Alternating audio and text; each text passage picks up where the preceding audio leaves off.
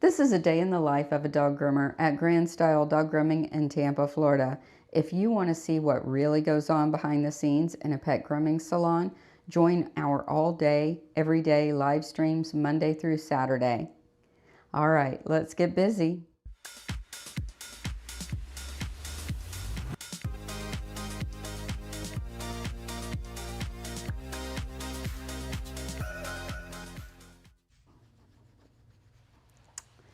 Hi guys, we're starting today with Grayson the Schnauzer.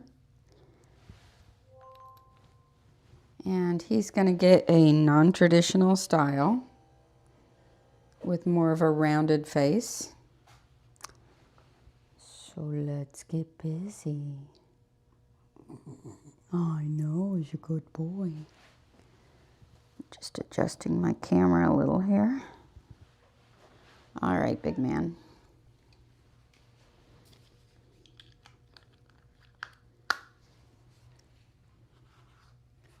So I'm setting his pattern with the 7-blade.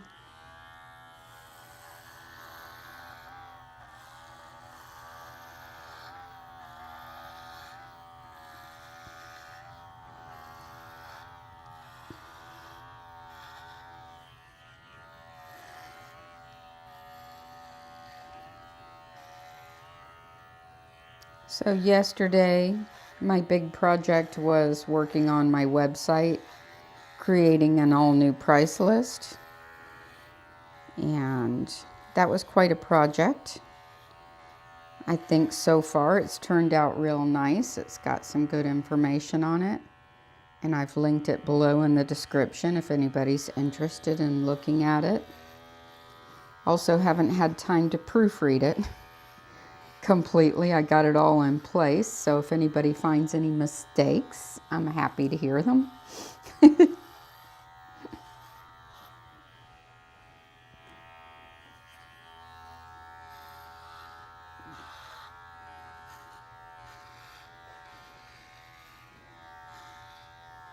I woke up this morning, because some of it I did late, and I woke up this morning and looked at it and found the headline was misspelled. I'm like, oh my gosh, that looks good. So I fixed that.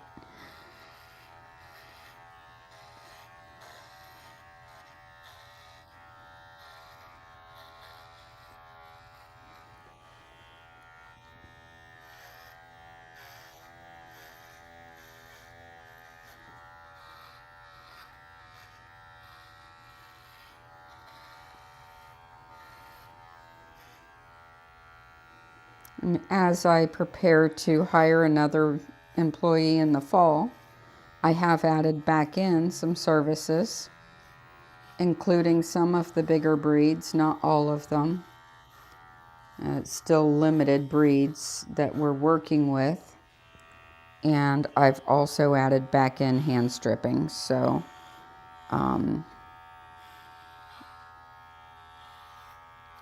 we will have more services to offer as we prepare to fill a grooming position, another grooming position.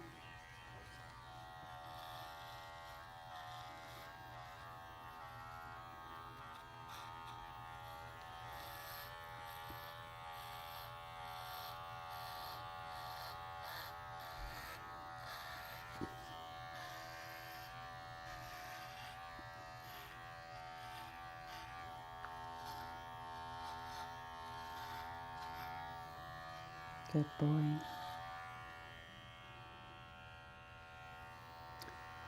So his skin is feeling a little bumpy. Schnauzers can get what they call Schnauzer bumps. And oftentimes that can come from a couple of things. It oftentimes predisposed in the breed. And Schnauzers typically are a hand strip breed. However, most pet dogs are not hand stripped. And as a result of being clipped, they tend to have hair that clogs up in the follicles. And this hair prevents oils from being distributed properly and keeps it impacted down in the follicle. So when a Schnauzer is clipped, if you use a slightly longer blade, like a 7 blade or a 5 blade, then you can go back over the coat with a pumice stone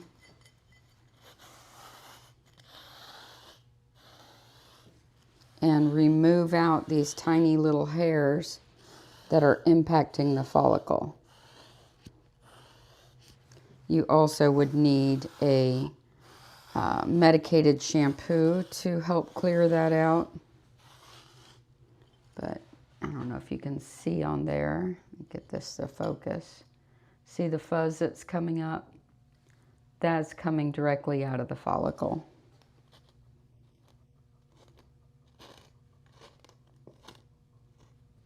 And you can do this on your dog at home every time you give them a bath to help keep that hair out of there. If you go shorter than a 7 blade, then what happens is there's really no hair to pull out. It's all clipped real close down to the skin. And I think he's getting clipper work done at home in between, and he's probably getting a closer blade. So if you can, get a 7F blade for his clipper work at home when you're doing it in between. And also get a stone. And you guys have horses that own this dog, so I'm sure you're familiar with a slick and easy type of stone.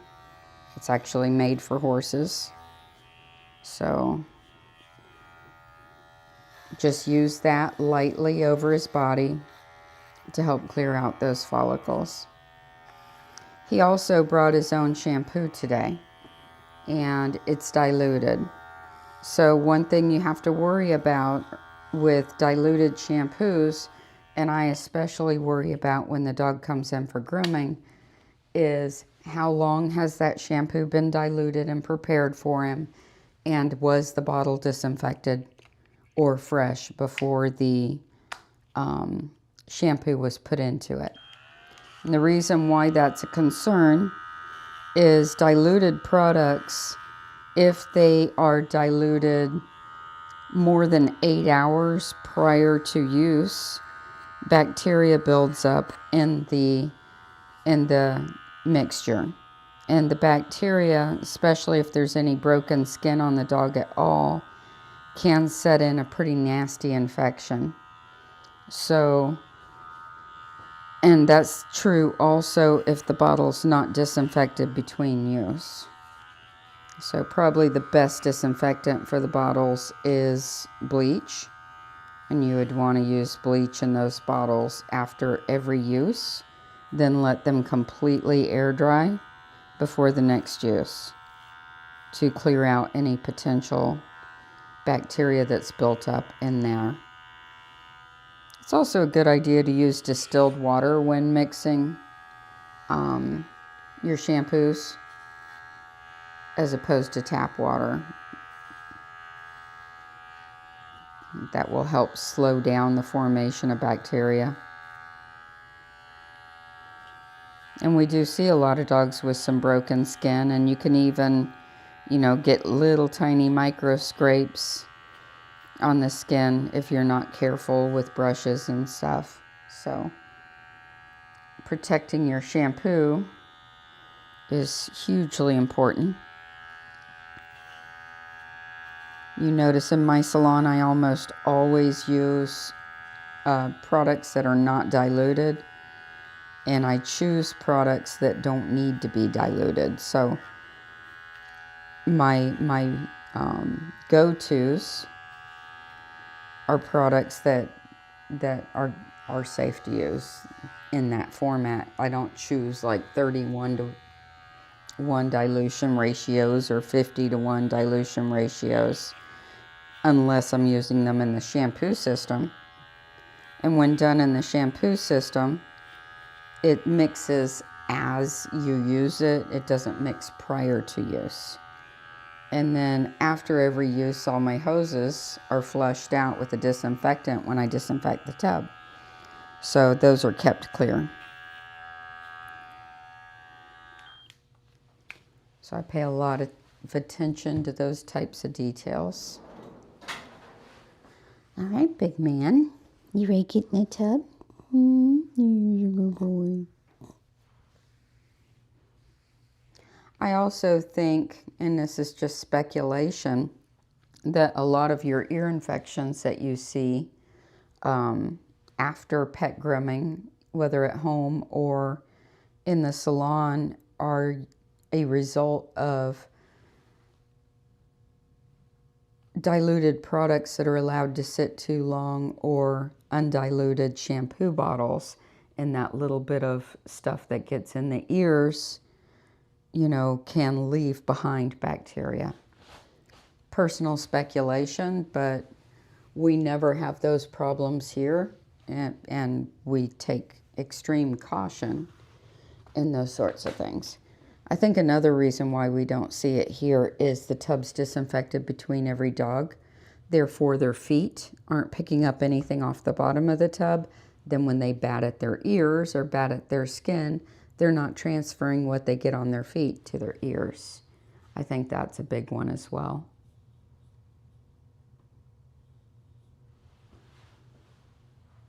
All right, let's get him in the tub.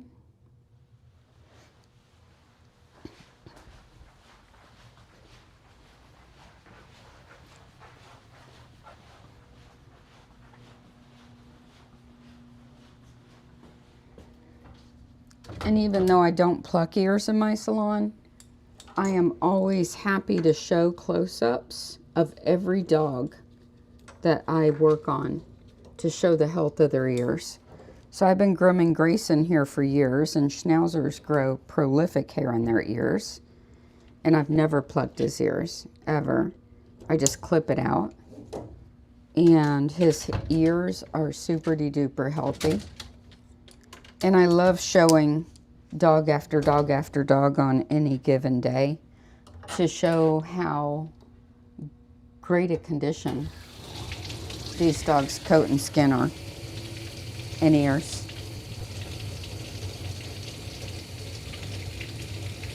Right? Right.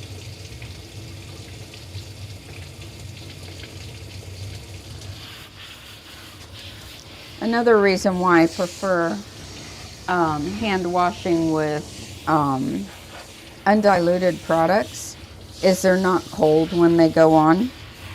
So when I use shampoo that is undiluted, I take a small amount and put it between my hands, rub my hands together, then put it on the dog. And it's not cold. When you use diluted products and it goes on the dog, it's down to room temperature, which right now is probably 74 degrees, which it feels cold to the dog. So when it goes on, there's that little bit of tensing up, which he's doing right now.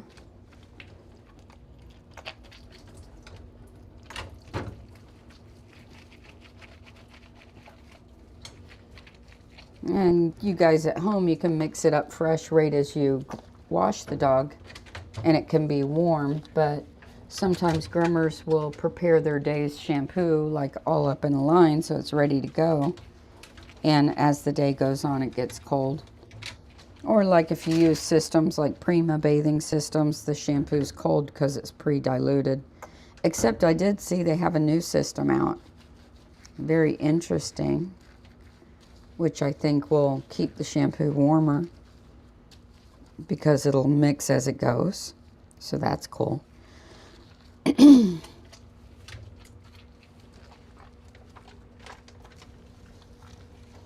But see, I'm not even going to use all of this. So are they going to throw it out when they get it home, or leave it be to the next bath? And if they leave it be to the next bath, then it's going to have bacteria built up in it. So I recommend throwing it out as soon as you get home, or use it on your other dog, or use it on one of the horse's manes or whatever, and then disinfect the bottle.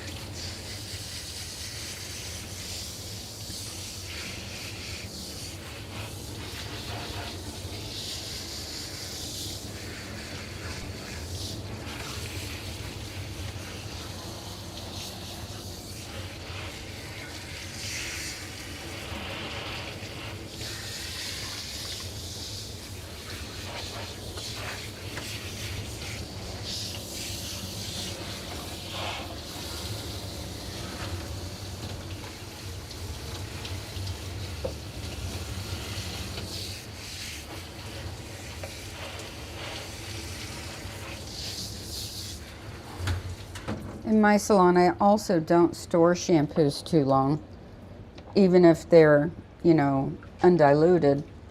I order, you know, what I'm going to use within a month or two, so that the shelf life doesn't go bad.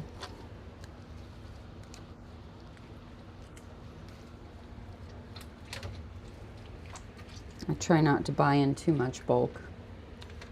And the shampoos I don't use as frequently. I buy in smaller bottles rather than gallons.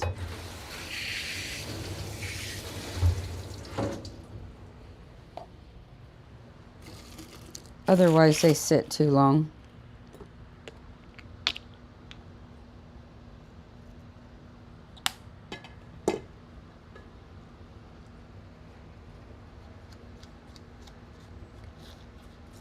And it doesn't save you money to dilute your products or to buy higher dilution ratio products at all. I've done the comparisons, and I actually save money using my shampoos and conditioners full strength, because it's not getting poured down the drain. When you pour it over a dog's back, it goes right off the dog and into the tub. When you put it on thicker, it spreads evenly without pouring down the drain. You also end up with better smelling dogs and cleaner dogs.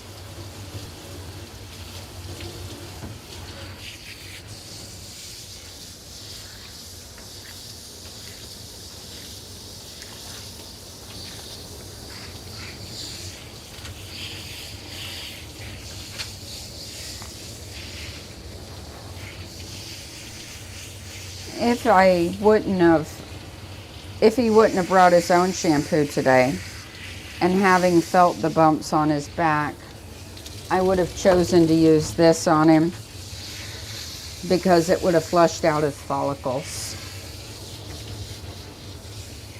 And I would have soaked him for 10 minutes in that.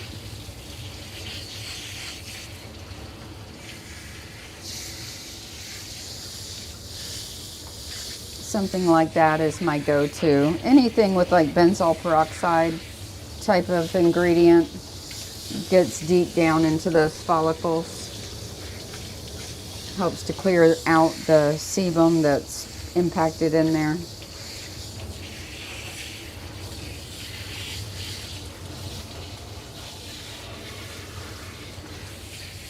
And I'm not diagnosing him with Schnauzer bumps. I just feel bumps on his skin, and I know that Schnauzers are prone to that. for a complete diagnosis, of course, you'd want to go to your vet and, you know, have that done there. I'm just saying I feel bumps. Very slight, but I feel them. Right in the area where he grows coarse guard hairs.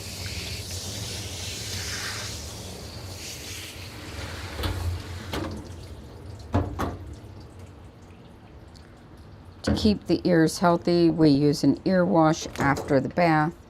We fill up each ear canal. Rub the base of the ear, let them shake their head and shake it out. That dries out any moisture that might have gotten into the ears and loosens wax and debris. I lightly dab them with a clean towel. That's about it. I don't overly wipe out ears typically, and I don't pluck ears. I don't go digging in there typically. I did on a dog on Saturday, but it's very rare that I do. I try to leave them as intact as possible. And if I see any sign of infection or abnormalities, I do not use ear wash. I leave them alone.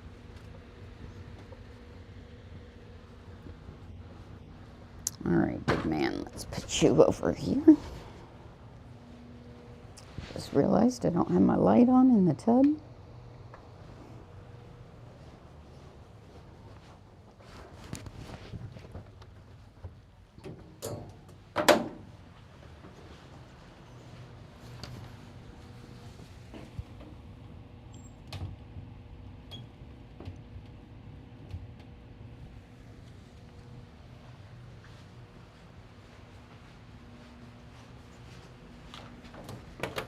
This is disinfectant.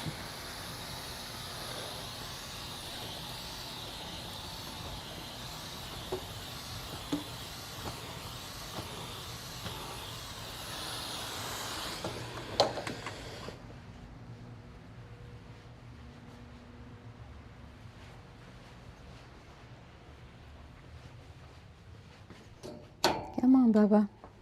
Let's go.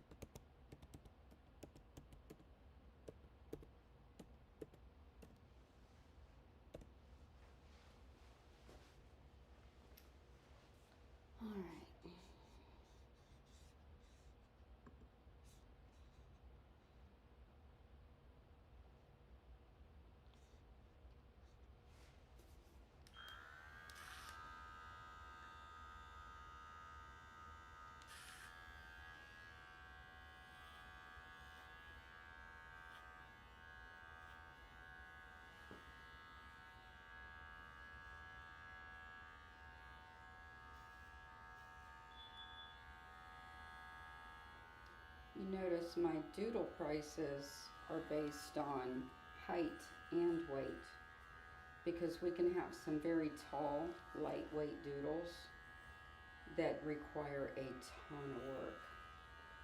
So that's one of the reasons why I have that separated out. Good morning.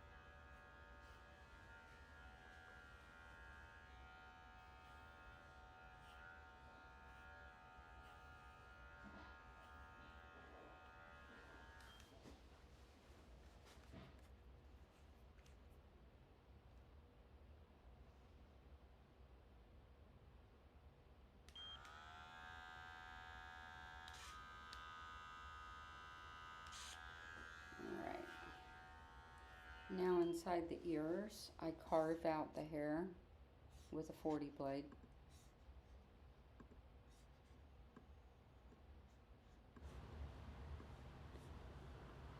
Let's see here.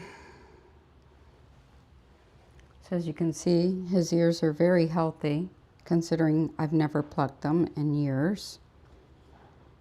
Using the 40 blade, I come in and just pick with the ear folded over the head to kind of pop out the inner ear here.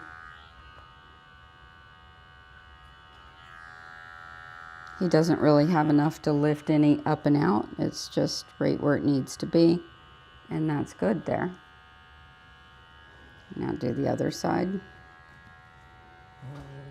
I know. Him's a poor doggy.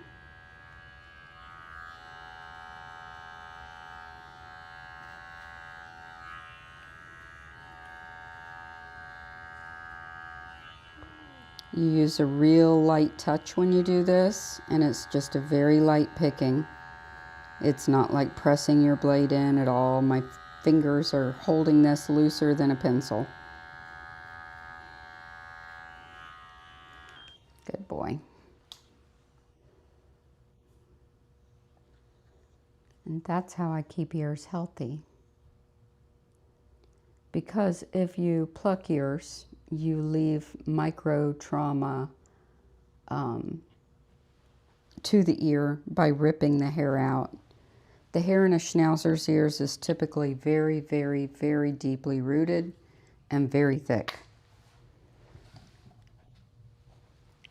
So you literally, while their body gets hand stripped, typically their legs, their mustache, their eyebrows do not, because these hairs are deeply rooted, and the hair in their ears is the same.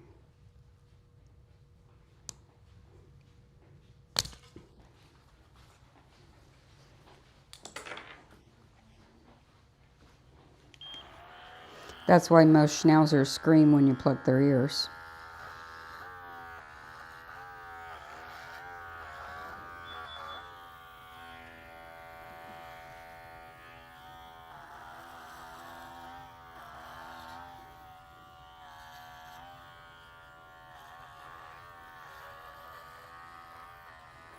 And if you leave that micro trauma in the ears after plucking, leaving those hair follicles open, it would be just like you taking a strand of your hair and pulling it. It would leave like a welt, and that welt might be weepy, and the weepiness would leave moisture in the ears on top of an extra hot spot that has been heated up by the plucking of the hair.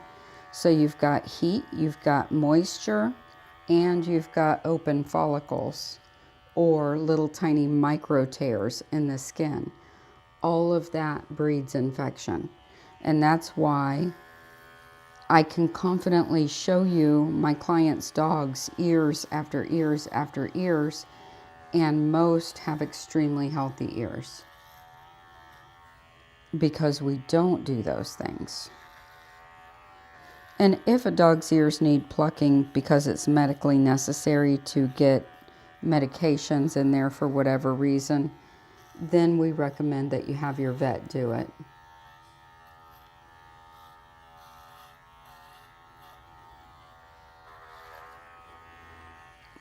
So I have one client who has a professional tub at home, and they wash their dogs at home, and their dogs are consistently getting ear infections. And so it makes me wonder, are they using diluted products? Are they disinfecting the tub? Are they, typically water in a healthy ear is not going to cause an ear infection. There has to be some sort of predisposing factor that would cause that. Or is it simply food allergies, but one of the ears, two of the dog's ears, don't look like simply food allergy type of stuff. So, they need to consider all of the above and figure out what's causing this.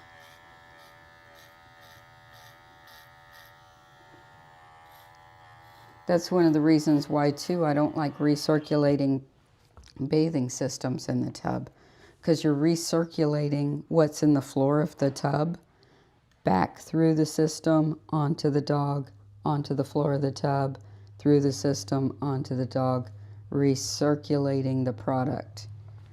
And to me, that's gross. Just plain gross. You can't disinfect your tub and the floor of the tub enough between each dog in a professional setting for that to be a good idea. And that stuff getting in the ears, ugh, like no. Gross.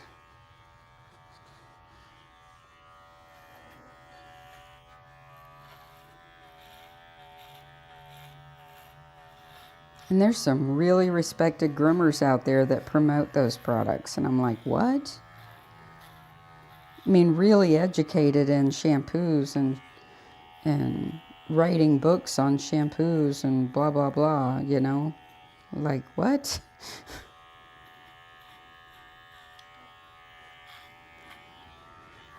I don't understand.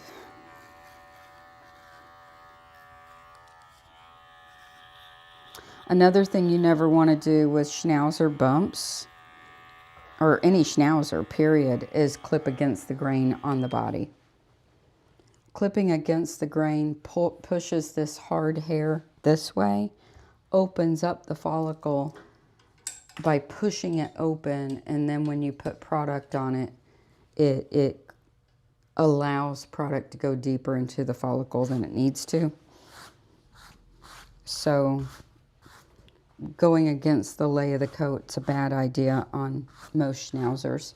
The only ones that I would even consider doing it on are the ones that have a more poodly coat, like your toy Schnauzers that have that really curly, fluffy hair. Sometimes those don't have the coarse guard hairs. They have more poodle hair. But even so, I'd err on the side of caution and not clip her against the grain on the trunk of the body. All right, we need this blade. So for his head on his beard line, I leave it further back. I also leave his eyebrow line further back.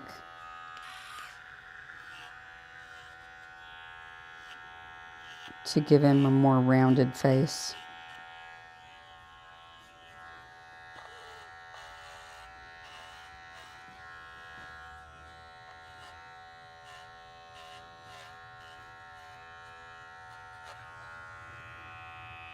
I leave the eyebrow line further back up here and not as separated between the eyes as I typically do.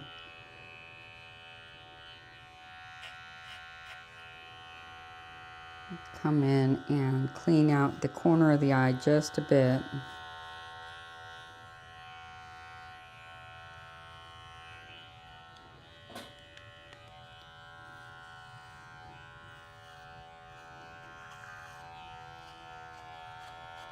Good boy.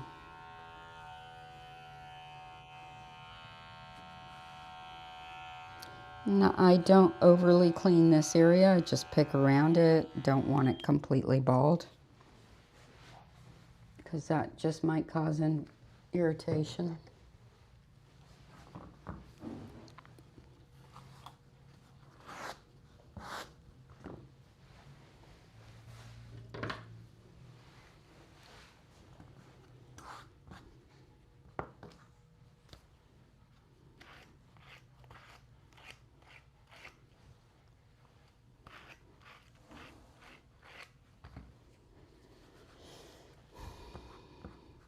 Good boy.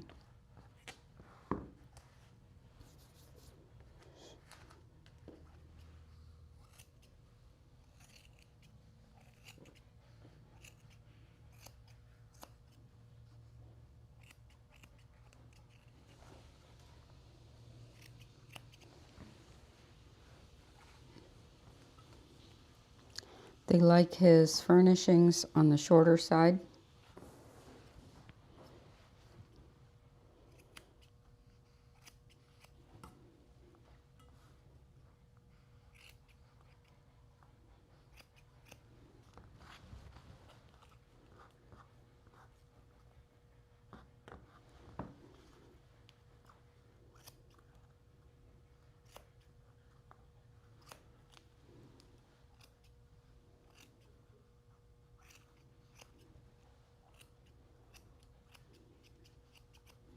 Boy.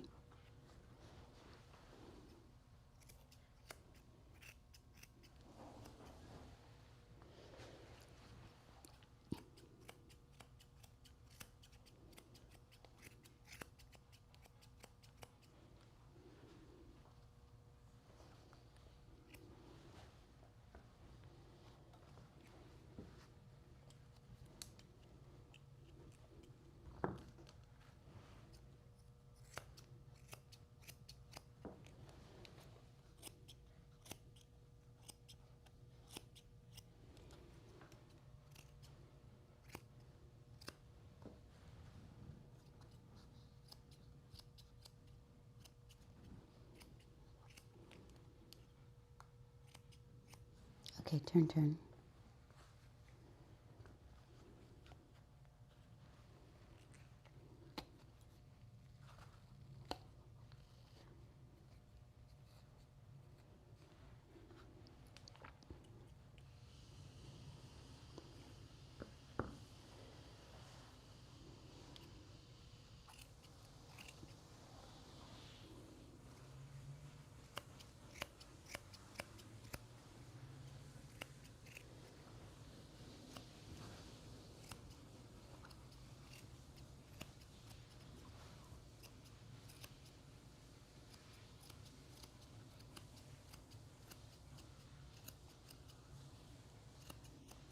Good boy. Turn.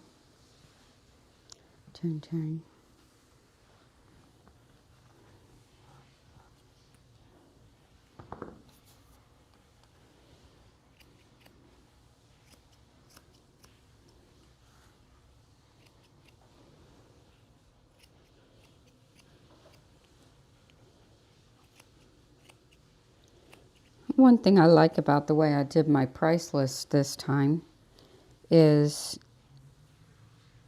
on certain coats, I won't clip them. I have no interest in clipping them. So I was able to put what we do for this coat. And for other coats, like the wire coats, I was able to put the description of what we do with the coat, and then when we're not able to do that with the coat, what our options would be. under each breed. So that was kind of fun yesterday to be able to find a way to put those details below each breed.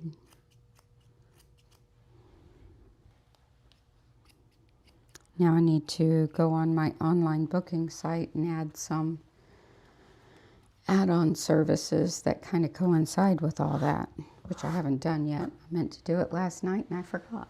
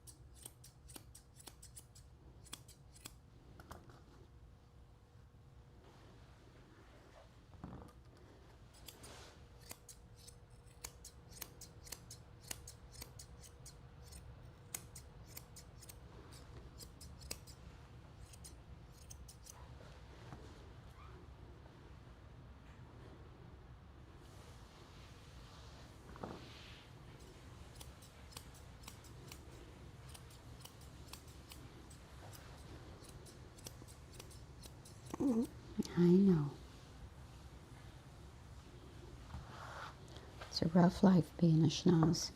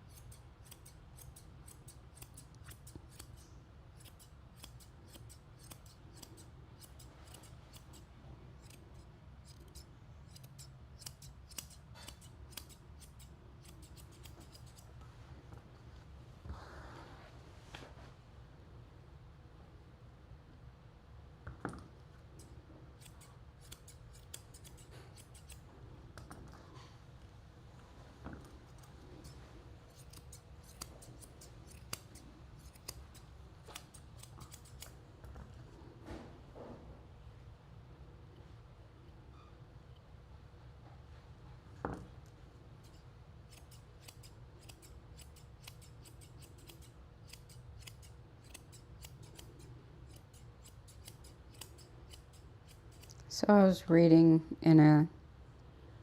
on a post somebody had made talking about reasons why you left your groomer. And I was reading through some of them, found it interesting. And one said that they went to pick up their dog after years of going to a groomer, and they forgot to bring a check. And I guess this is back before, credit cards were so widely used.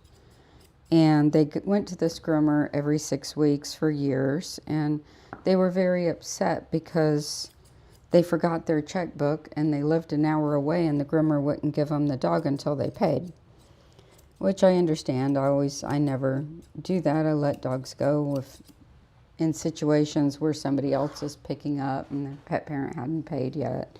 I can send an invoice to pay online and all this stuff. It's very rare that it happens, but I wouldn't hold the dog. That's just, But in fairness to the groomer, I do understand. I had a client last Tuesday who was a no-show. She completely forgot, or she thought it was on a different day. And then I rescheduled her because I had a cancellation on Thursday and got her in. She came to pick up the dog, and her check card didn't work. She wanted to know if she could bring back the money. And she goes, "Can I bring you a check?" And then she laughed and said, "Well, if the check card didn't work, a check wouldn't work either." And she promised she would come back and pay, and she hasn't done it. And she's a regular client. Not super regular, but regular. So I do understand the groomer's point. It's like, it doesn't matter how regular of a client they are, they can still stiff you for the money, You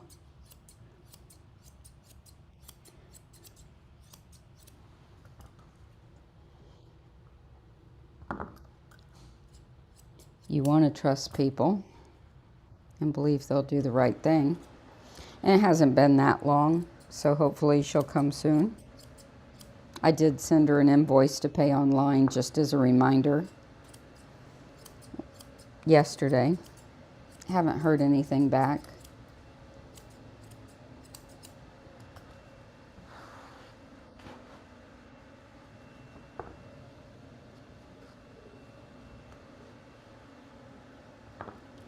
Need to get a sign up front saying payments due and services are rendered.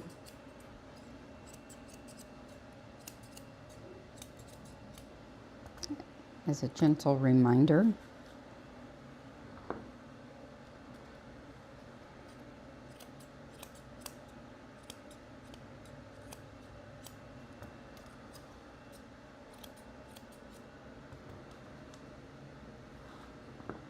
And some of the groomers responding back to that person, they said at the end of the day, it is a business,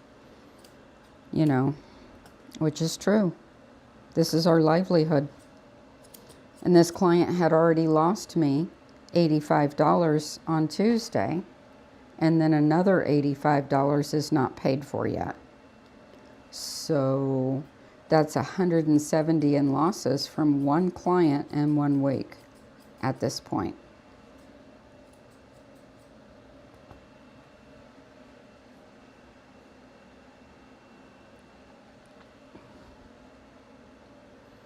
All right, for these eyebrows, he gets a soft, blunt, eyebrow-like bang. So we're going to come up underneath and trim the corners of the eyes a bit more with scissors at an angle. Then we're going to come up under here, clear it out so we can see.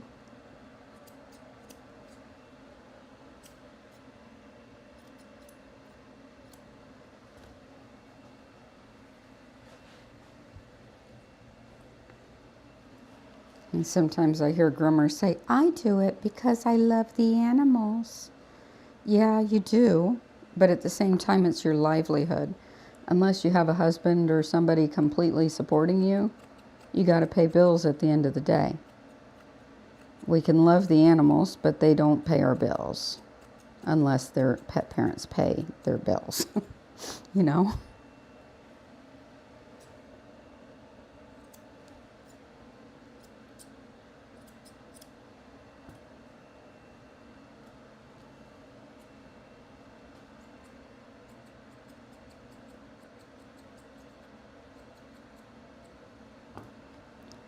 So now we're going to comb these eyebrows backwards and blend off the tops.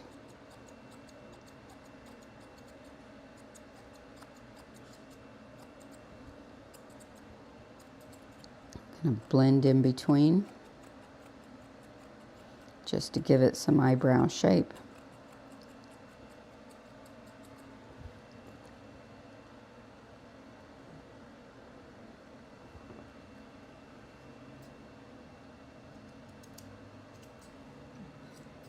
Take the lip area short.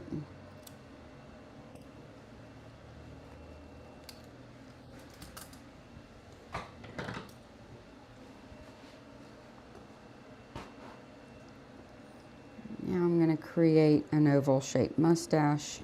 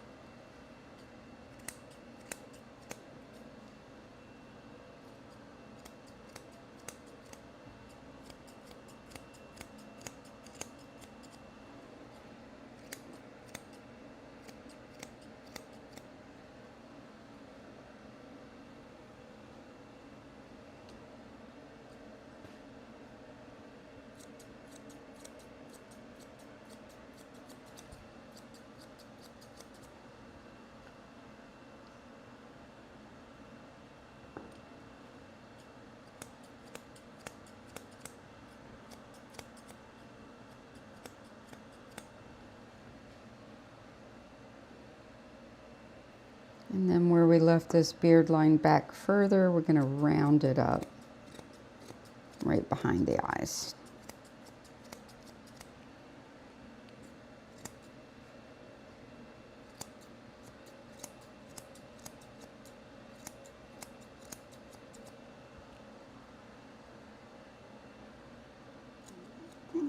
I know.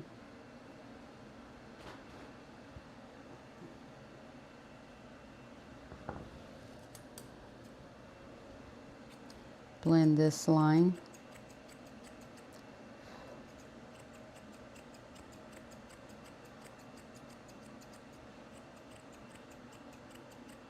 He has a really short beard.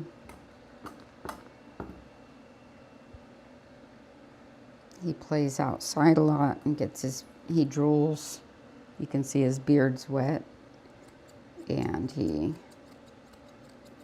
gets it in the dirt. So a short beard works nicely for him.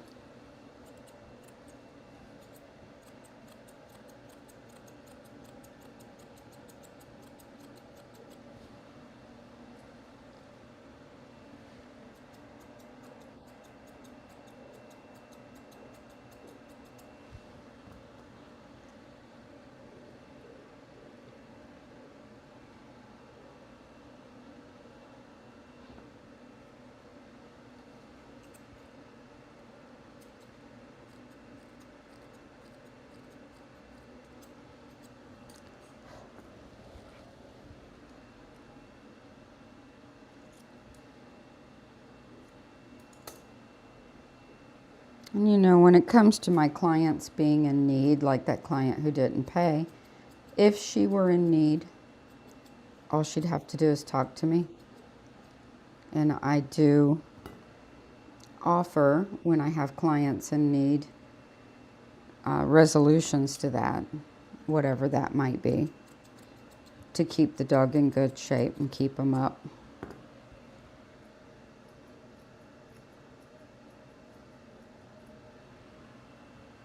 So sometimes my regular clients will fall on hard times or whatever, and we still try to take care of the dog.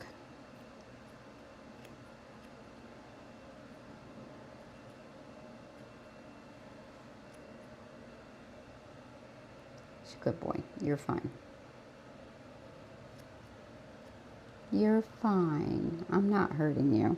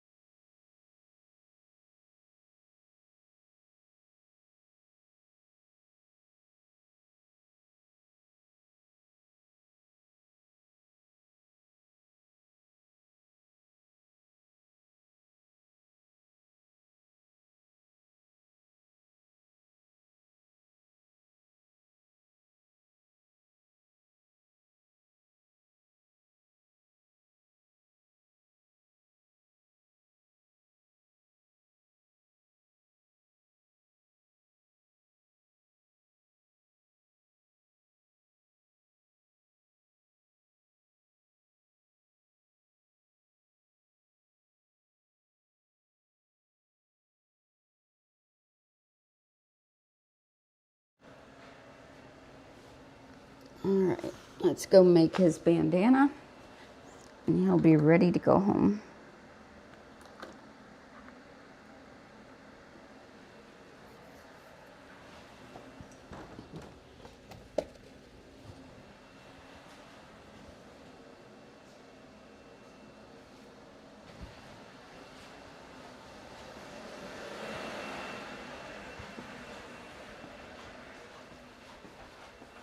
So the person that just called is doing an online grooming school where she has to find somewhere to let her come in and practice grooming in-house.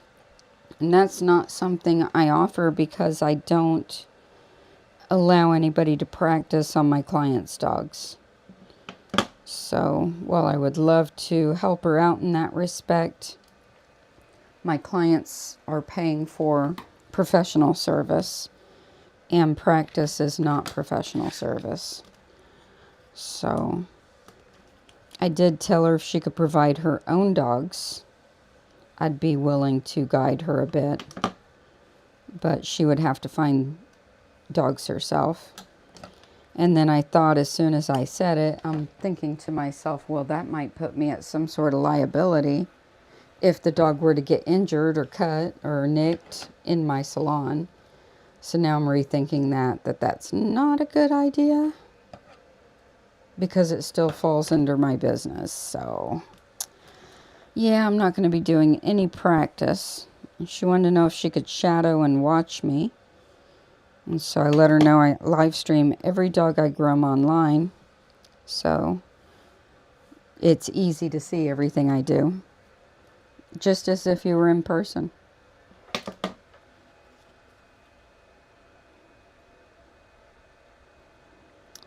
All right, I'm going to text his people, let them know he's ready.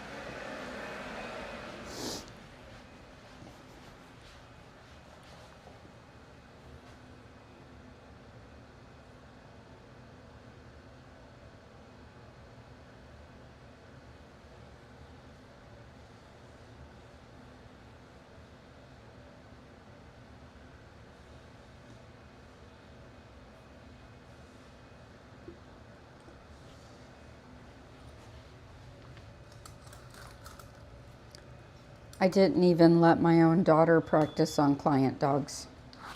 She had to graduate from grooming school before she was allowed to work on client dogs. And I let her practice. I paid $7,000 to allow her to practice on the grooming school's dogs. And that's even though she groomed our own dogs and knew how to groom and grew up in a grooming school. I didn't want any practice done until a grooming certificate was in hand. That's just the way I roll.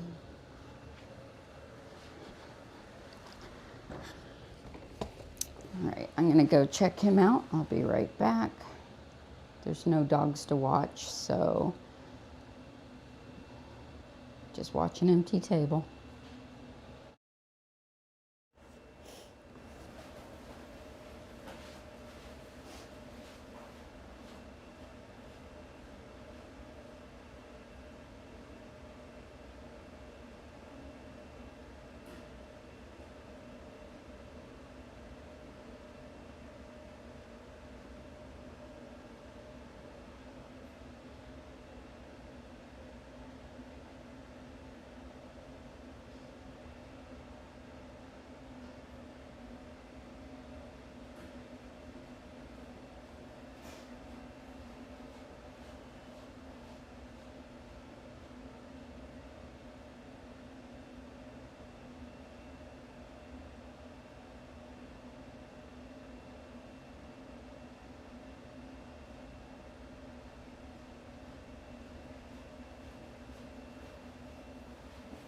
Grayson, let's go.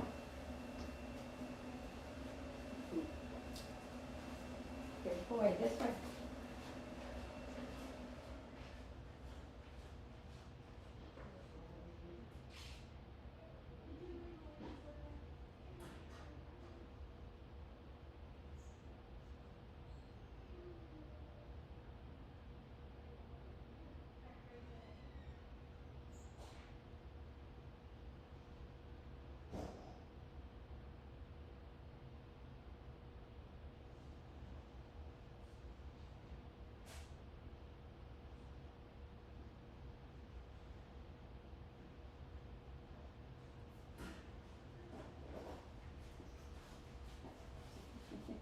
What are you doing, Lily? Silly girl. She was like born dead when she was born and had some like brain injury kind of stuff, it appears. And so the breeder, they already had the exit on her long before she was born. And the breeder's like, you know, you don't have to take her if you don't want to. It's on your own. And they're like, it's just like a child. Say about it. Just like a child, you have to follow the rules. You know, you don't give up on the child, so they put her in there. She's been a client forever. It's the third rescue I've done for her, so she's been a client since 1993, I think? No, 1992-ish. So she's been a client a long time. But I always thought it was so cool. The dogs work out of the library, which is so cool. That's why she's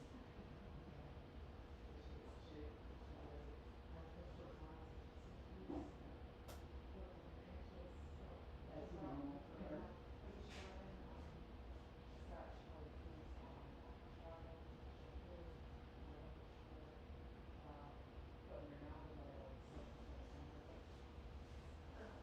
Yeah, you need to make more work for that. But yeah, she's an interesting one for sure.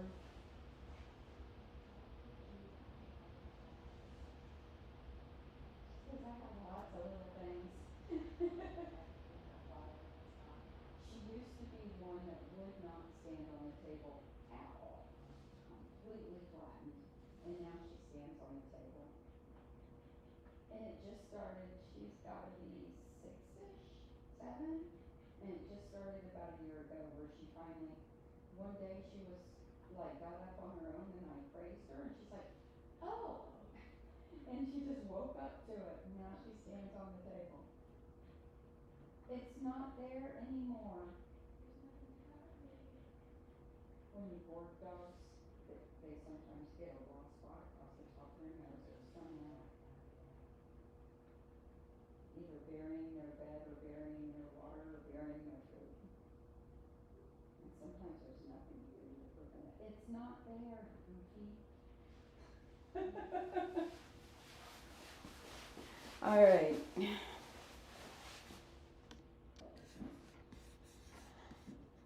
Back to work. Lily's next.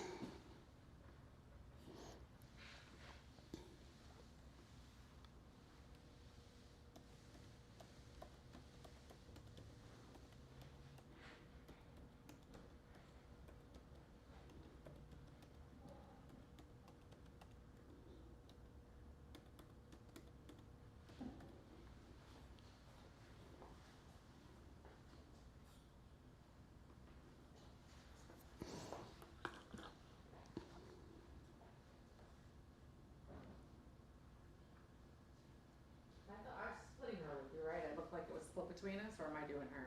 No, it's split. Okay. I just got to clean my table. She said, she said give her her best summer cut, which she said.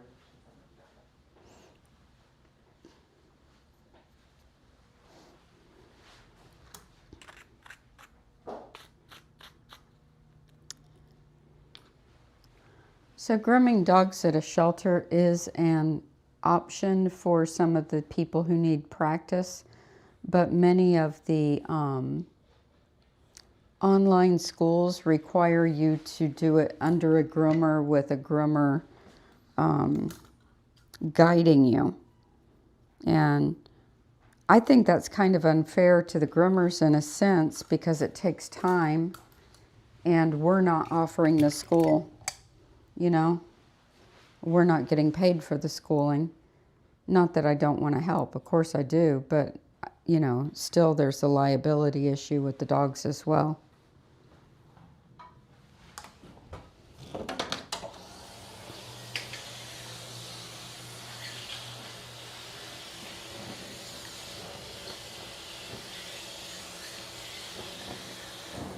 The school gets the money for teaching the grooming, yet the groomers are the one teaching the grooming.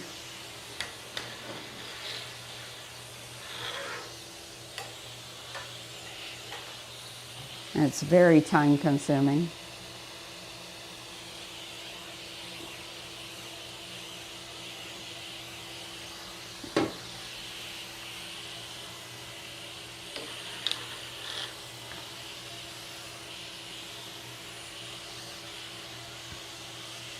But I love guiding people through their learning journey. I love answering questions and mentoring. That's my passion, is mentoring. So I don't like teaching, I don't like apprenticing, but I do like mentoring.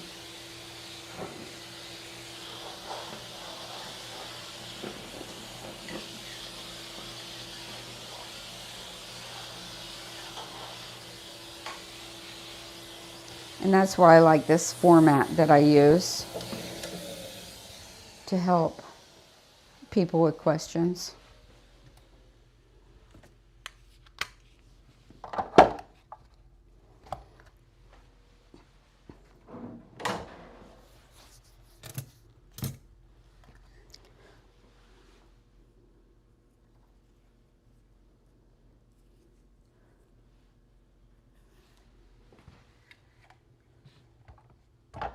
So this week I have to create a video showing each of the styles of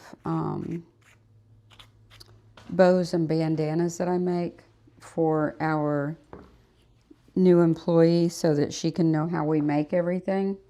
I'm going to do that as a members only live stream. Let's see which day I'm going to do it. It's not going to be tonight because I have paperwork to do tonight. Let's see here.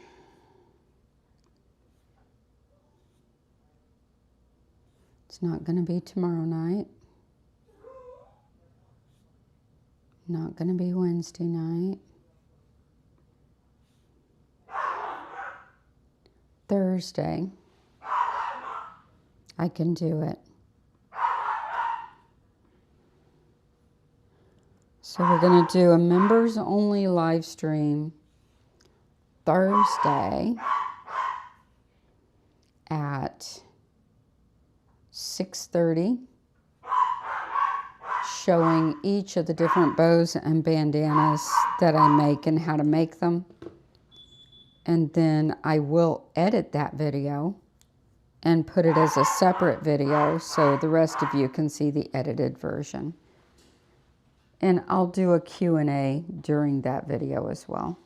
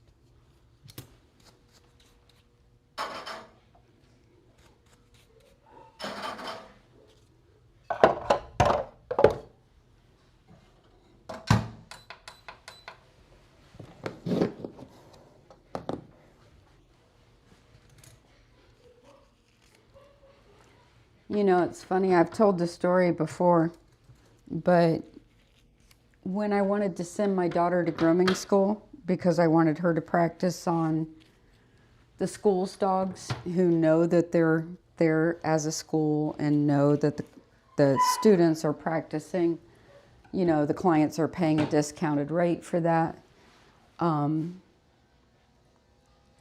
I contacted the school I wanted to send my daughter to, which is the best school around, and I still recommend them because they're the best school around, even though I gave them a 1-star review for how they acted. But they refused my daughter, who was a straight A student, did junior handling at the dog shows and won, and had horses and was just fabulous. They refused her. You know why they refused her? Because they were worried I was coming in to try to scope out their systems so that I could start my own school. I'm like, no, I just want to send my daughter to you, period. And they're like, well, why don't you just teach her yourself? You know? And that was so rude. And then she says, our classes are full. It's not that I'm refusing you. Our classes are full. And then I saw a couple days later that they had openings for students in the fall. And I'm like, really? So I left them a 1-star review. And then I had to send her to this really crappy school to get a diploma, but she already knew more than, you know, every student in there, so she was able to breeze through it and practice on their dogs and get her diploma and go, you know. But it's like, oh my gosh, really? So rude. And here I'd sent people to them for years and years and years, referred people to them, and I still do. Just not going to say their name right now because it would be wrong in this context. Hi, Kai. Aw, did you show me your belly and you smiling? Hi, Kai. Hi. Oh, you're so cute. All right, Lily.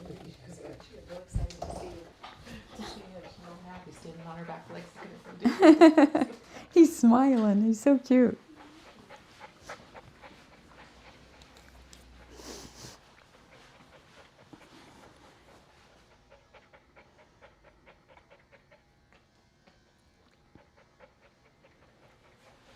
All right. Miss Lilybud.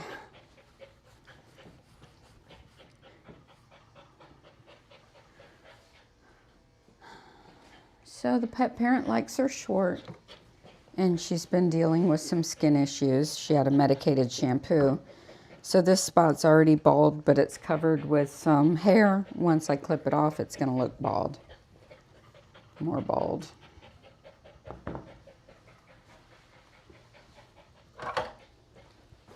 This is another breed that should be carded out to some degree, but with her skin issues, I'm not going to, because I don't want to scrape her skin. And when the skin's in an abnormal situation, it can scrape.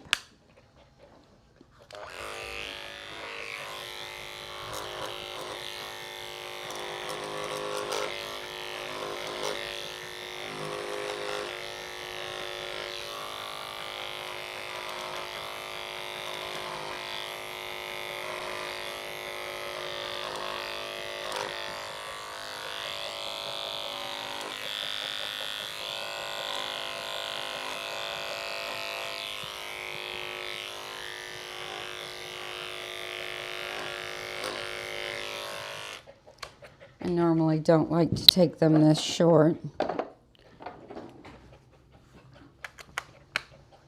unless the client asks for it.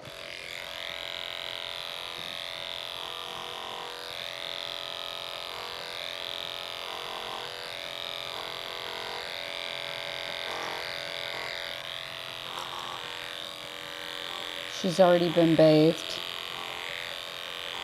and had her nails done.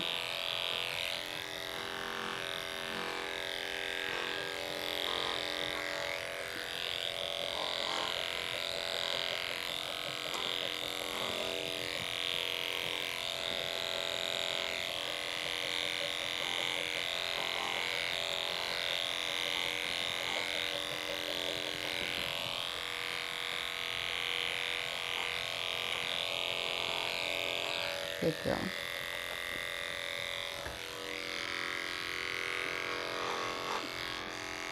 Her panting and mannerisms are normal for her.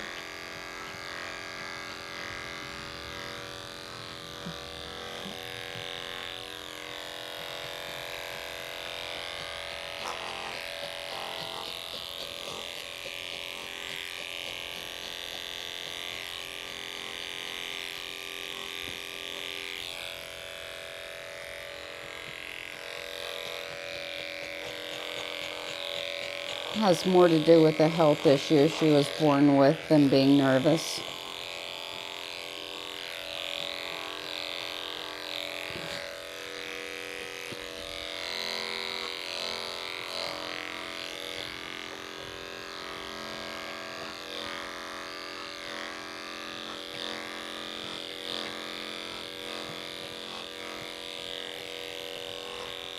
When you stay a little longer on a Westie, you don't see the lines cut into the hair because you're staying on top of the undercoat. Once you start cutting shorter, you might see some choppiness or lines that are nearly impossible to blend out. Some customers find it worth it to have it shorter.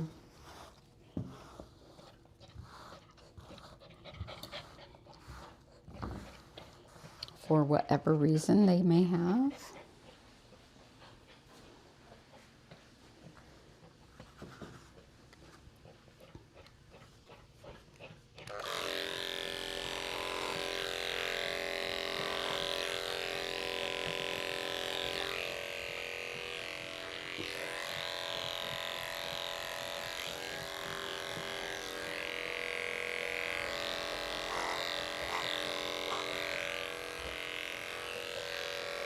I take all the hair off underneath on her.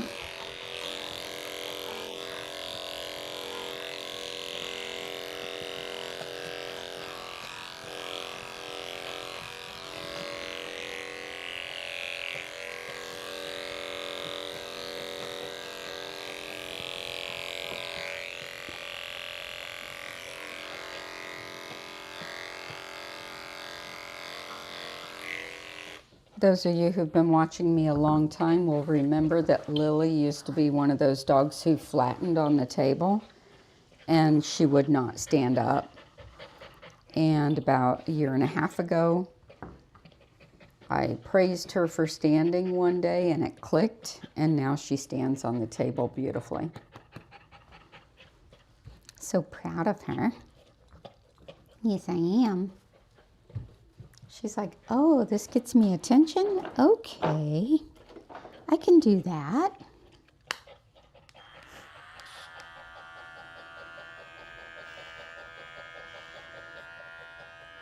And she's been standing ever since.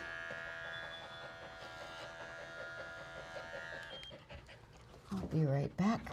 Come on, Mama.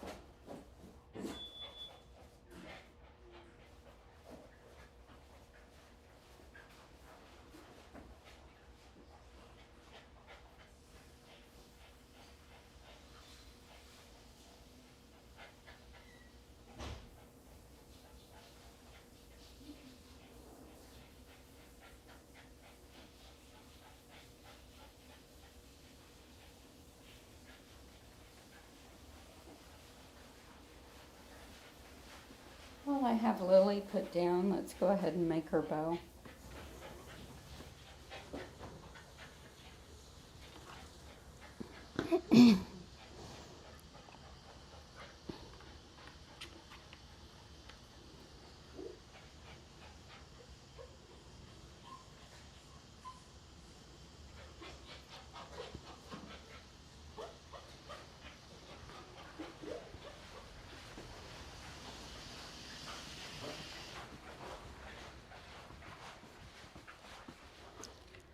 So Shih Tzus are funny sometimes on the table with standing up.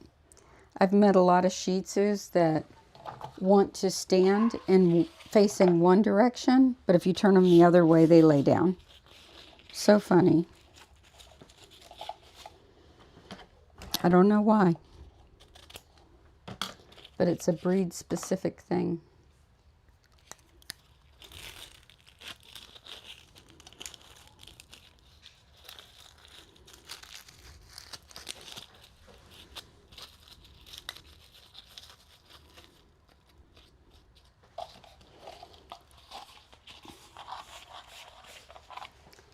For those, that little round table really comes in handy because you can turn them. And then they're like, wait, what? This was not what I had planned.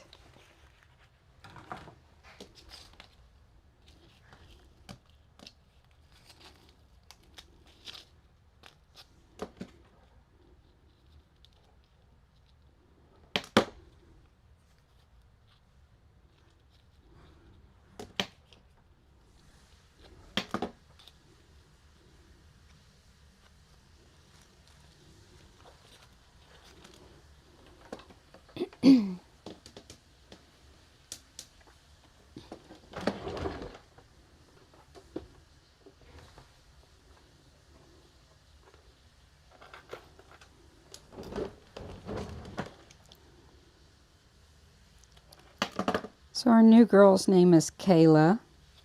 Once she starts, I won't be having to stop and make so many bows in the middle of a groom. That will be nice.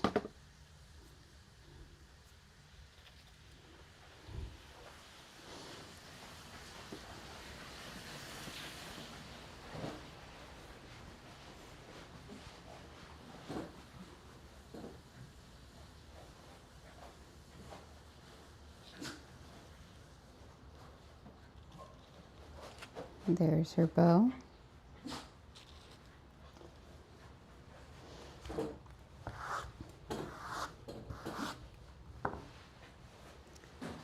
Oh, I forgot I put you in here with water.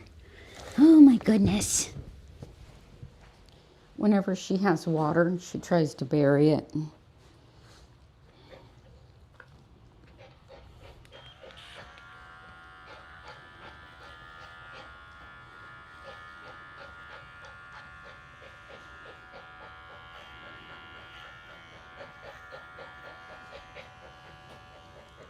Some dogs, to keep them safe, we actually have to take away the water. But they're only here an hour and a half, and they're on the table most of that time anyway. But the reason why we have to take it away is if they're constantly taking their nose like this and trying to bury it, they can make the top of their nose raw. Dogs also experience that when they're in boarding kennels and they try to bury their food, bury their water, bury their blanket, bury their bed, bury their treat, whatever it is they're trying to bury. And they hurt themselves. So if you've ever picked up your dog from boarding and see a complete raw spot, just completely raw, right across the top, that's why. It's not anything they did wrong. They have to keep water with your dog if it's being boarded. But it's impossible to stop that behavior. Like, what are you going to do?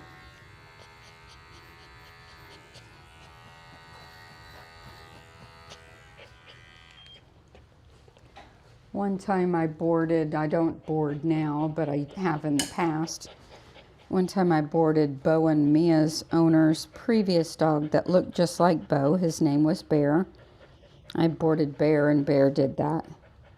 And I was so embarrassed, but what are you going to do? You know?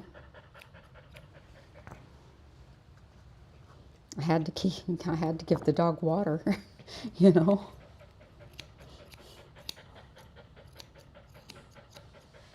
And sometimes they do it overnight when you're not even there, and you come in the morning and you know exactly what caused it. But there's nothing you can do.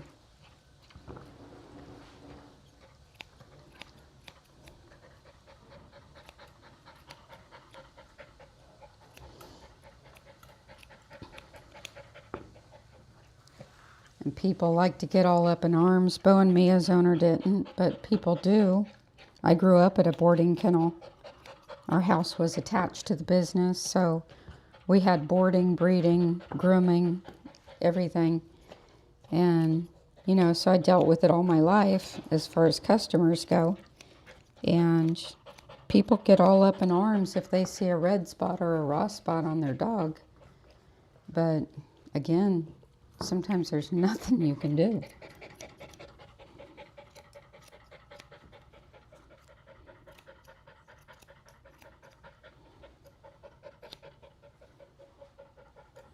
And it's not a behavior they typically have at home. They save that one for when they're away from home.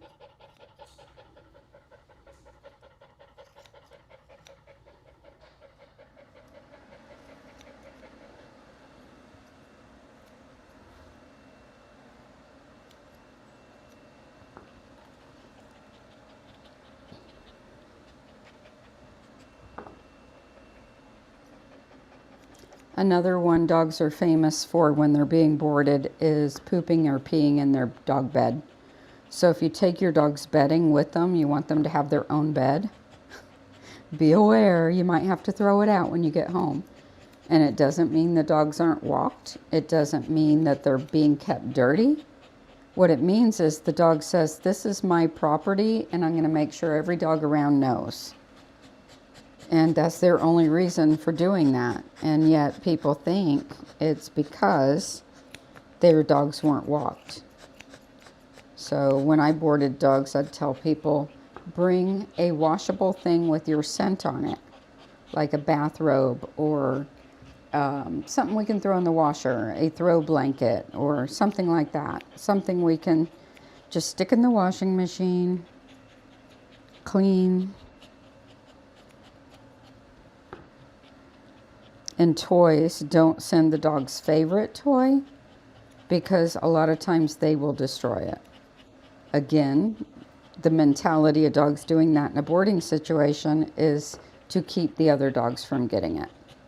Not that they're directly with other dogs when they have it, but still they know they're there and they tend to rip things up. They're also mad at you for leaving them, so they rip things up.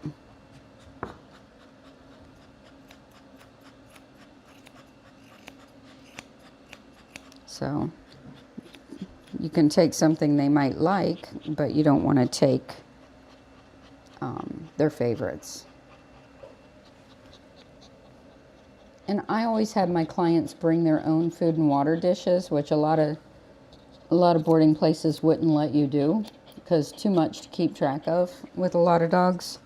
But I did because one of my own dogs, we moved and changed houses, and when we got a brand new house that nobody had ever lived in before, we were so happy, and I wanted dishes that kind of coincided with the house. And so I threw out our old dishes and got her new dishes, and this dog would not drink out of the new dish. I literally had to go get her dish out of the garbage, wash it, and give it to her, and then she drank. So I'm like, if I'm boarding dogs from now on, they're going to have to bring their own dishes because I think they'll eat and drink better if they have what they're used to.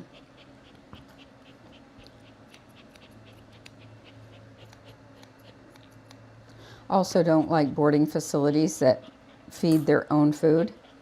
To me, that's the stupidest thing in the entire world.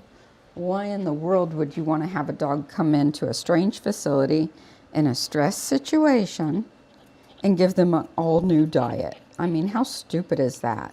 Yet a bunch of them do it. And that's not, when you see that, that's more of a corporate mentality and not somebody who knows what they're doing running the place. And a lot of times they just don't want to keep up with all the separate bags and stuff.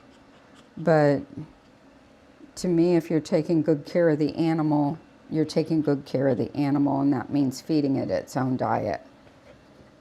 Like, whenever I hear that, I'm like, oh, you're stupid. I'm sorry, but you are. Plain and simple. I mean, what about allergies and all kinds of stuff? Like, oh. Stupido.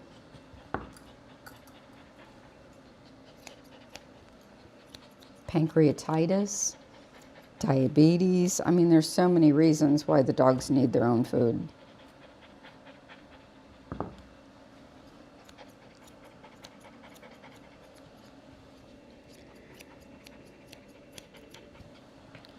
So since we're heading into summer months, might as well talk about things to think about when you're interviewing dog kennels.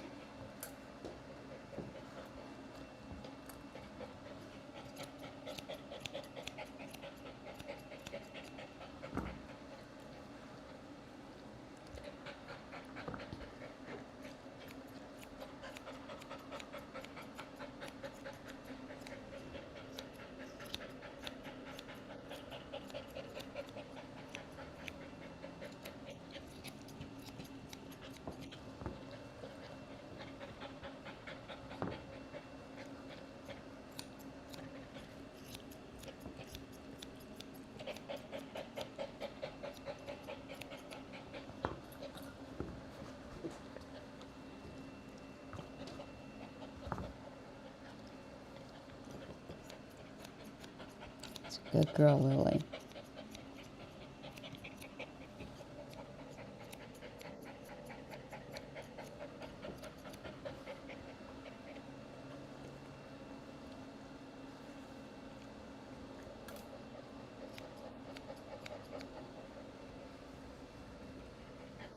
Good girl.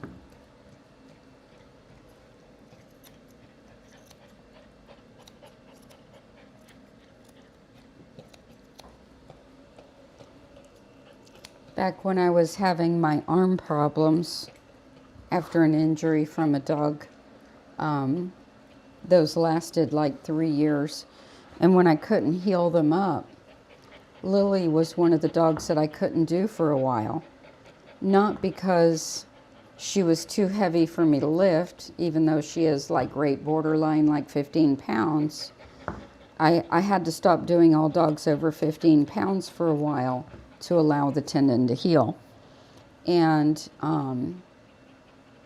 Lily, because she used to not stand on the table, sometimes I'd have to hoist her up or hold her up. And every time I did her, my arm was on fire. So, you know, that's when I decided to not only get down to dogs under 15 pounds, but to stop handling dogs who would not stand on the table because of the stress it put on my tendons. And this arm was just ripped up. And so it wasn't until I stopped doing certain things like that that it actually was able to heal. And now it's great. I haven't had problems with it in years now, but a couple years. But you know, handling dogs that are down for the whole groom, that is really hard on you. And teaching them to stand, sometimes like this dog can take years. But now the body language that I use to get her to stand is like this. I take my hand at this angle and this shape, stand. Good girl. And then praise her. And that seems to work. And then I give them a headrest. So they want to go back down, but by giving them the headrest, just with my hand like this under her chin, she's putting a little pressure down there, but she's holding the stand. So you'll see me on all dogs that really plop down using that same hand signal. And it's also pressure that they move away from. Like if you go to lift them up, they go down into it more. But if you use pressure that lifts them up because they're moving away from your hand, that works. Buddy, the next dog I'm about to do was the same exact way. He used to be one that flattened on the table, and now he stands for most everything. He still doesn't like the blow drying, so he'll lay down some for the blow drying sometimes. But I use the same hand signal for him to stand. And one thing I've learned about dogs that don't like to stand is they don't want to be held up. They don't want to be held onto. So like to keep her in place, I might use my hand right behind her, but not on her. And I might just give her a light touch and pull it right back off. And it's the same with Buddy. If you keep your hand on him, he leans into it and goes down. If you just use light pressure from this far away, then they move with the pressure of the hand being this far away. Very sensitive.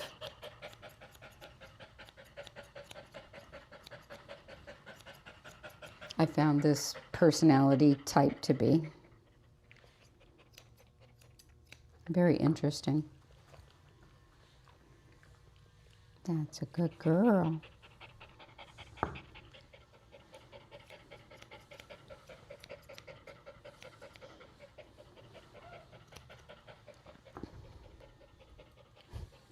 And it's funny, some of the reviews I got when I had to get down under 15 pounds for a while, some of them were downright nasty. Like there's one on Yelp that says that I need to quit grooming them. If I'm too old to handle dogs, I need to just stop and retire. I'm like, excuse me, I'm just trying to heal over here. You know? There were a couple of really nasty people.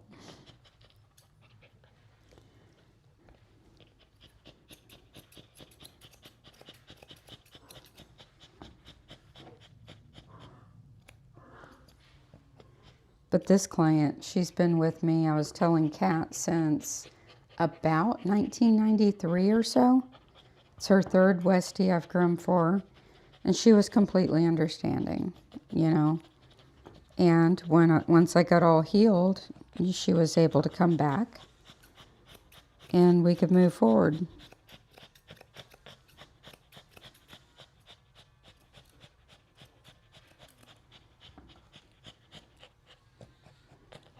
And some got an attitude, and when I was able to take them back, they're like, I'll never come back to you because you stopped grooming my dog. I'm like, I had to. What do you want, you know?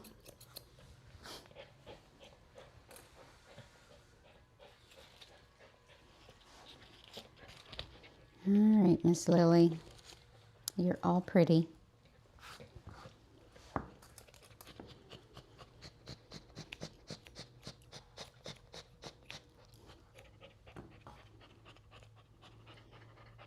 A while back, I was asked during a Q&A, what's one of the most unhealthy breeds that I groom? I have to say that Westies tend to have a lot of problems, even though I love, love, love the breed and highly recommend them for young families and stuff. Like with this client's a third Westie I've done, all were special needs. Every single one of them. Diabetes, blindness, skin issues, just you name it. All right, I'm going to text her mom.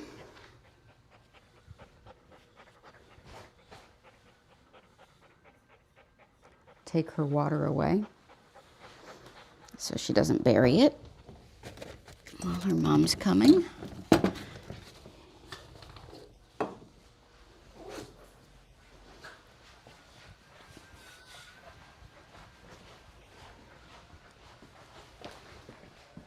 I'm so glad that I did go down under 15 pounds though, because if I wouldn't have, I would not have healed, because I tried for 3 years to heal, even getting down to like under 20 and 30 pounds, and I wasn't healing. So I'm so glad that I'm like, okay, let's go to 15.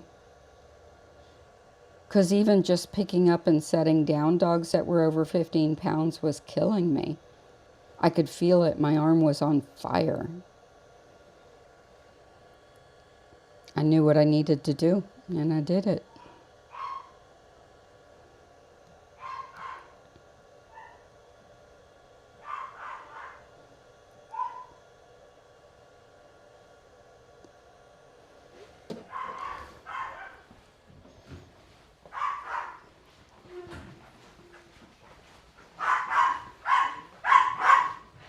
Behave yourself.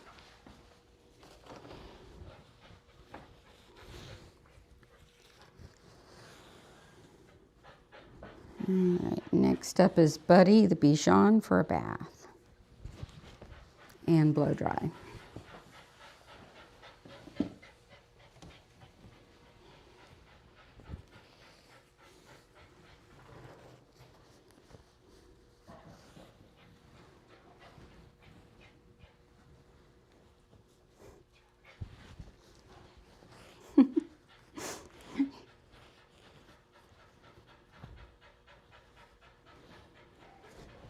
I'm laughing at the doggone cat's table. He's going back and forth, wagging his little tail.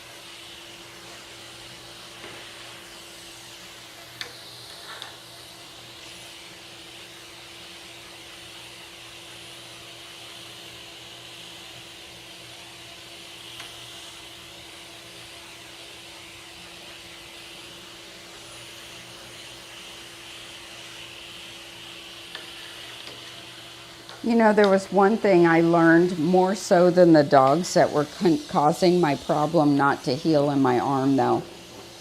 And I figured it out one day and I'm like, you've got to be kidding me. So years ago, I broke my ankle really, really, really bad, right?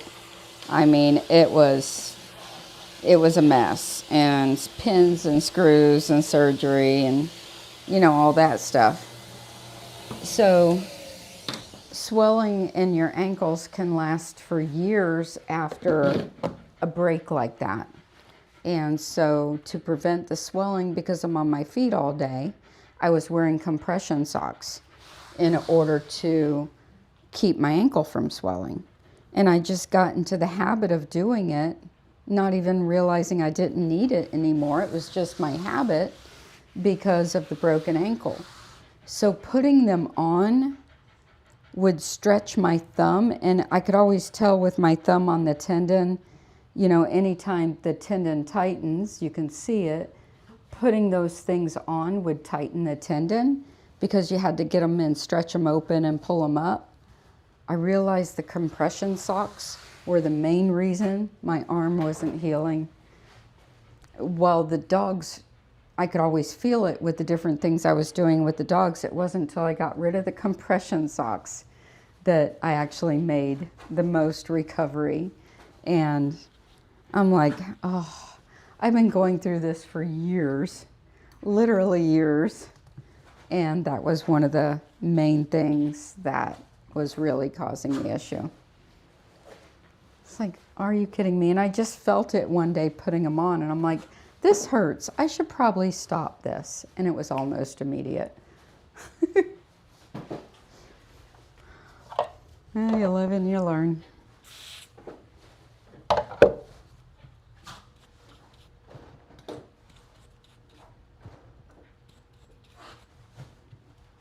And I really didn't need the compression socks because I haven't had any swelling.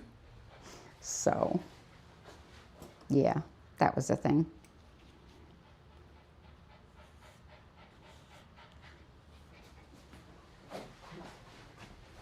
It's one of those things you read online that you need to do, and you really don't need it.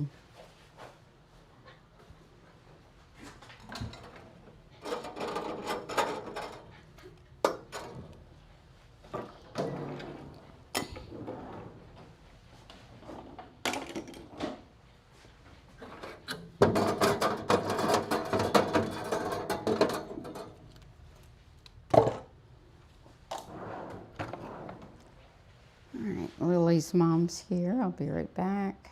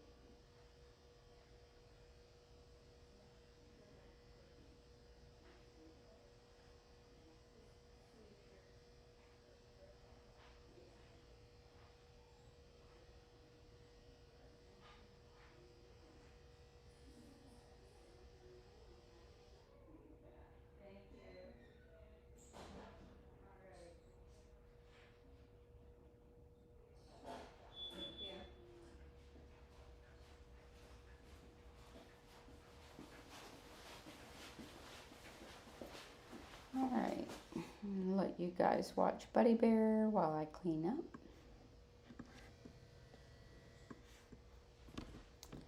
Mr. Buddy Bear. Somebody else is here. Oh, it's her mom. Yes.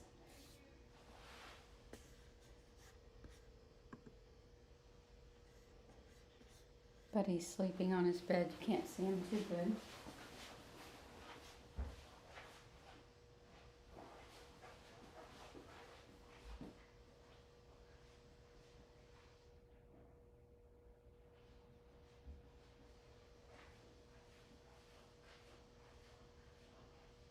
So this one has basically the same type of ingredients. It's definitely Salon and it's got chlorhexidine. So both kind of botanical microbial fungal ingredients. So it should do the same thing. I want to make sure it sits on for 10 minutes. You put something on so it's under something like this.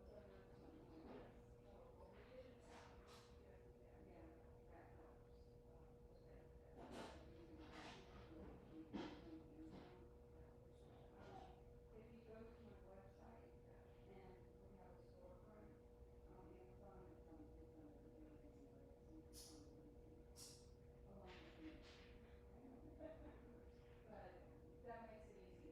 If you go to my website and we have a storefront on Amazon, it's under the Grooming Harness, and you can find anything along with me. But that makes it easy to find. But these are only like $10. These are nice because I put them on tabletops and it makes a nice little surface up here. Thank you. All right.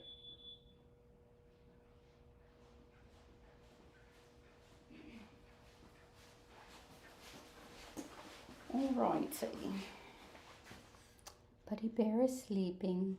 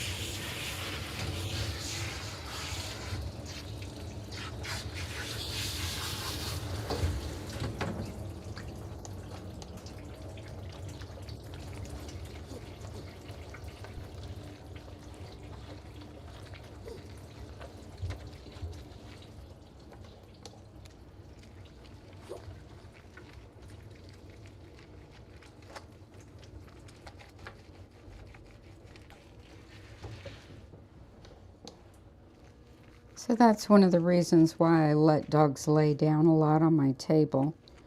Is some dogs like Buddy here, who were in the habit of laying down on the table, if I let them do it and don't make it a power struggle until I actually need them to stand, it really, really helps. And eventually they start standing through most all of it. But if they choose to lay down, I'm like, okay, go ahead. I'll work on something that I can reach while you're laying down.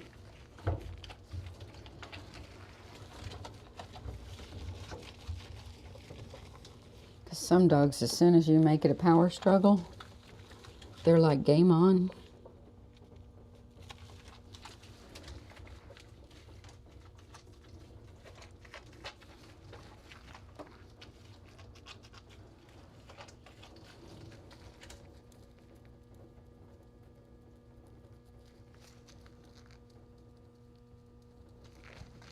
Especially if you're working on a terrier.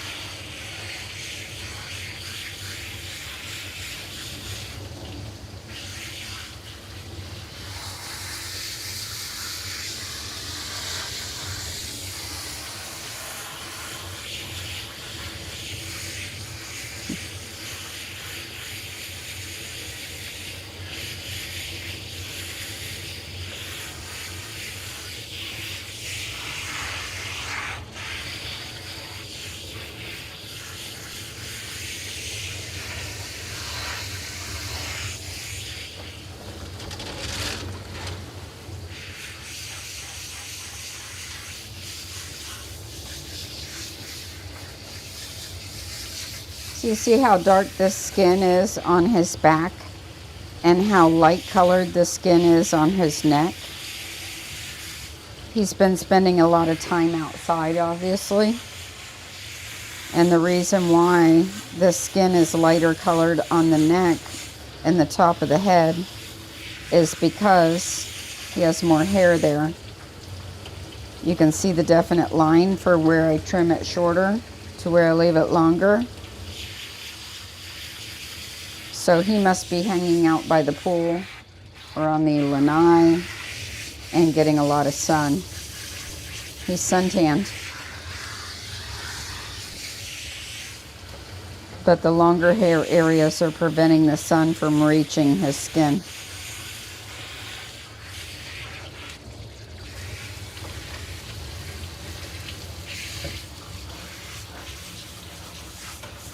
You can see the underside is pink, only where the sun's hitting.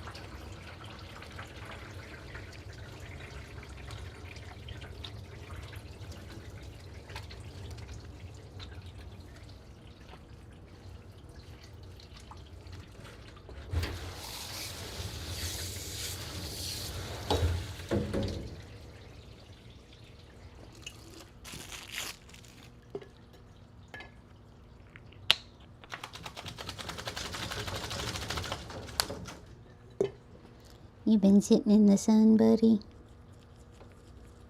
I need to sit in the sun.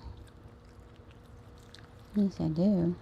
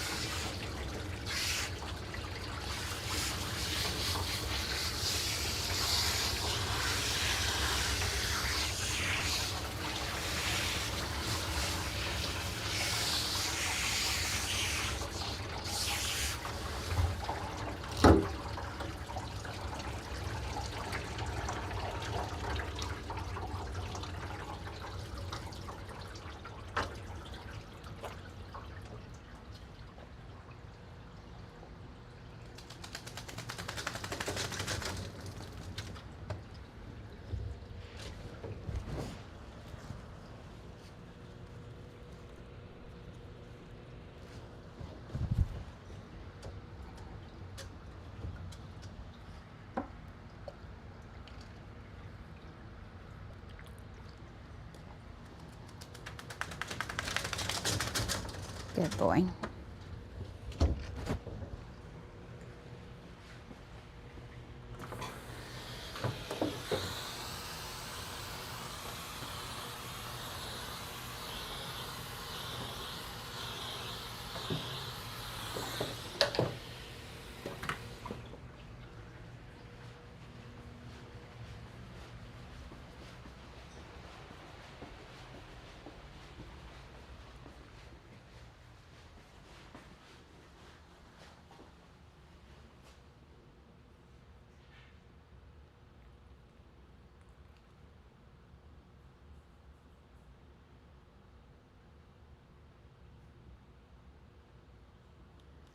So I didn't think to show you guys Lily's ears because I didn't wash her. But I'll show you Buddy's ears. It's one of those days where I'll just randomly show you a bunch of dogs' ears on the inside. So Buddy's been a client for years and years. And I've never plucked his ears, not once. So I'll show you the inside of his ears. I groom him every 2 weeks. He comes in for a bath and then a haircut, so I do all his bathing myself. You can see how healthy those ears are. No excess wax, no hair buildup. There's hair, and it's about sticking out of the ear about less than a half an inch because I trim it out periodically. But you can see it's not excessive. And very healthy, very pink. So I'll just randomly show you dogs' ears all day so you can see with our regular customers how good they look. And if they don't, there's a reason.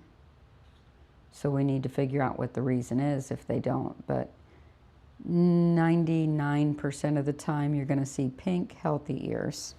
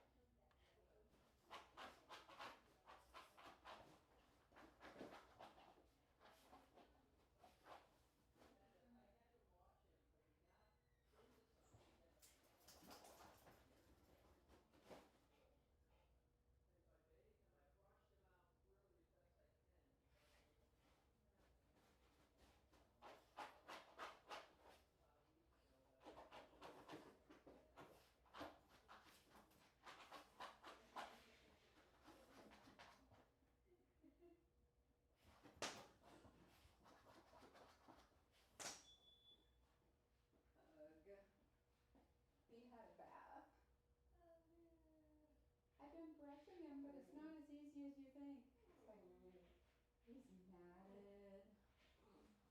He gets groomed every 3 weeks and he's matted.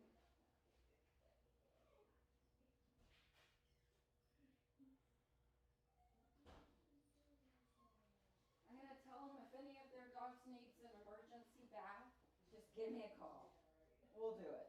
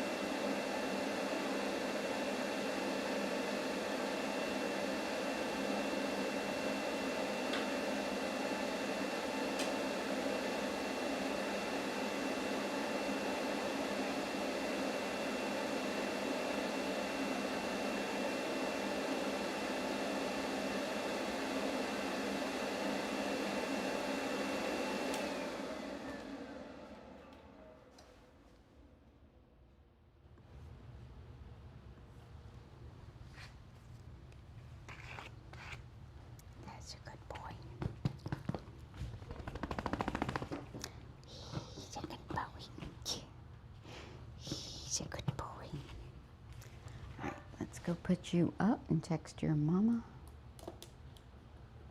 We don't do a bandana on him because it'll tend to mat his coat. And here you can see the difference in the length of coat. So this area here, as much coat as he has, is sun tanning. From here forward is not. So let me show you how far down the comb goes. You can see the comb completely disappears in the hair, covered by 3/4 of an inch to an inch. Here, the comb is sticking above the hair. So that's how much hair you need to actually prevent the sun from hitting the skin if they're outside a lot. A lot of times you think it's just if you shave them. And in the summertime, I actually keep my Bijans fuller than I do in the winter time, because here in Florida, they do spend time outside with their families by the pool, and they tend to get wet if they go in the pool.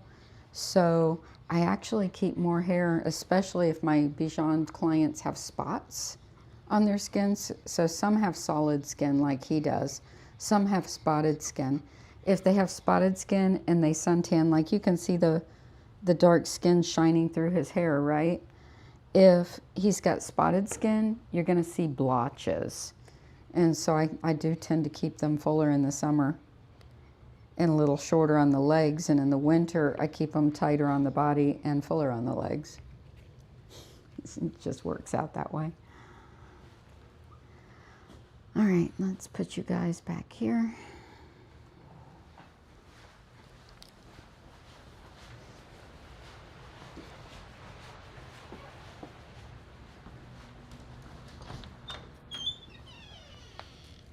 Good boy.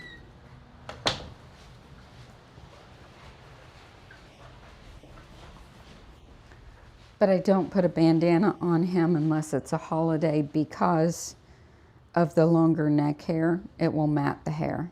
So I just do it on holidays, not the rest of the time.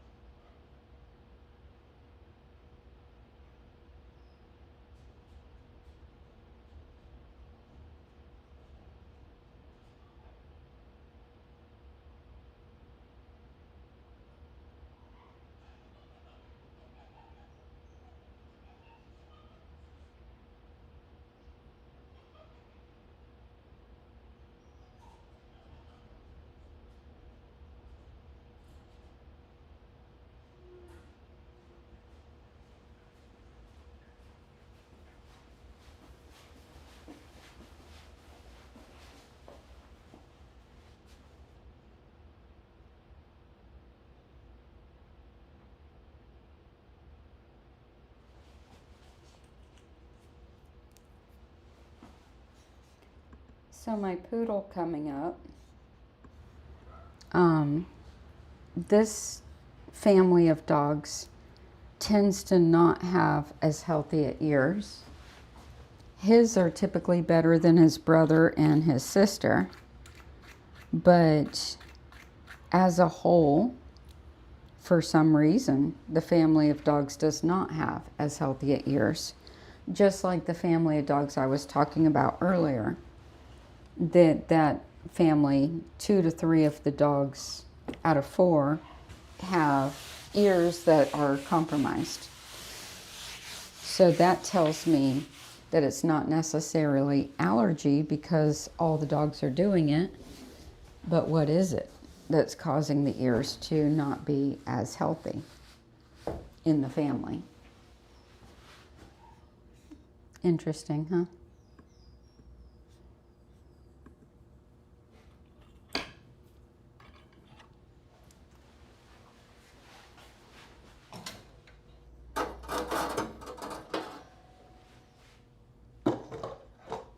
I have speculations on the first family discussed.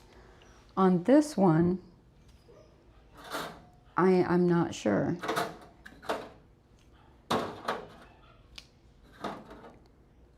I have seen a popular brand of ear wash that tends to do more harm than good, and it's very popular.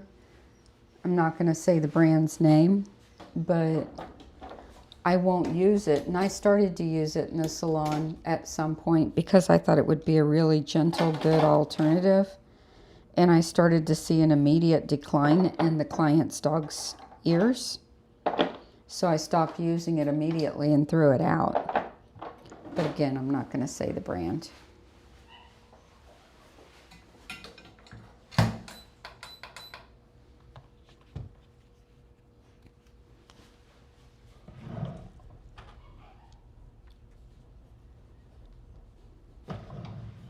So a lot of ear issues are caused by food allergy is the #1 source of ear issues with dogs.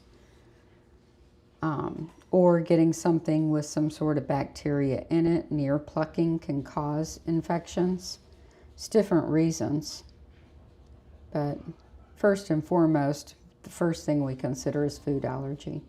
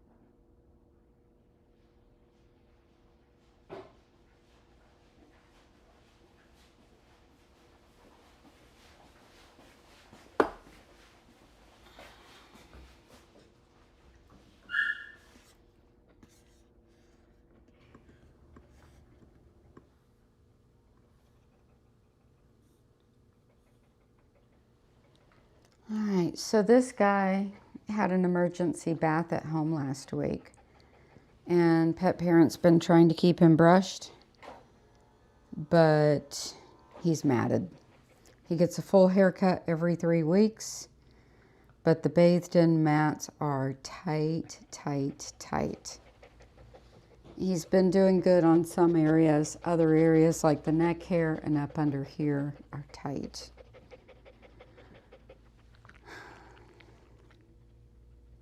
The legs are pretty good. The tail's pretty good. The lower leg here's real matted. And through here's not too bad. Front legs aren't too bad. Ears aren't too bad. Top knot's pretty good. So I'm going to spray this into the areas that are really tight, which is why I'm assessing where I need to spray it. I'm going to spray it right deep in there and massage it in.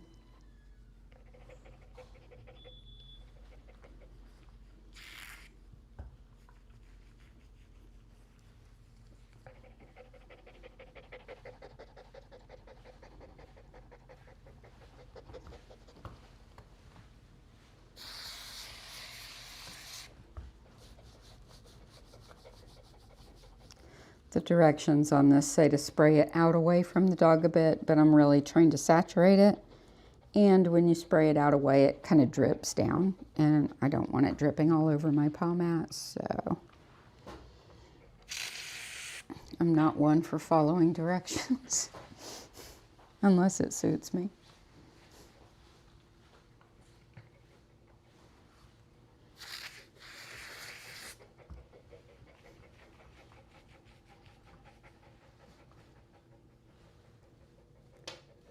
Alright, I think that's going to do it.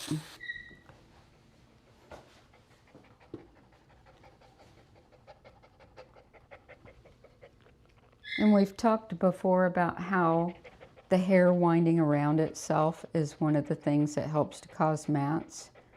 And the brushing out the same day as the bath helps with that, but blow drying really helps too. So you can see how the hair has wound itself around even though it's short. And that winding around, and then it'll start to felt, and bathed in mats felt right down next to the skin. There's some more there. Whereas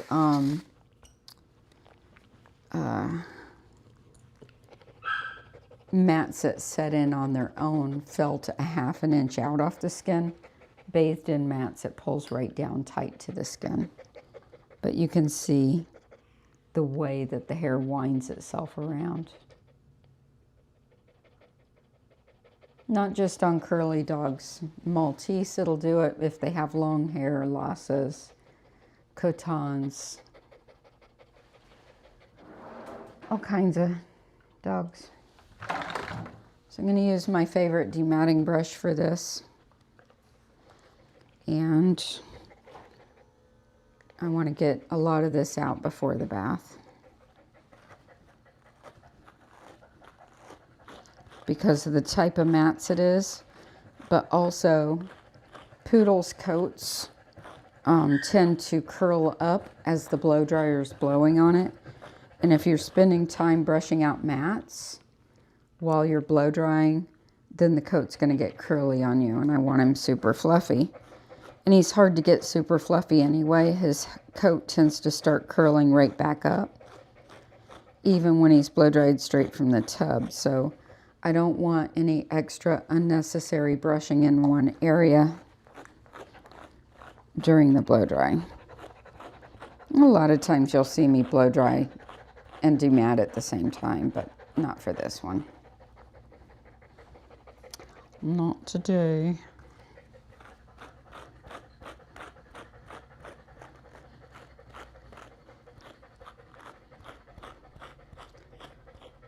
So a lot of groomers are opposed to dematting of any kind. And I'm not. Like I said, this dog gets a full groom every 3 weeks. They have 3 dogs. that get full grooms every 3 weeks.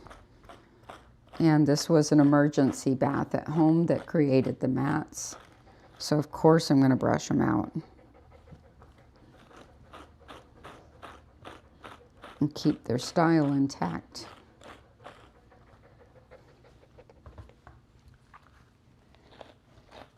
It would be silly to shave them.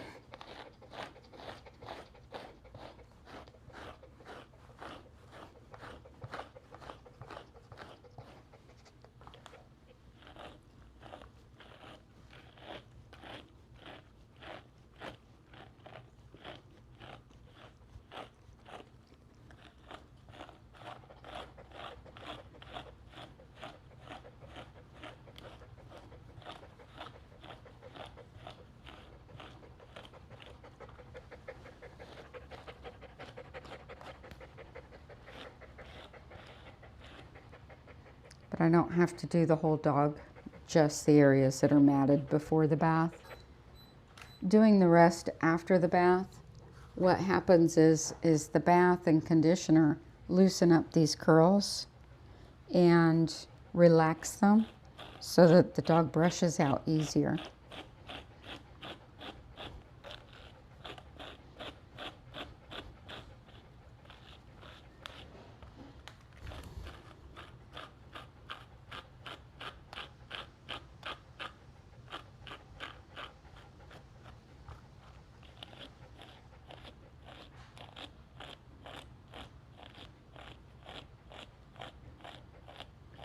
Good boy.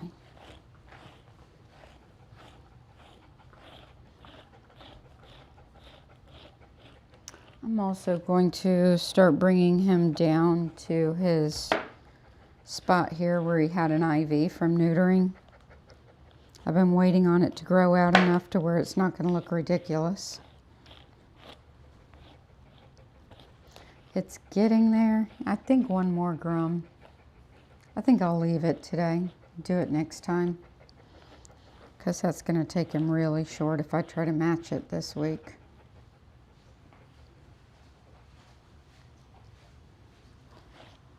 So rather than, as soon as they get cut real short in those areas, rather than matching it up right away, I wait and just let them have the hole for a while.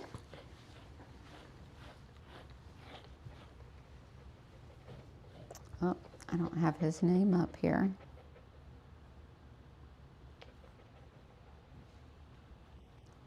This is Milo the poodle.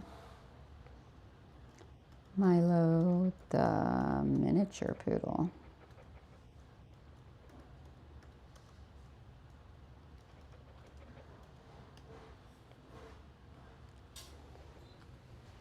Miniature poodles are the medium size.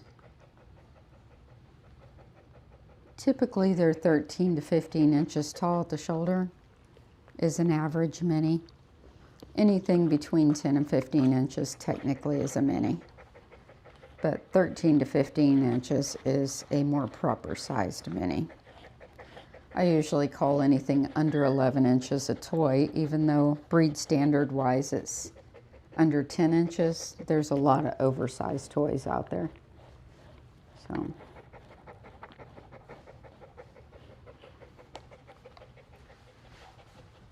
All right, I think that's good enough. Now we'll do his clipper work.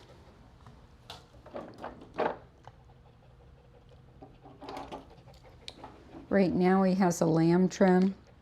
As his leg grows back out and he gets more into his mature adult coat, we're going to put him in a modern trim.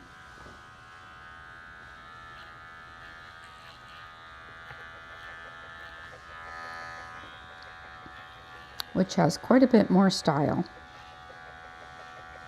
But with more style comes more hair. And with more hair, we have to consider brushing.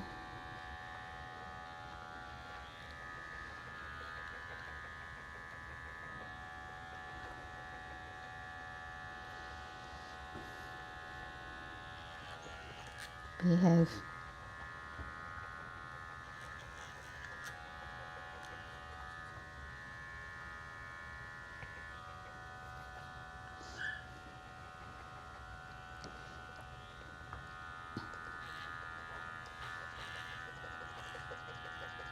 So last time he was here, we were having a behavioral issue with him using this paw to push down on me. We were working on that. And I learned about him that if I touch his chin, when he goes to do it, he stops. So we're going to see how that goes today if he does it. Because he's using that as an evasion technique. He's a young dog. He just turned a year old. So we're still learning what makes each other tick. And what his evasion techniques are and what I need to do to counter them. Or interrupt them.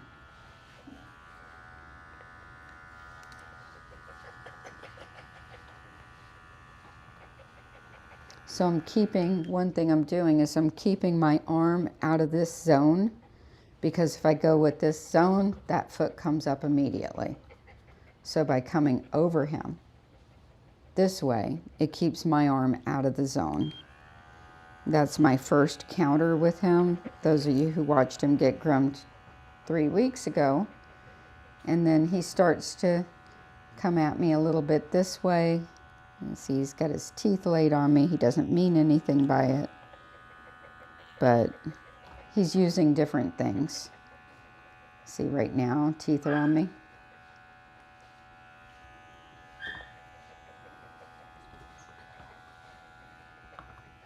So does that mean I shouldn't do what he's asking me not to do? Not necessarily. Like I said, he's still a young dog, and we're still figuring this whole grooming thing out.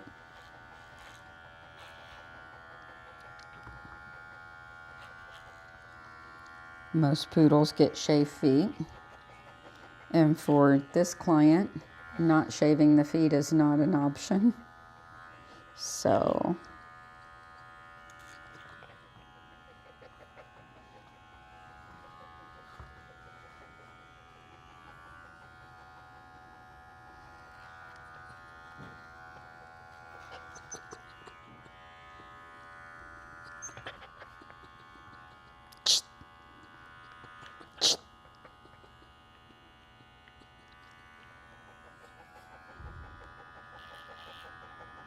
and this is one of the reasons why sometimes I'll do half of the work on each foot before the bath and the other half on each foot after the bath.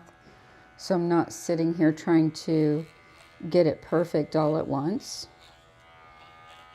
Less agitation to the dog.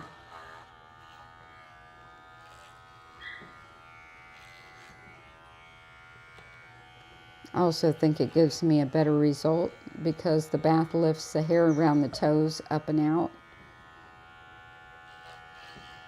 It helps me to get that off after the bath.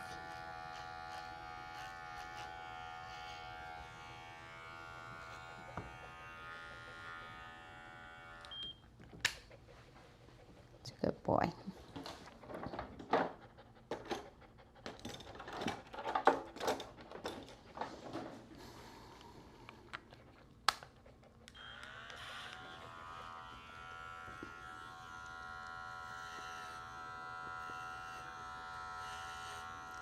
Feels like they're starting to get a little bit of that excess weight he was putting on off already. It doesn't take long. If you're right on top of it, it doesn't take long at all. Last time he was here, he was really starting to pork out. Like all of a sudden, like what happened? He's like, you can't talk, lady.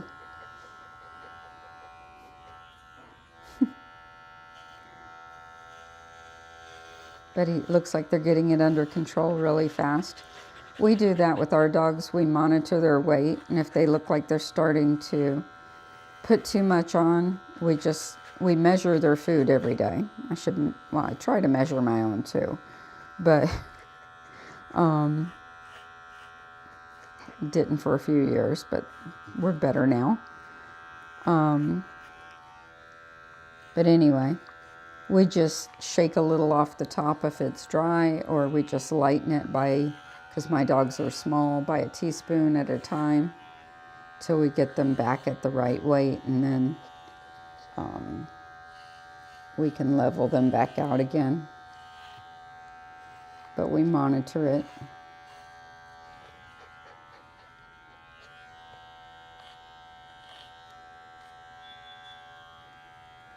Some dogs absolutely cannot free feed.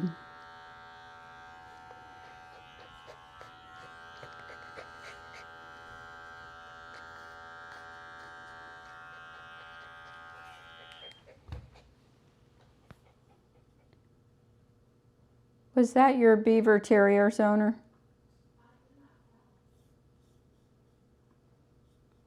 I'll go up and see. Come here, Bubba.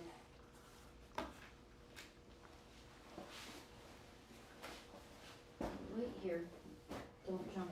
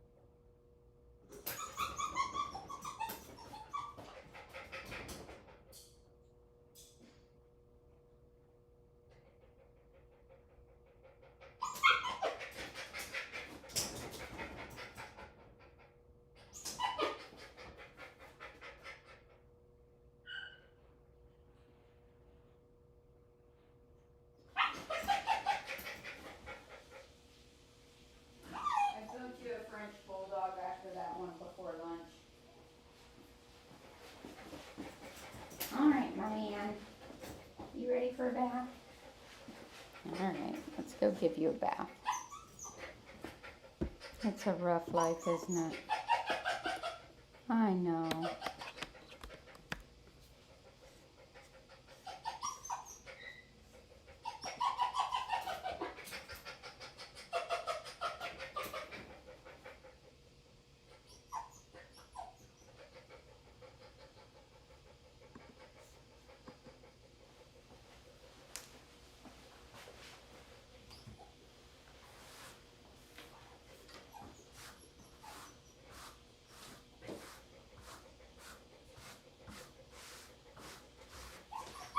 Debbie says she doesn't know how I can remember all the details about the dogs. Man, when I was younger, it used to make my mother so mad. So like I had told you guys before, we would do on a Saturday, say anywhere from 50 to 60 dogs, easily. And I would wash and blow dry almost all of them, if not all of them. And I would prep them and do all kinds of stuff. And I wouldn't keep track of what I was doing during the day. I would wait till the end of the day and then write down everything I did. And she would get so mad at me, like, how do you remember everything you did? I'd say I do, though.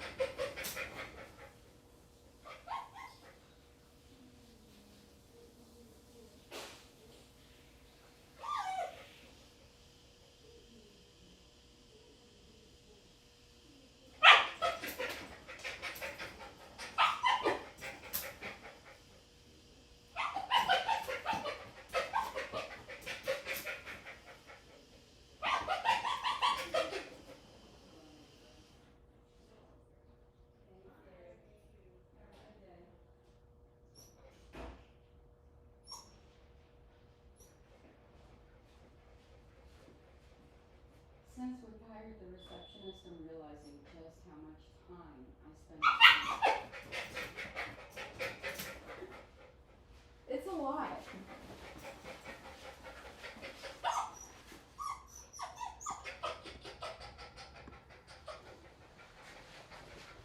All right, buddy boy.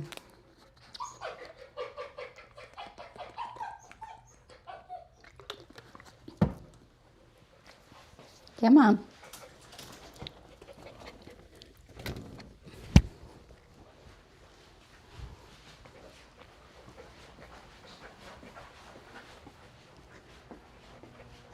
So for this guy, I'm going to soap him up twice.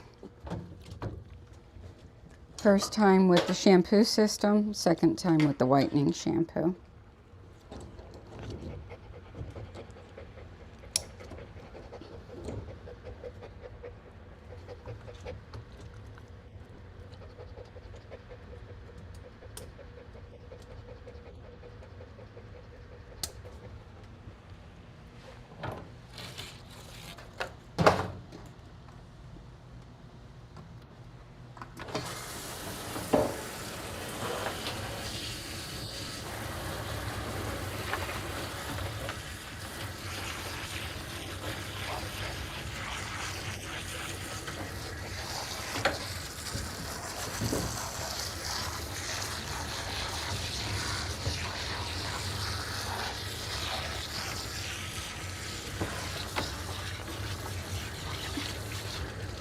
So one of the reasons why countering their evasion techniques is so important is because the more they do it, the more it'll set in as a permanent behavior.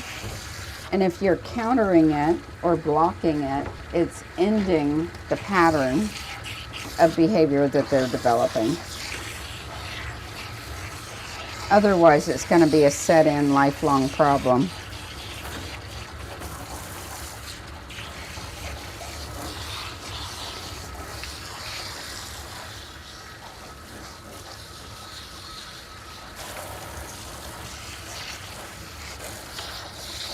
When you use a shampoo system anywhere near the head, be absolutely sure that the shampoo does not run into the eyes.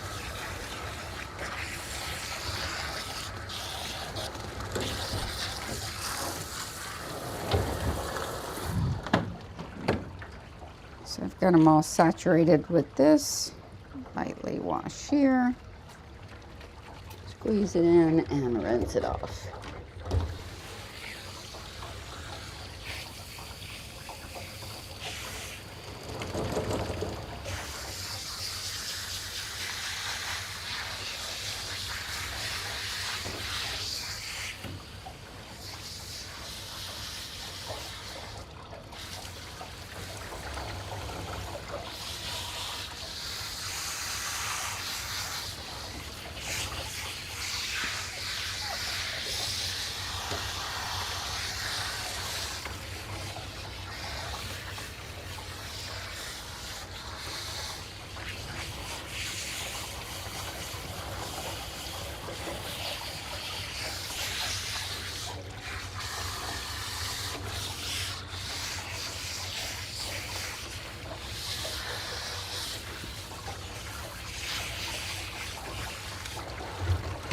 So I was talking a few minutes ago about an ear cleaner that I don't like, that I actually found was doing more harm than good. When I decided on the brand that I use now, it's been probably a good 10, 12 years ago now. I was noticing, like, I like to use an ear wash after the bath. But I was noticing, especially with the onset of doodles, because doodles have extra sensitive ears anyway, I was noticing that about every, maybe 15, 20th dog would head shake after the ear cleaner went in. And I was trying different brands of ear cleaner. And I was finding that to be a thing with multiple ear cleaners. And that doesn't mean it's bad. What it did mean is if there were like any yeast in the ears, as soon as the ear cleaner hit the yeast, because they're little microscopic organisms, my speculation is that they would start moving all around in the ear as something that hit them was aggravating those little critters in the ears, and it's all going like this, and the dog starts shaking its head.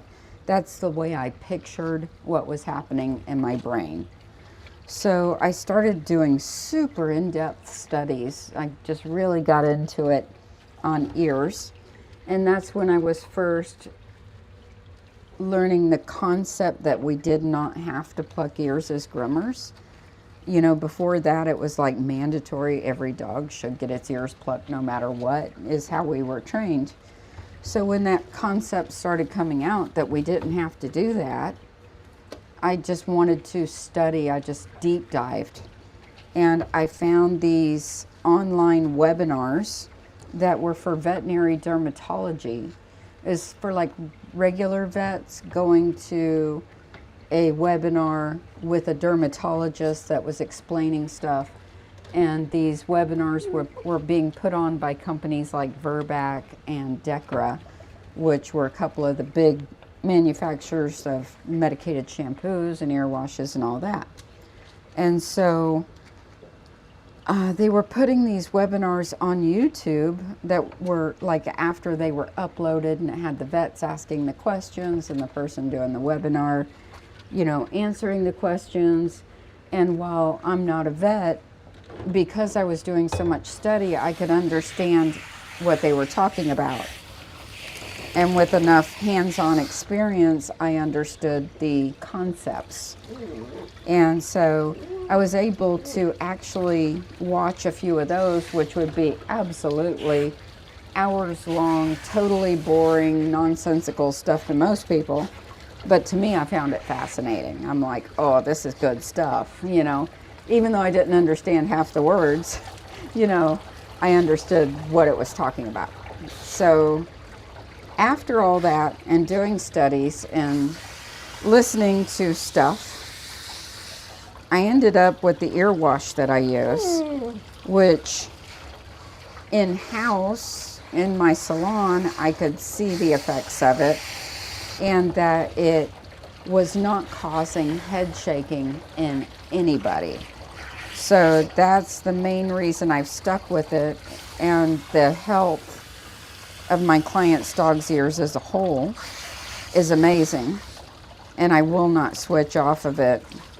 I have to pay retail price for it because it's made by a veterinary company, and all veterinary companies will not sell wholesale to groomers, period. So like Verbac products, this one is Decra, I think. Yeah, this one's Decra. Vetoquinol I use. I can't get those products wholesale because they are companies that only sell to veterinarians. But I can buy them online on Amazon because veterinarians sell on Amazon. So I have a way around that. But I have to pay, I think right now my ear cleaner's running $120 a gallon, 113 to 120, something like that. But it's worth it to me. And I won't use anything else.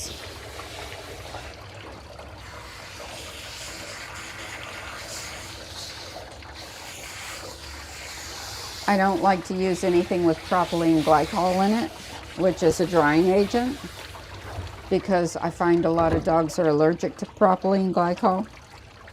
So I stay away from that.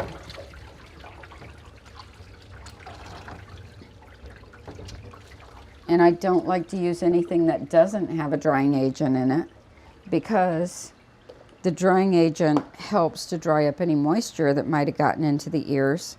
And since me doing the ears, the primary reason of me doing the ears is to dry up moisture, then that's something that's important to me. So I'm going to try frothing his shampoo. It's the first time I've used this, and I haven't read the instructions, so I'm just going to go for it. I'm going to put 2 pumps of conditioner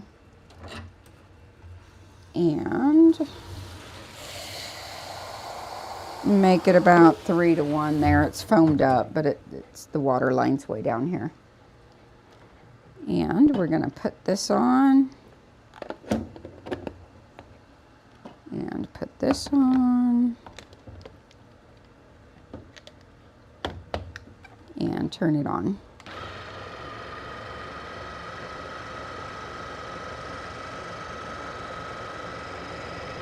See if it's got different speeds. It doesn't. What is it? Just let it run for a minute.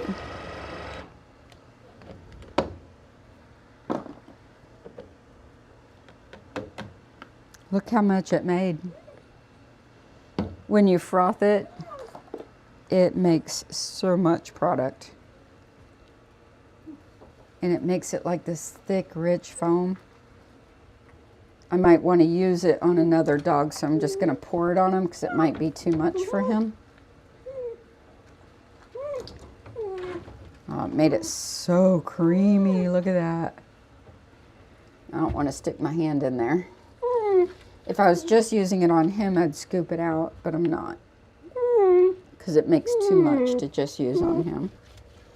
I probably could have got by with one pump for one dog. I might use the whole thing. It makes it so creamy. Look at that.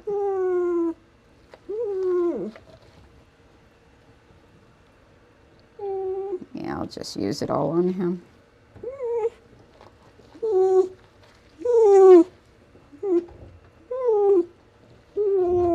Oh, poor boy.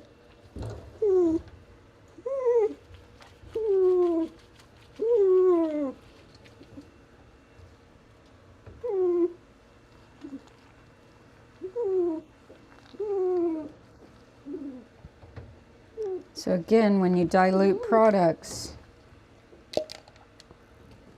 don't just rinse it out, disinfect it.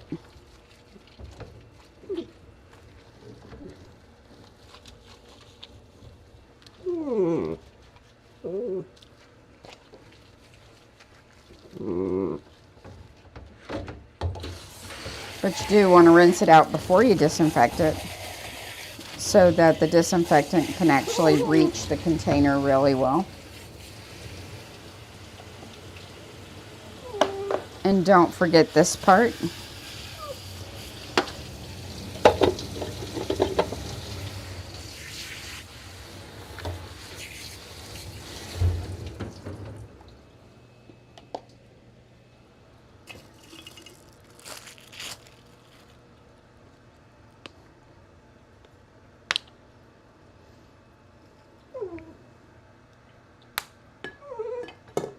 I'll use that on Bandit and Levi today too. That'll be really nice.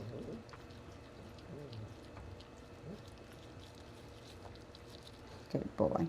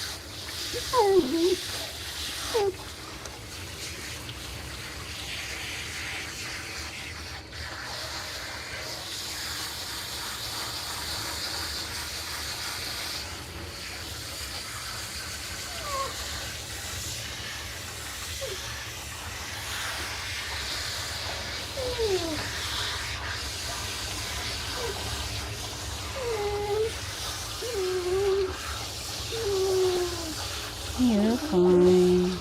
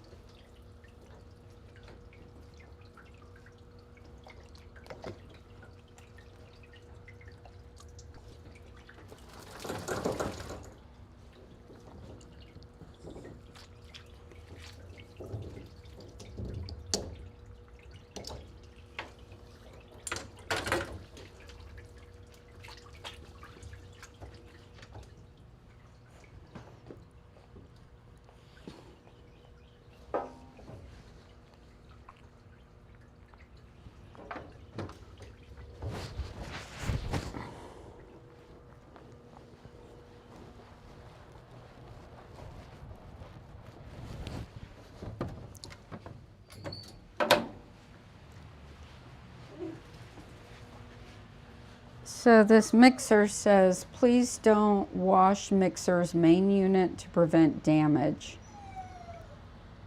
I'm assuming it does not mean this because it's made for mixing egg whites and you wouldn't want to leave an egg white thing undisinfected. So I'm assuming this is fine. So I've already rinsed it out. What I'm going to do is fill it with our disinfectant. Stick this in, let that sit,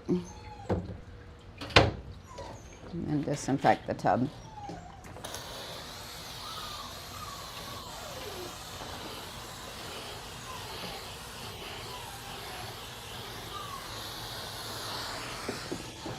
So even though bacteria hasn't had time to develop in there and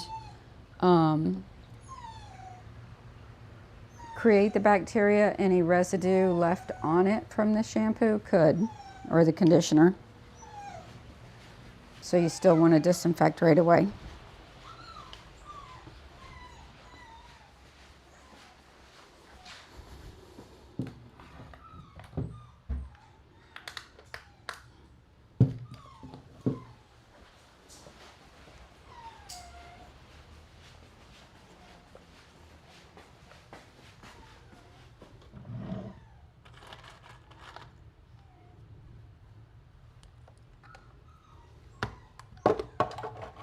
Anytime you disinfect, you should let it sit for 10 minutes between uses.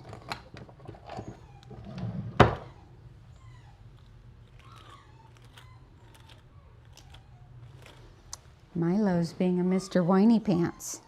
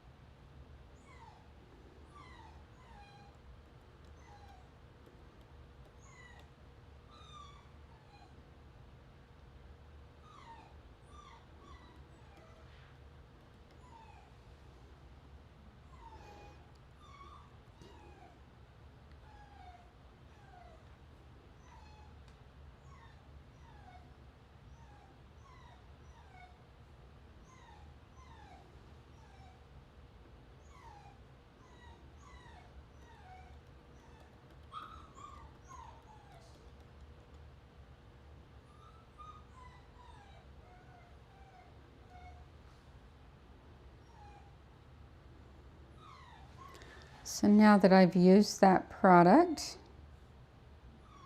we're going to add it to the Amazon store.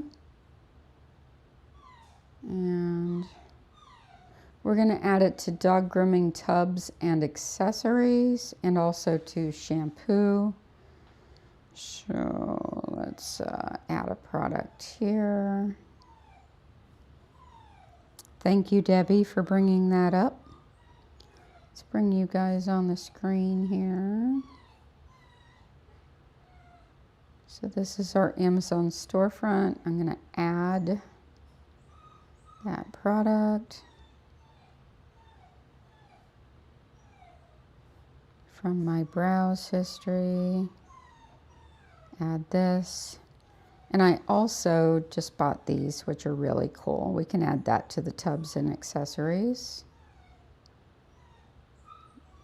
All right, now we're going to go back to the storefront. We're going to add it to table accessories and dog control for the one. I just bought a couple of things yesterday. Did I add this yet?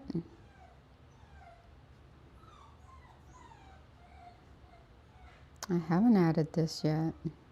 Come back. This is like super nice here.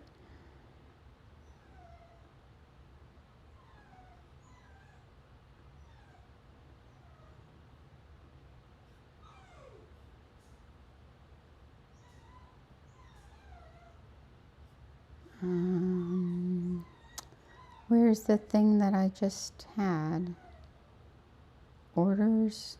There it is. This one.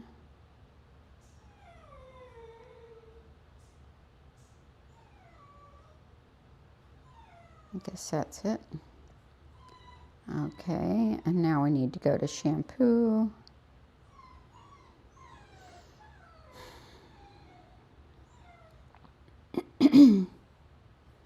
We'll add the frother here as well. Why do I have disinfectant under shampoo? Oh, because I have tub disinfectant there. I see. Don't mind me while I talk to myself. Add products, browse history, and this. All right, so it's a couple places there. There we go. Done. And I really like it, especially for the amount it holds, because I can do like a whole standard poodle with one mixing thing. So there we go.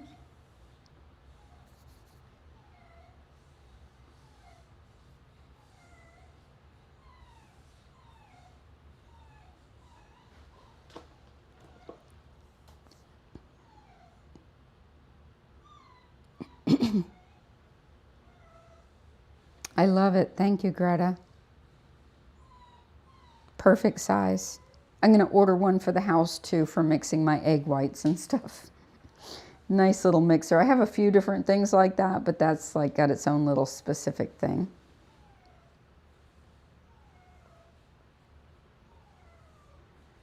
All right. Let's get him on the table, get him dry.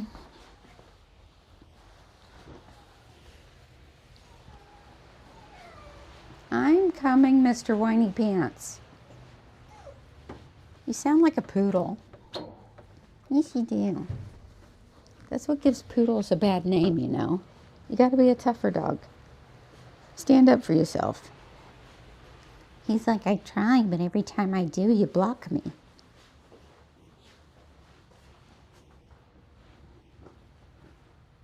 Oof. I missed some mats. So, groomers, a lot of times we don't think a dog is matted until we wash them. And once we wash them, we're like, oh crap. So when you get a note from the groomer saying, yeah, I found some mats on the dog, and you say, but you checked it when it got there and you didn't see any, that's because once they're wet, they show up. So see these? These are mats. And see how different it looks from the rest of the hair? So let's move him a little closer here for you. So we can see them. This isn't matted, this is. See the difference? He's got one here. And I thought I had him out before the bath, but you know what? I didn't check him with a comb. And that's why checking with the comb is so important. Here's one, right? So we'll find them here and there and everywhere. And then once we're done brushing them out from the blow dry, then we'll use the comb, make sure they're all out, and we'll be good to go. Got one here. You can see how it looks different. And that's why as groomers we say, oh yeah, I found some mats in them. I'm gonna have to charge you this much, because we find them. But we can't feel them, and neither can you. And if you brush your dog before you bring him, I brushed him before the bath in these areas, but I didn't get them all out because I didn't check with the comb. If you don't check with the comb when you brush out your dog before you bring them, you don't know that they don't have knots. And I don't mean checking with the comb like going tee, tee, tee, tee, tee, over the top. You got to get all the way to the skin.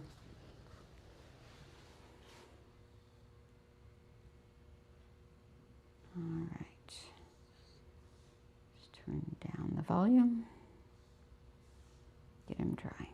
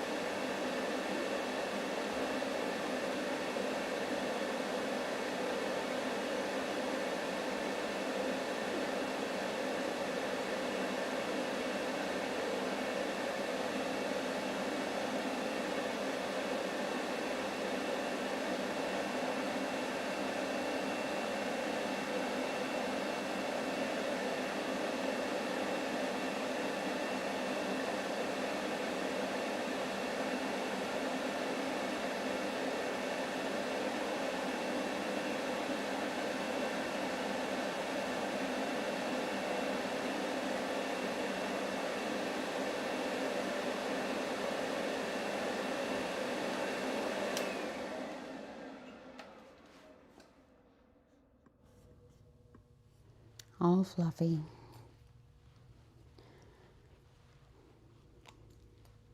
So one thing I talk about a lot when I'm brushing out dogs is that I layer down my brushes, starting with the gentlest brush, working towards the stiffest.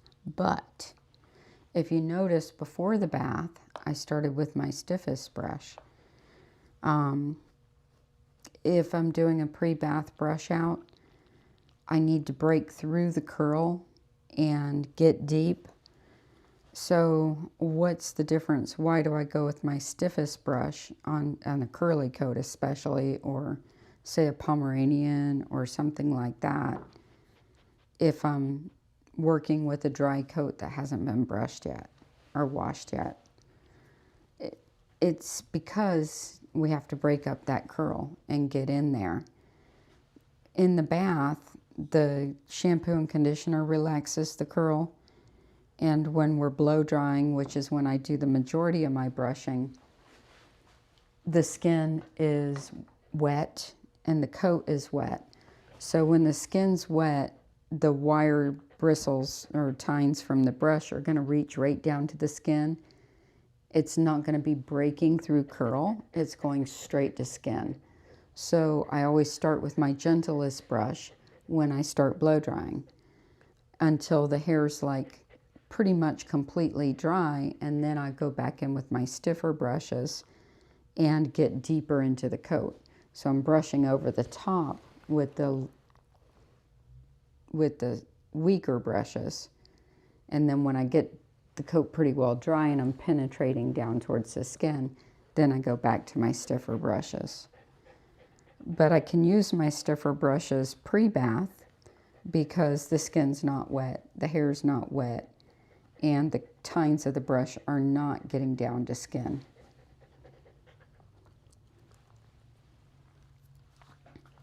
And that would be for this coat type. If I were doing a long drop coat like the Losses, then it would still be my softer pen brush and the coat would be moistened with a conditioner first. All right, back to your feet, buddy boy. Let's move this back a little so we can see. Taller dog. There we go.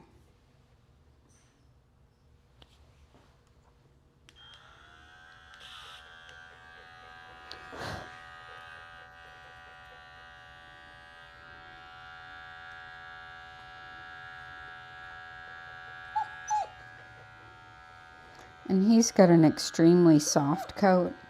He doesn't have much harshness to the coarse guard hairs like some of my poodles do. And because his coat's so soft, it needed an extra firm brush right at the end to fluff it up.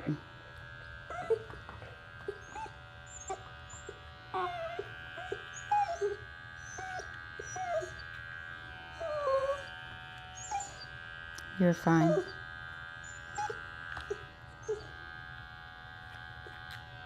Good. That's very good.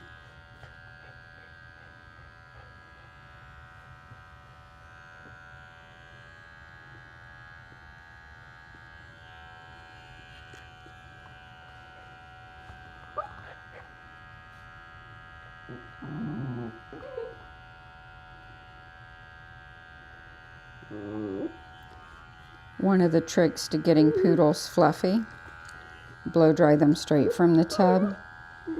Use the high velocity dryer if possible to get them as dry as possible before you even start brushing. You don't want any dampness to the coat, except for on the head that's under the wrap, of course. And then when you do take the wrap off, you start blow drying the head. Get the top knot as dry as possible before you go to brushing out the body. When brushing out the body, you go equally and fast all over the body. That's why you see me looking like I'm brushing fast and furious on a poodle or a Bichon, because you've got to get that body equally brushed all over quickly to get the curl to pull out and stay out as much as possible. Once you brush all over the body equally with your softer brush, you go back in, if they have a lot of coat, with your firmer, longer pinned brush, and do the same thing, fast and furious, equally all over the body. I usually go around them 3 times, and sometimes 3 times per brush that I'm using, getting it equal everywhere. Don't sit in one spot and try to get that spot dry before moving on to the next. I even hear that technique trained a lot. And I'm like, no, no, no, no, no. That's why your dogs are coming out all curly. If you want to get this leg dry and move on to that one, the air's going to be blowing on the other one and the curl is going to set in and you're not going to be able to pull it out because it's set from the air blowing on it and it not getting brushed. You also have to have the heat blowing right where you're brushing if you want to straighten the hair. Don't have the heat blowing here and you're brushing back here, because the heat's going to be setting the curl in here and this is still going to be wet when you get done brushing it. Move the heat along with you everywhere you go. And yes, you want a warm air dryer. The stand dryer is a warm air dryer. Just like when you're blow drying your own hair. You're not using cold air for the whole blow dry. Use warm air as you're brushing your hair dry, and then you might blast it with cold when you're done. And if you want curly hair, then don't brush and blow dry it while you're doing it. Then you let the curl set in. You might even scrunch it.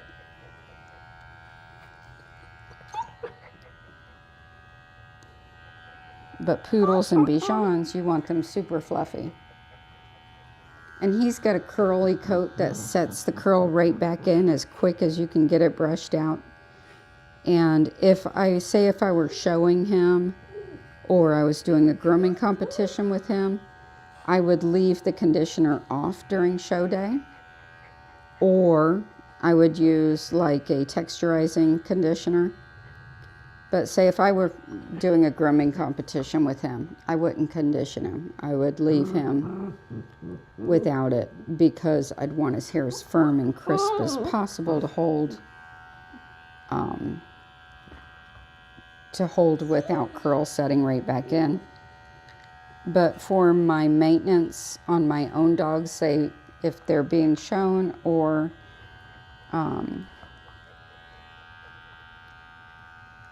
for client dogs for maintenance, I do condition, even if it does make the curl kind of set back in quickly.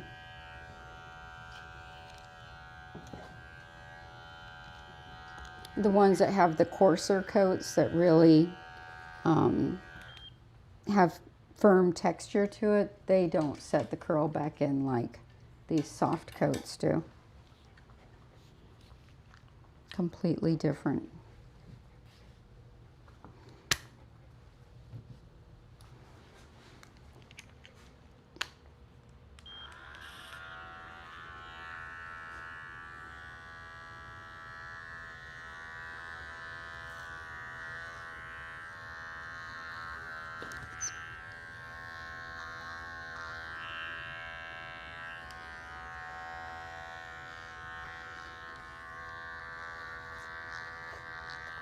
If you're a groomer, your blow dry really sets your grooms apart from other people's.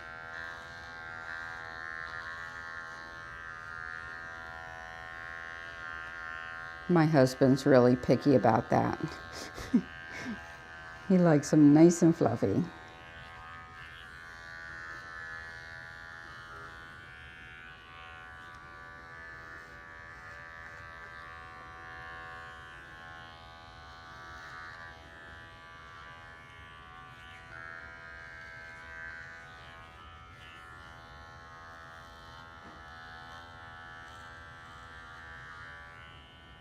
So we're going to pick the hair out of his ears. He's got a little bit of length in there. Come over here, bud. Come with me. There we go.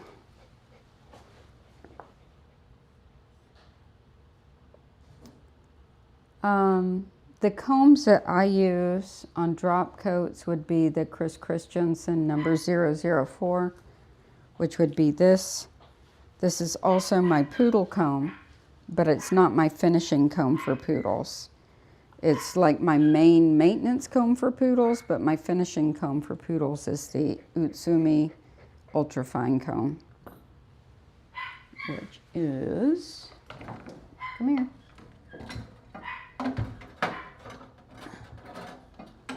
This one. That's my finishing comb. You can see the difference. Somebody's here. Don't know who it is. Go check. Is Cat up there? Yeah, Cat's up there. Never mind. All right, so we're going to pick the hair out of his ears. That's what we were doing.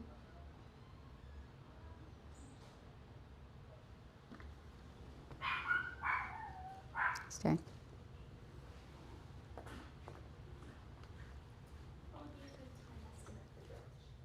Georgie, an hour and a half, say 1:30.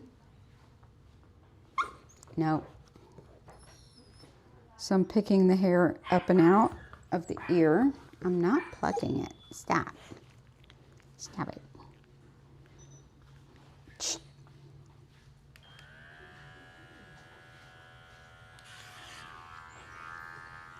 I'm just going to lightly pick, if he'll let me.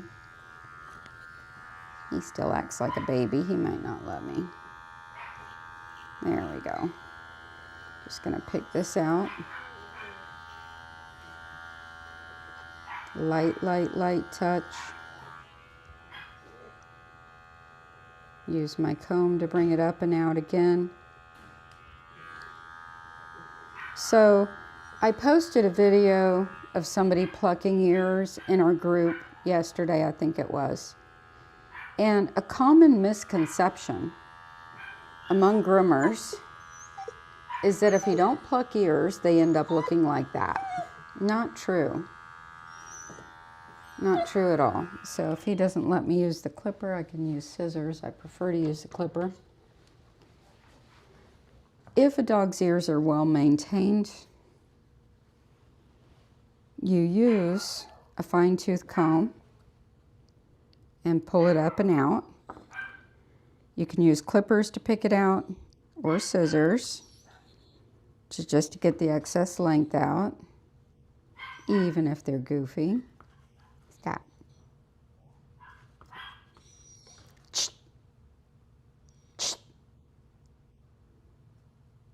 Good.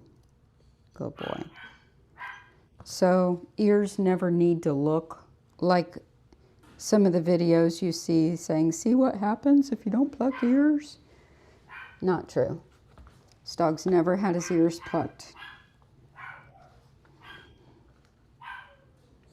So again, we're going to pull it up and out. This time I'm just going to go with scissors instead of clippers since he's being goofy. So he's got about a ½ inch in there. Just going to scissor it out. Now, when I was coming up, I was taught that this was all wrong to just trim it out. And I'd always tell clients, no, because they'd ask me to trim it out. And I'm like, no, it needs to be plucked. But my perspectives have changed.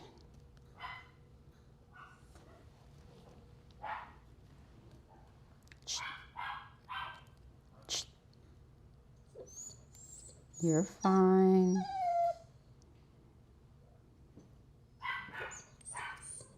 You're fine. Goofy boy.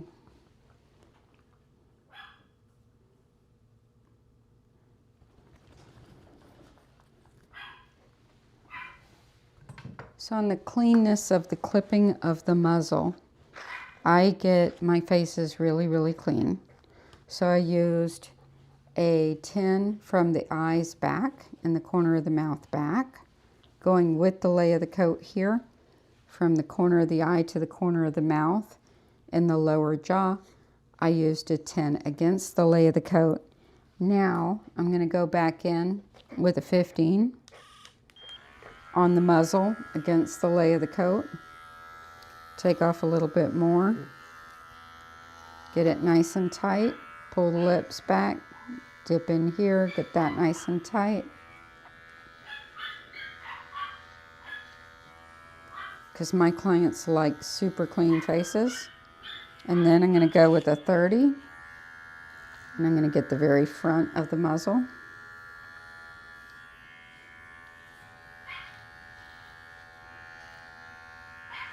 And then I might go with a 40 and just get this black to really pop right there.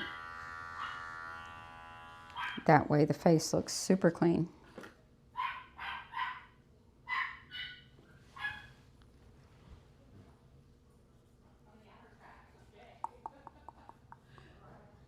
Zoom you guys back out.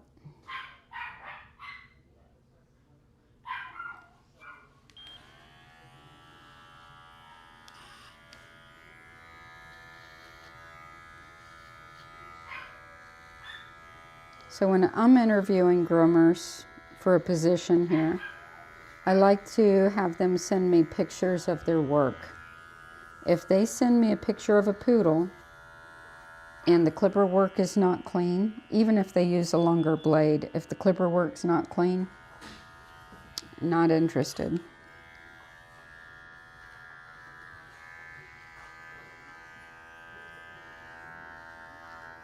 That was the first thing I noticed when I hired Kat. I found a picture of a poodle she did, and it was in a really nice Miami trim, super clean clipper work. I'm like, you're my girl. That's the foundation. Everything else can be built on top of that.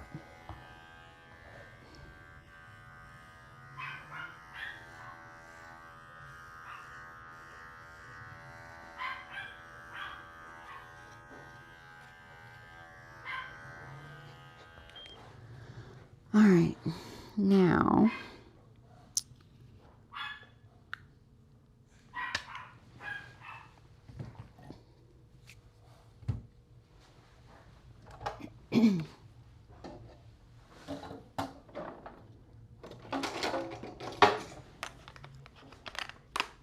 use a 40 blade, bring the hair down around the feet, cuff it, and then scoop out the line here with a 40.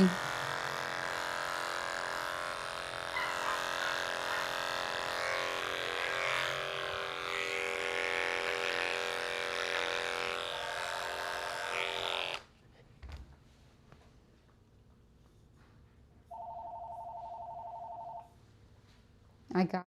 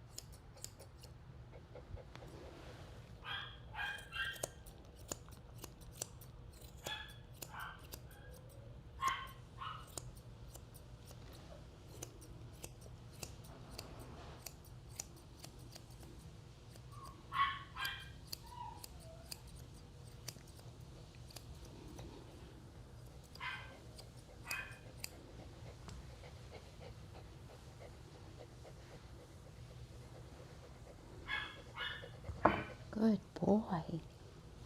Yes. Good boy. So here I just noticed that he let me pick up his foot without his evasion technique, so I made sure to stop and acknowledge him and let it go. So I'm going to move on to something else and come back to that because that was really good.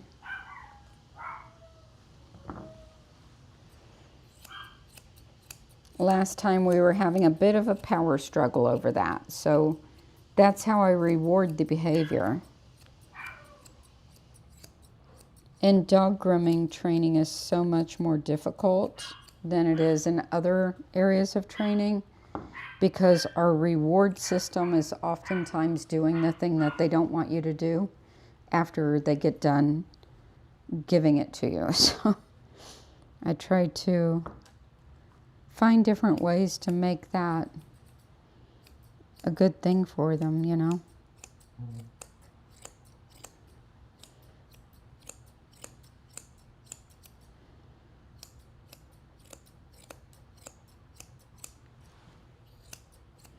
So I brought this leg down to start matching out that hole there. So it looks a little off, but by this next groom it should start to look pretty good.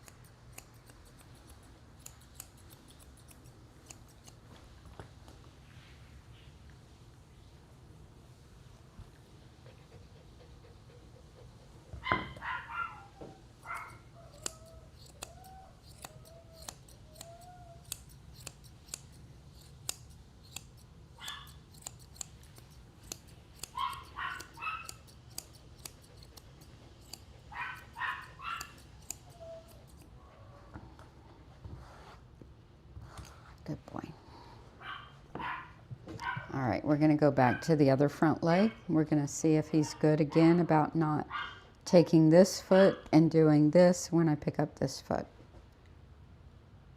And I'm keeping my hand under his chin because that helps. Very good boy.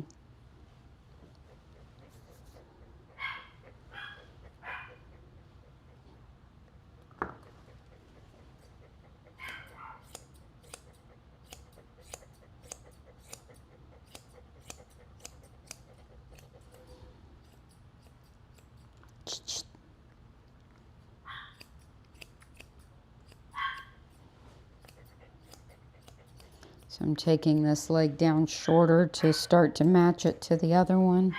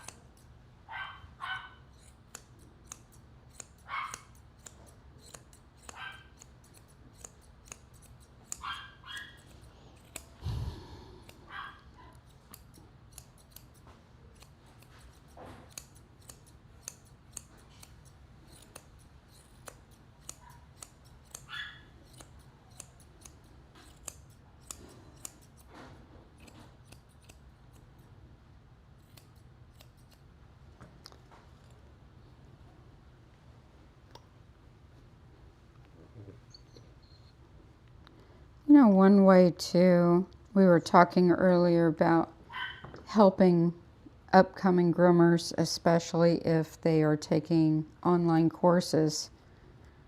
One way that I could do that, but they would have to provide their own dogs. They would have to advertise, provide, have contracts that people know that they're learning and blah, blah, blah. But I could offer workshops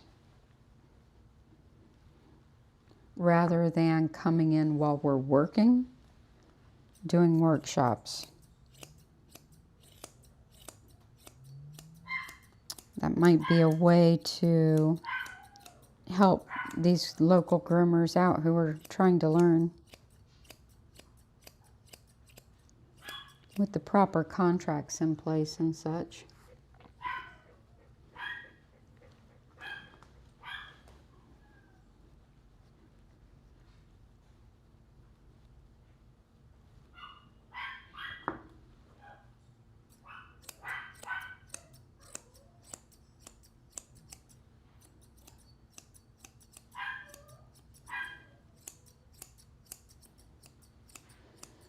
Definitely something to consider, like I have any extra time, right? I'm not going to do it on my day off.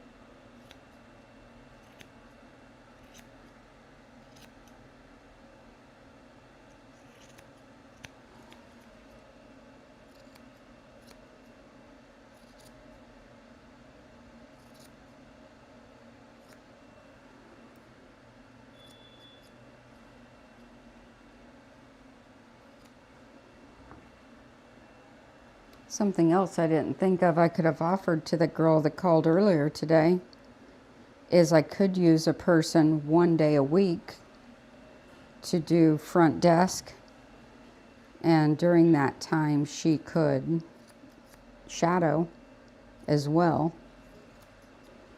and start learning it from the front desk point of view, which would be really helpful. Handling pet grooming clients is half the battle.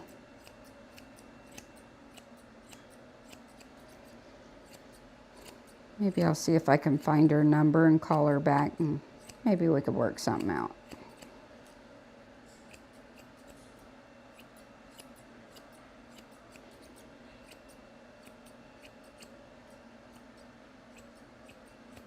She sounded so disappointed. It's like,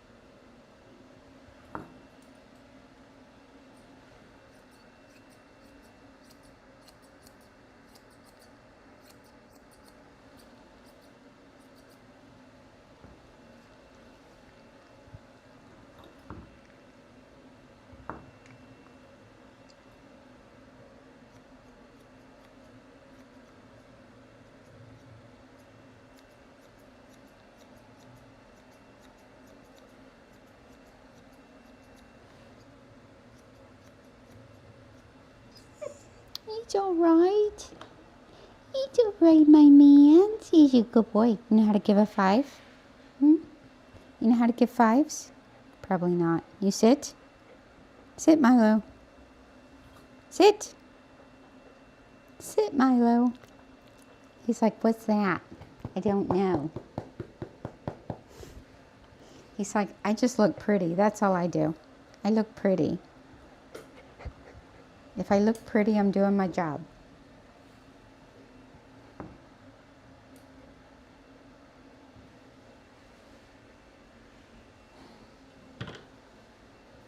Stay.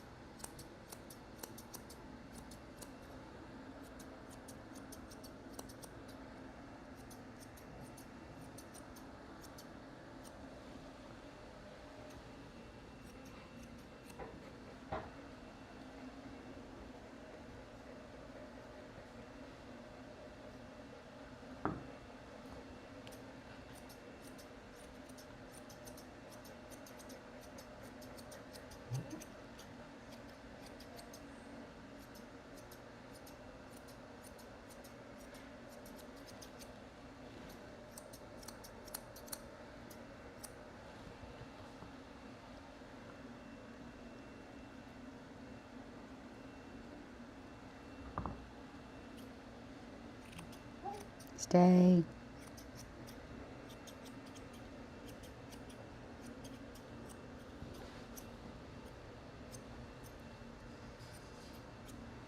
All right, turn. Turn.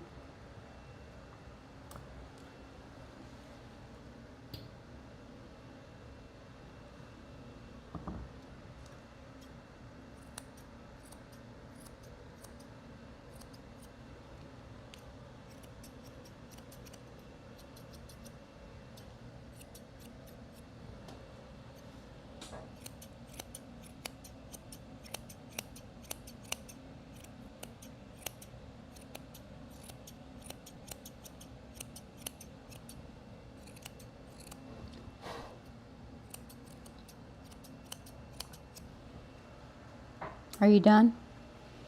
Are you saying you're done? Okay, you can be done. Let's go put him in the back and I'll get cleaned up and ready for the next one. He says he's done.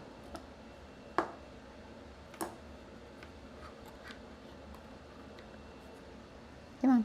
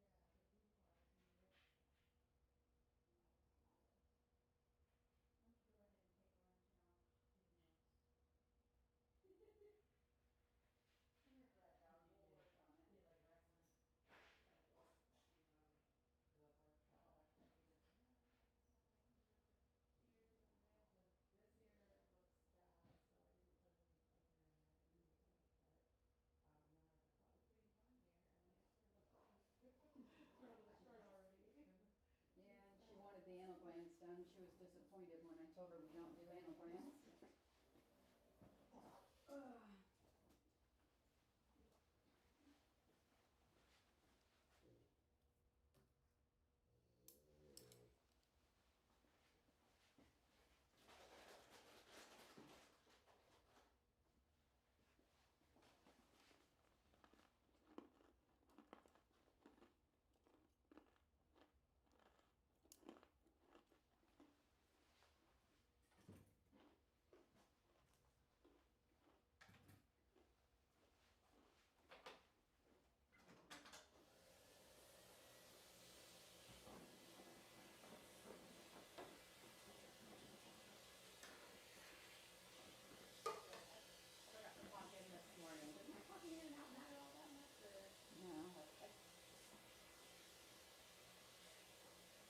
Just if we ever had a dispute on down the line where I had to prove it, but but you're like clockwork, you're consistent. I'm not worried about you.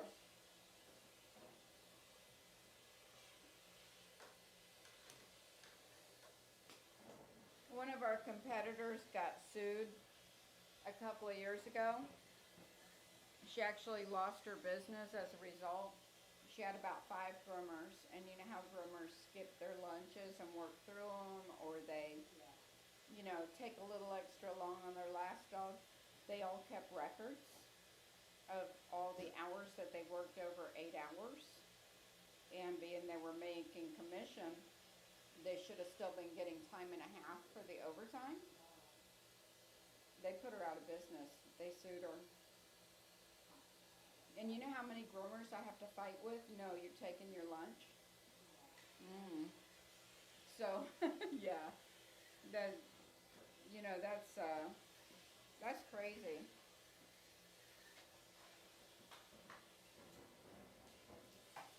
And they logged it for like 5 years.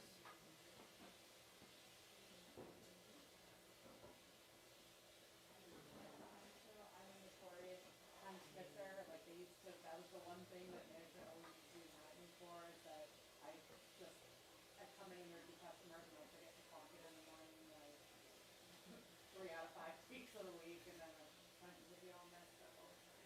You know, from a business point of view, that's why, you know, we do that, but, you know, you're very consistent, and I'm not worried about you at all. Besides that, I have you on camera. Yeah, exactly. We know when you're here.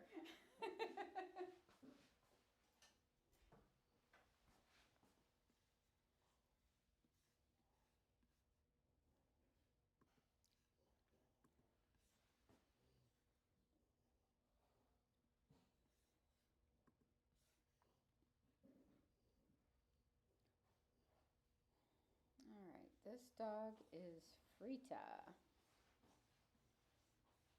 Frita, Frita, Frita.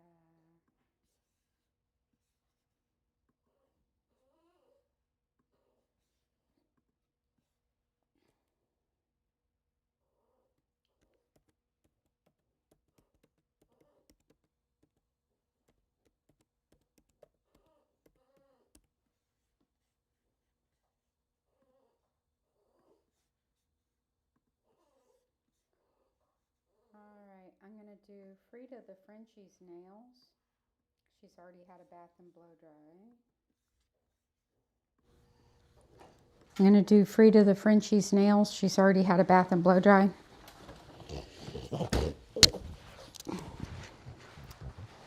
She does not like it. Do you, Frida? I'm gonna tighten up this harness on her because she likes to launch forward.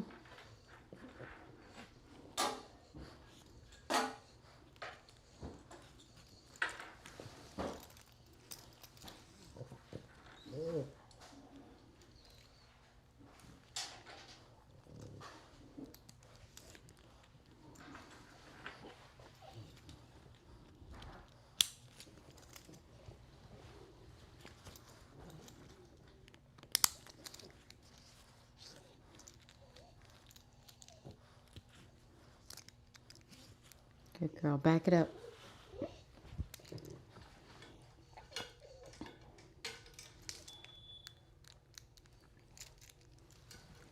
Just the window washers.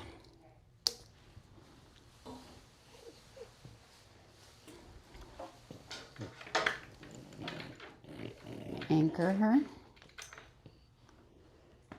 All right, Frida. Let's do it. Yeah, let's do it, Frida. You ready? I know it's terrible.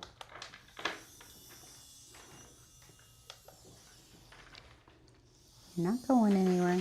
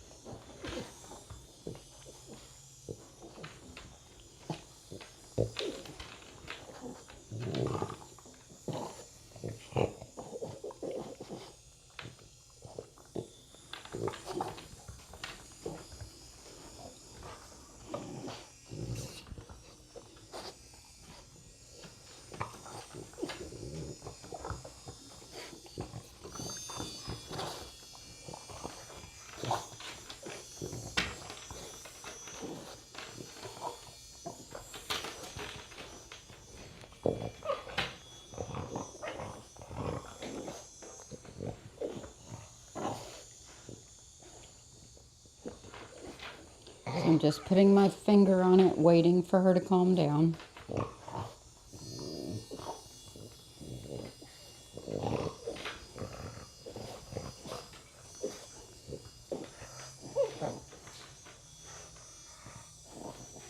Good girl.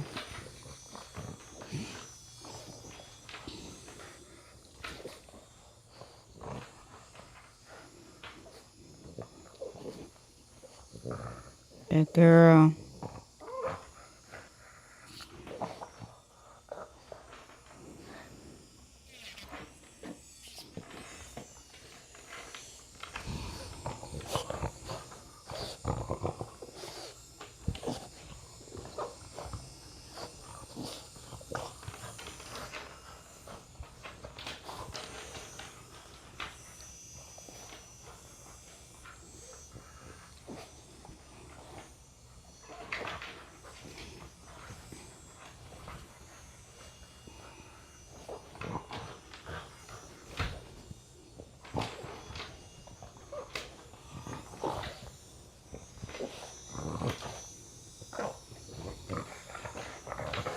I can wait as long as you can.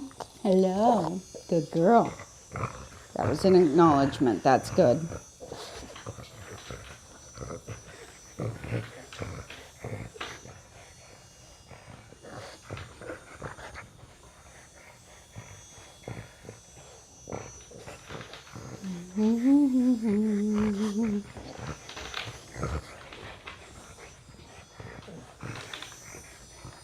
Good.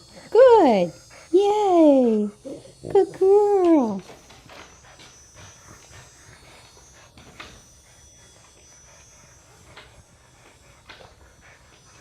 Just waiting it out.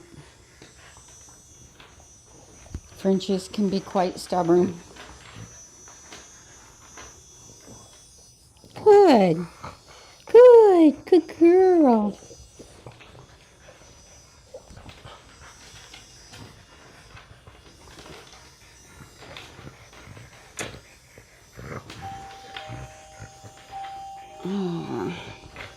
You mind signing for that cat? We're in the middle of Frenchie wars here.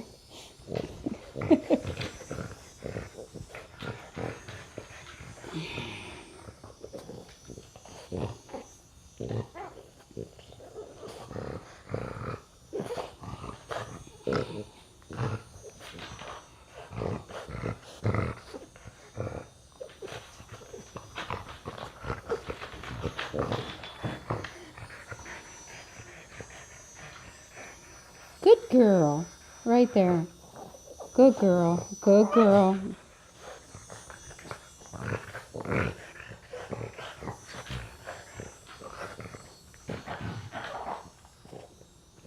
Good. Good. Very good girl. So I haven't done anything yet. I'm just touching it with my finger. Took all that just to touch it with my finger. But you got to find a place to praise. If you can't find a place to praise on, you can't move forward.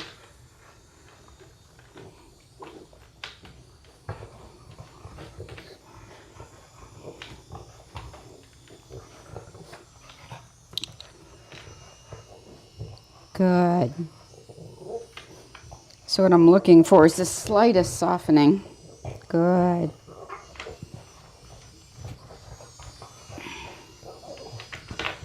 Which isn't coming very quickly.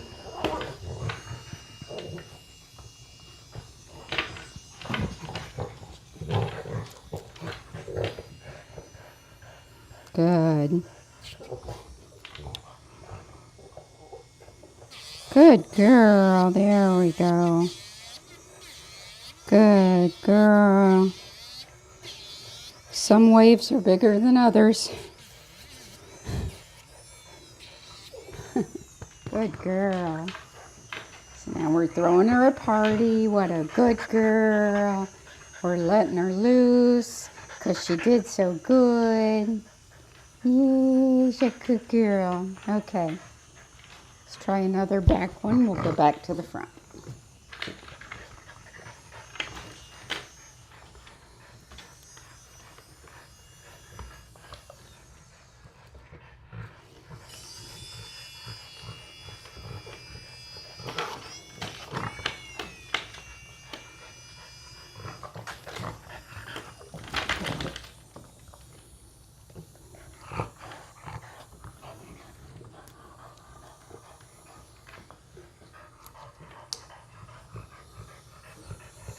Good girl.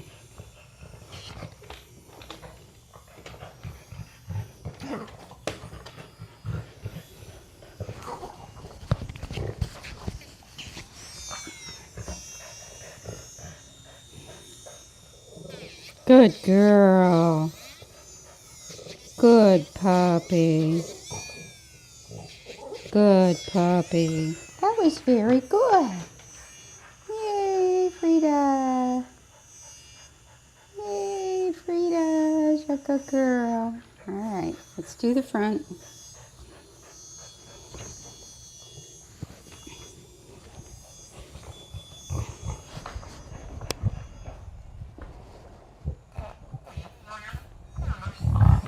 Good girl.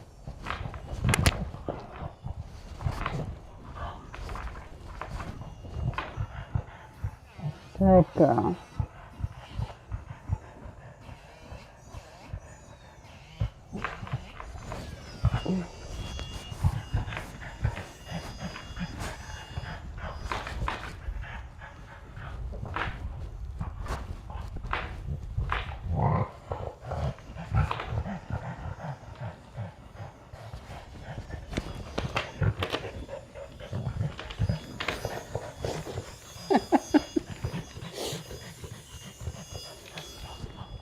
Like holding a grease pig. No shade thrown there on the type of dog.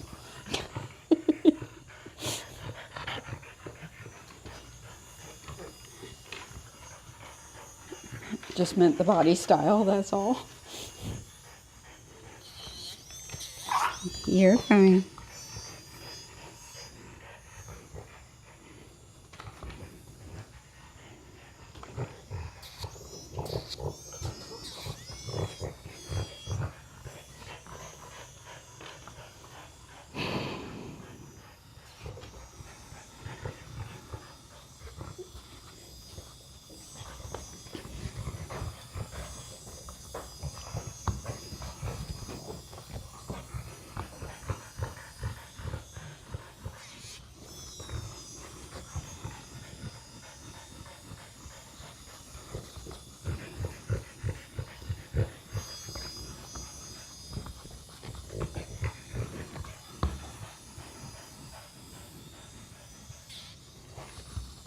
And for anybody who would think that this is even remotely traumatizing to a Frenchie, doesn't know Frenchies. These are very stubborn, very headstrong dogs.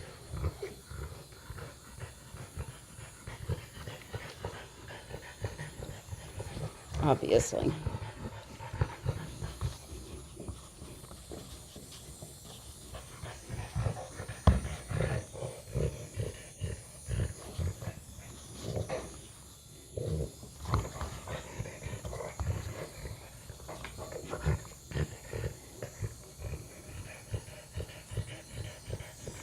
Good girl. All this to just get the toe and individualize it so I can pick up my tool.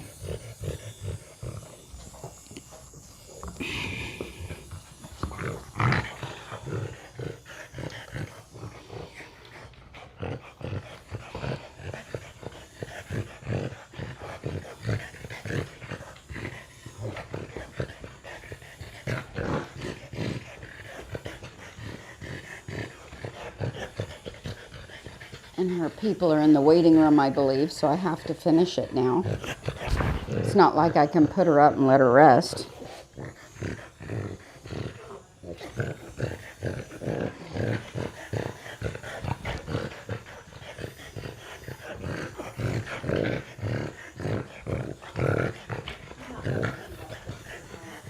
Oh, okay.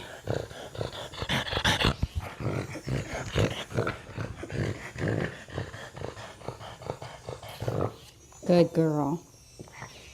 Good girl. That's it. Good girl. Good girl.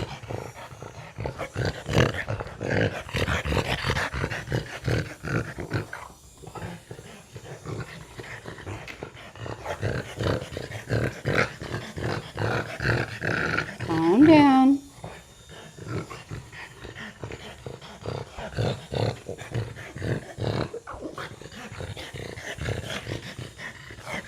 Two more nails and we're done.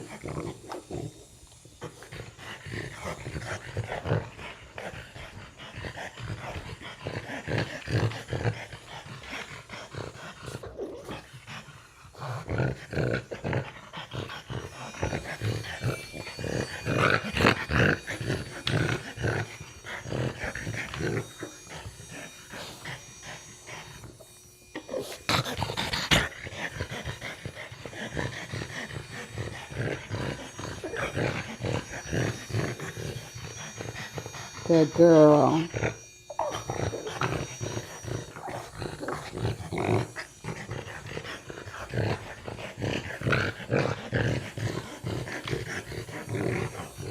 Calm down.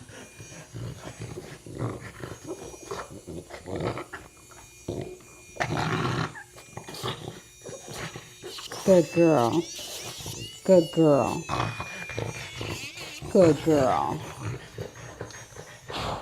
Did it. Goodness gracious me. Good girl.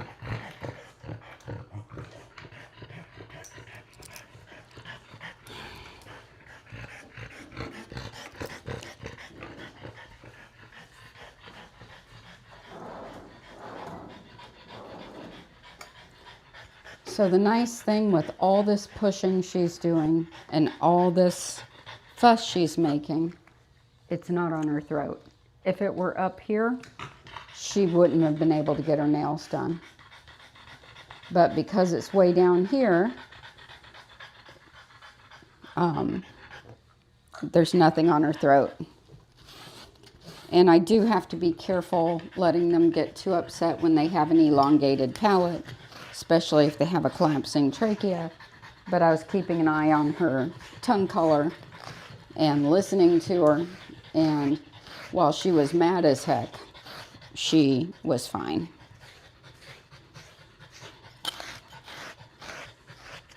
And if she comes back, and as she comes back, we'll see if she improves, which I think she will. So one thing the pet parent really wanted done was the ears cleaned. So we left this ear intact. This ear is not good. And if an ear is abnormal, we don't clean it. And most of the time when people want ears cleaned, it's because they're abnormal. So bring you in closer here to show you what we don't clean. See if we can see it better here. So this ear is very swollen, very crusty, and if we were to remove any of these crusts, it would be really raw. So this is a medical issue, not a cleaning issue. So we don't touch that.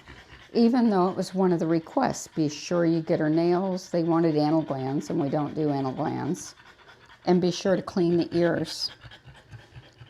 But it's on our website and on our policy that we don't clean abnormal ears. And normal ears look clean already, so that's the thing. Good girl.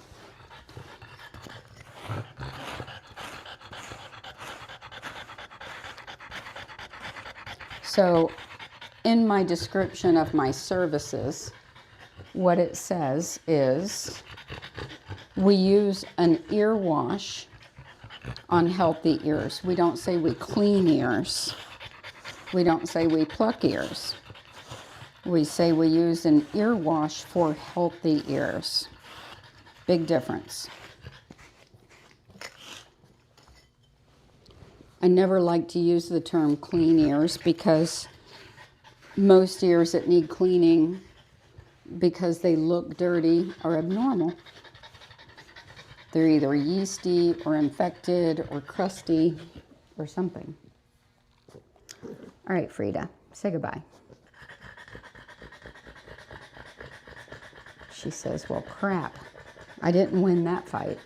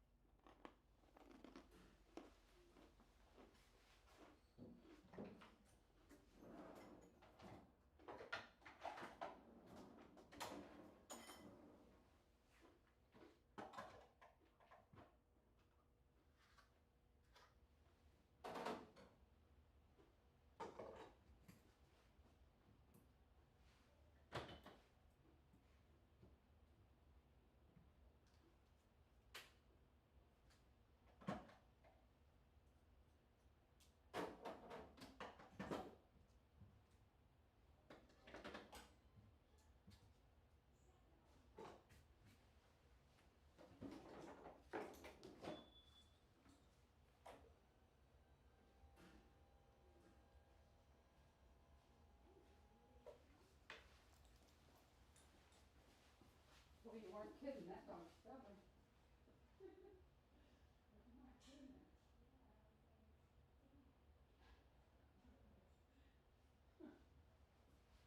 She wasn't gonna give.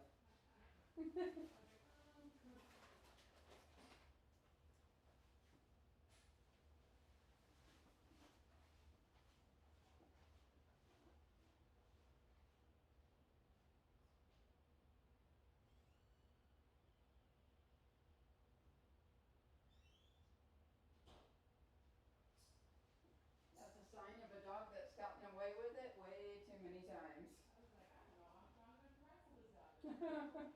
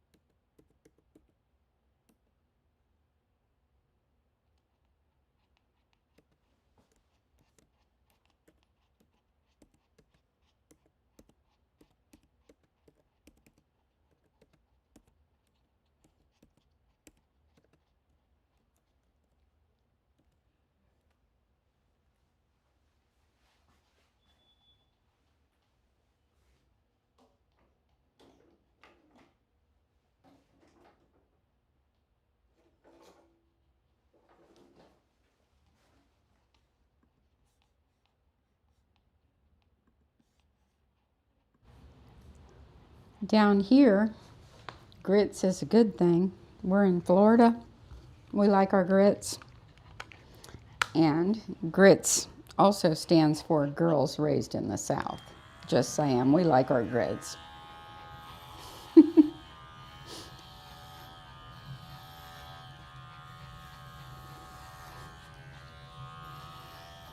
If you're not following the chat, customer just wanted to know why the text message she got said grits is ready for pickup when it was supposed to say Frida. It auto-corrected on me. And the pet parent wasn't happy about it. Like I didn't know her dog's name or something. Oh,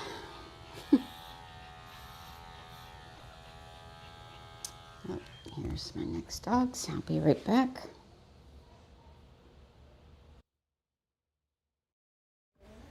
I'll get it. It's Levi and Bandit.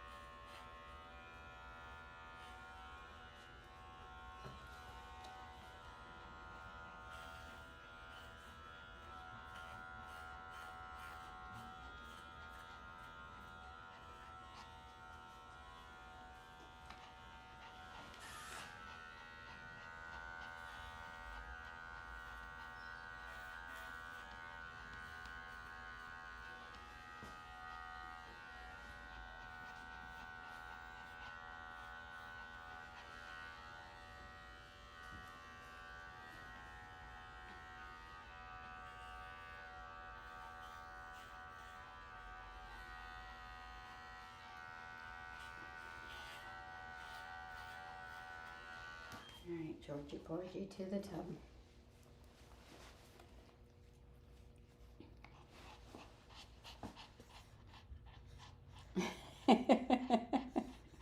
Love that stargazer.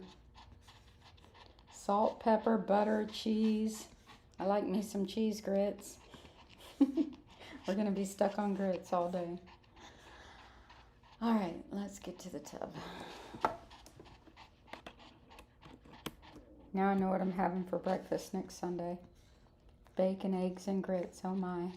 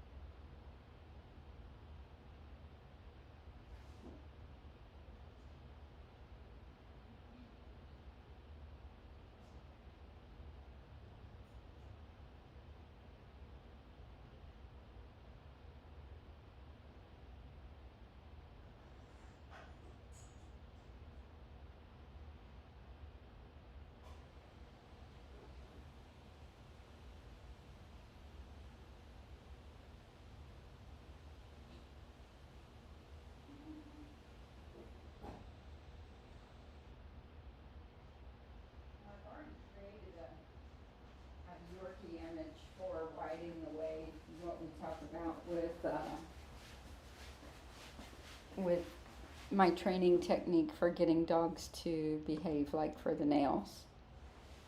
I just thought of a new image I'm going to create. Riders on the Storm, put a Frenchie face on it. Riding the wave is one thing, riding the storm is quite another.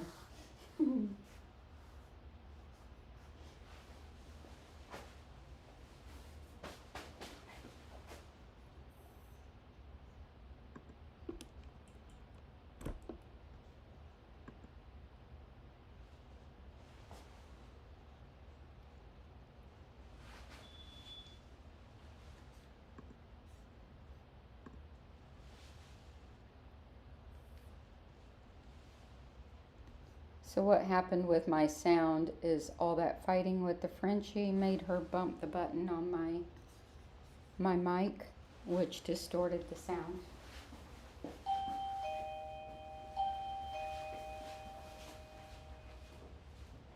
Hi. Thank you.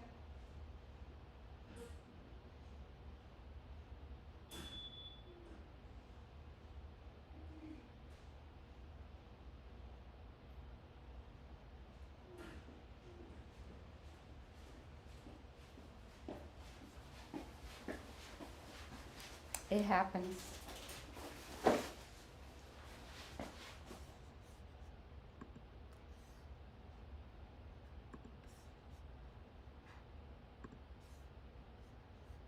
I also had my MacBook microphone on instead of my regular mic when I was in the back.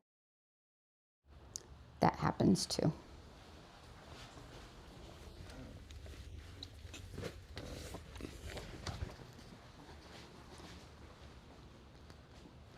The joys of live streaming.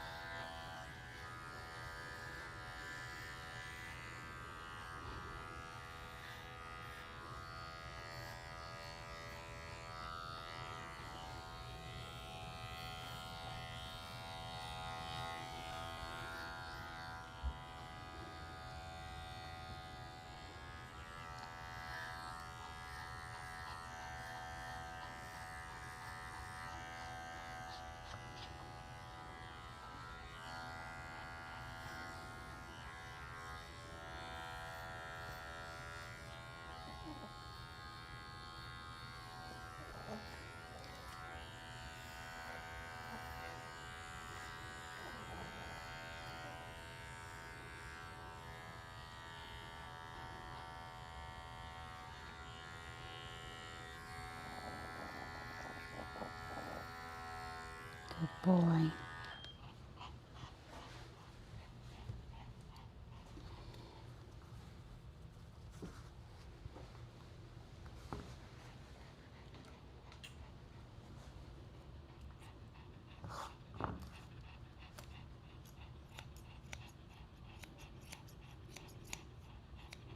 Up after Georgie will be Levi and Bandit.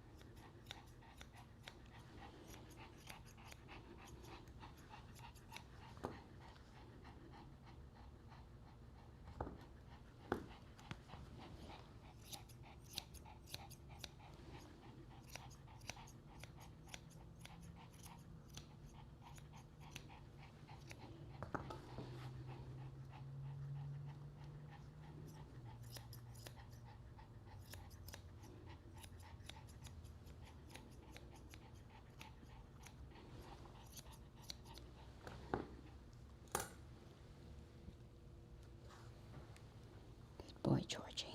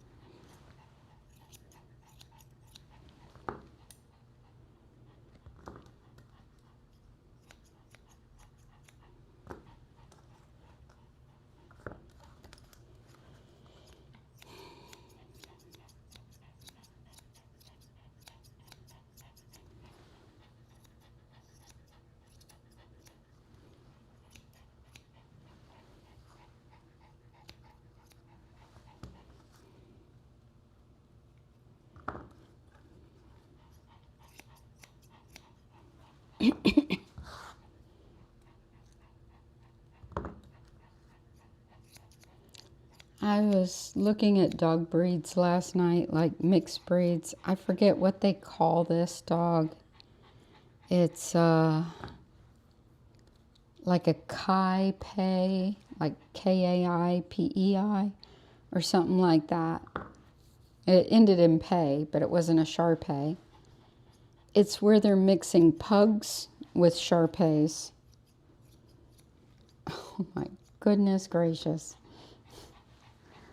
Let's see if I can find a picture.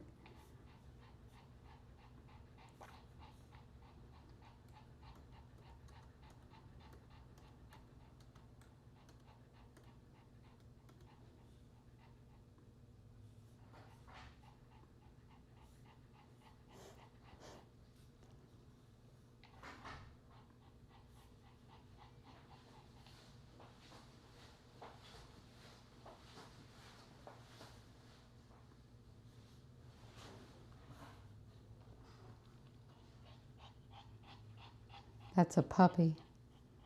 Look at the roll over the nose. Like, oh my goodness.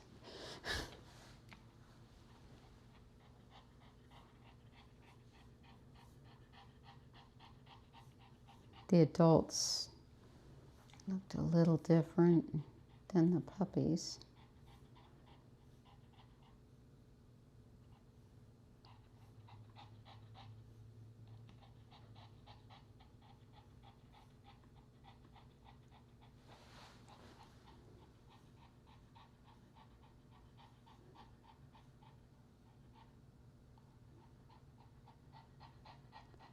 A lot of these are just Shar-Peis and not that mix. The pug Shar-Peis have a bit different of a look. Ori-Pei, that's what it's called.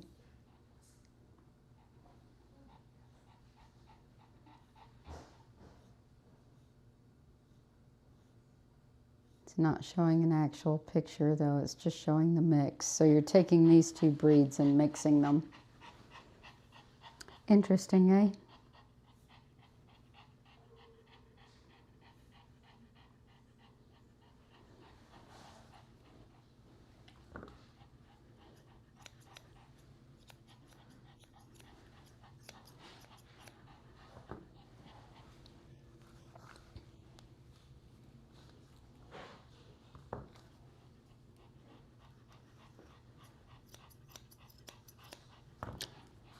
The one thing I don't like about Shar-Peis is the feeling of their coat. It makes me itchy.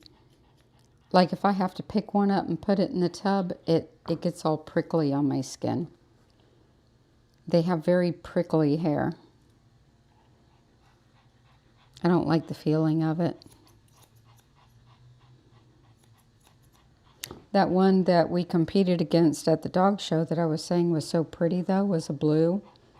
He was a nice dog. Beautiful movement.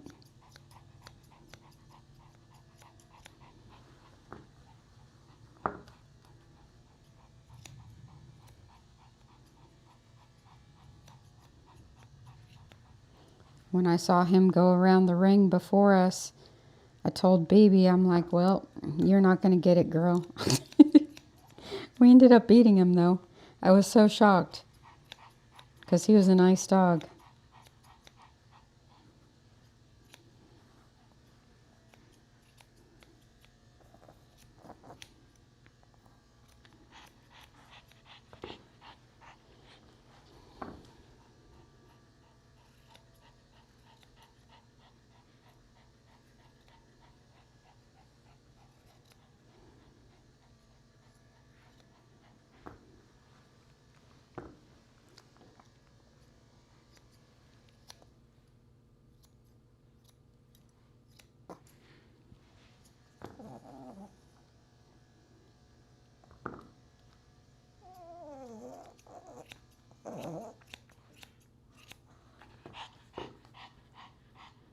You're all right, Georgie.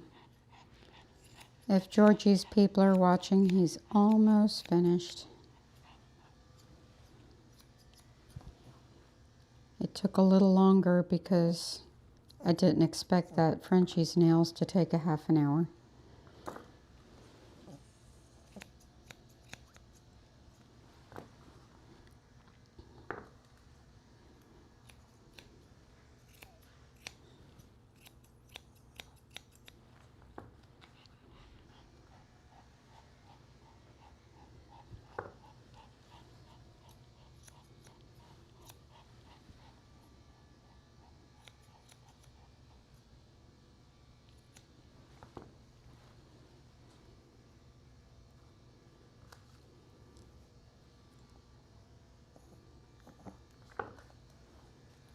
going on?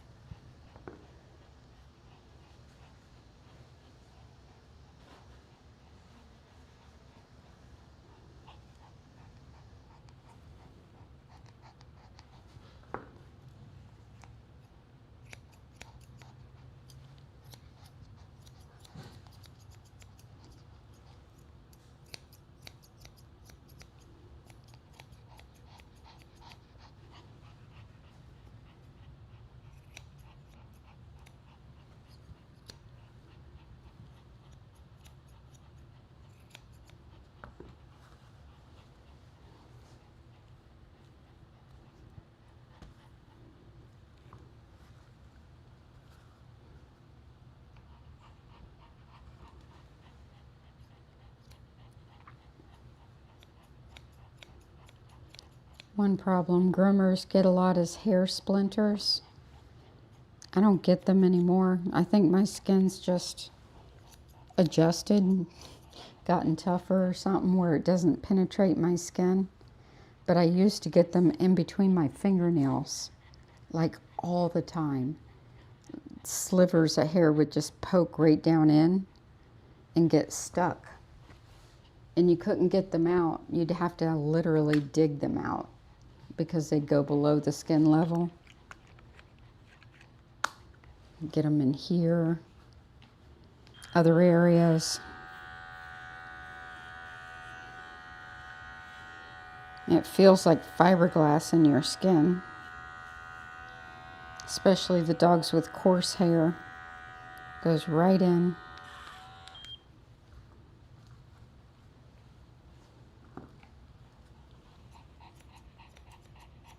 When I used to have Rottweilers of my own, their hair would penetrate everything, and it would weave in and out of like your clothes. Like if you had jeans, it would weave into the jeans, so you'd have to literally pull it out. It would weave into everything.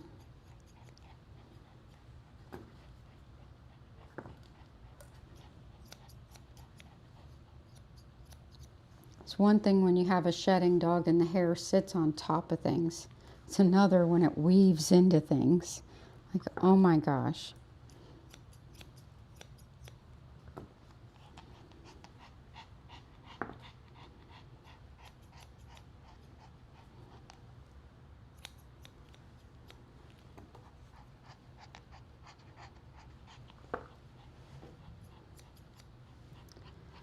All right, Georgie, let's go make you a bandana. Text your people. Yes, you're going to text your people. Yes, we are. They're probably waiting right outside.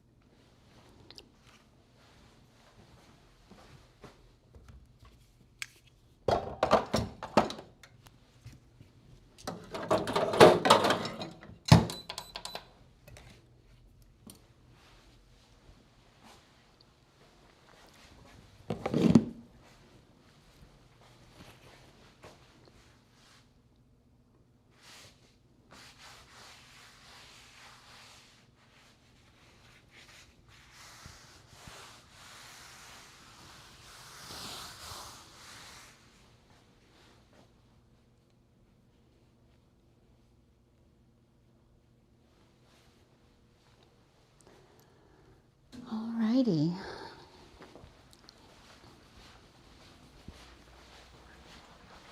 Who wants to get pretty? Who wants to get pretty? You? You want to get pretty? Oh, you good boys. Sit. Wait. Wait. Wait. Good boy. Yes, that was a good boy. That was so good. You're so smart. You're such a smart dog. Yes, you are.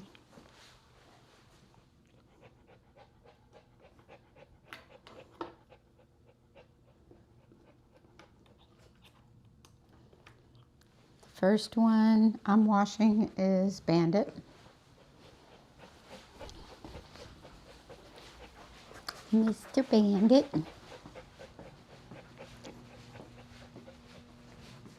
We're gonna froth them up some conditioner. Yes, we are. I'm gonna froth you some conditioners.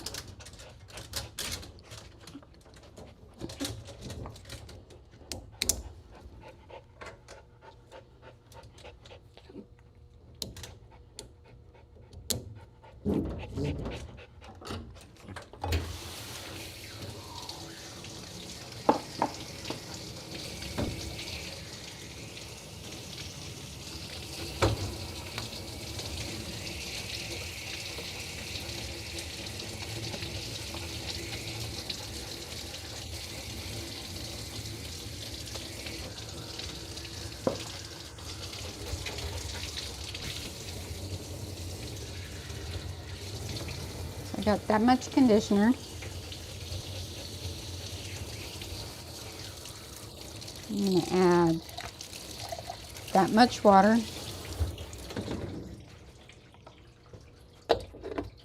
Oh, I have the thing in the other room charging. Let's go grab it.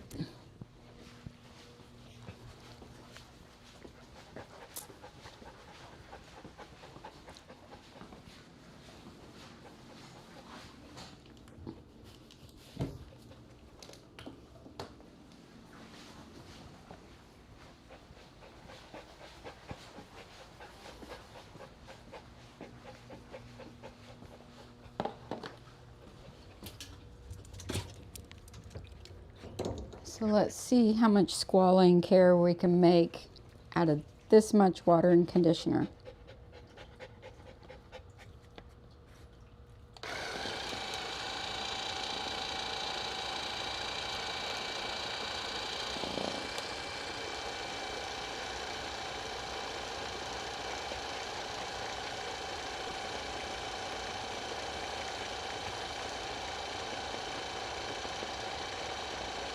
Leave it on for a few minutes.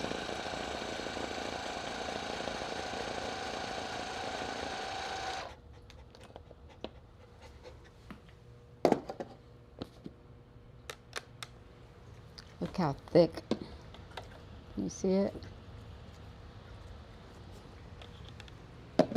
I might give it another go right when I'm ready to use it. Whip it up a little more.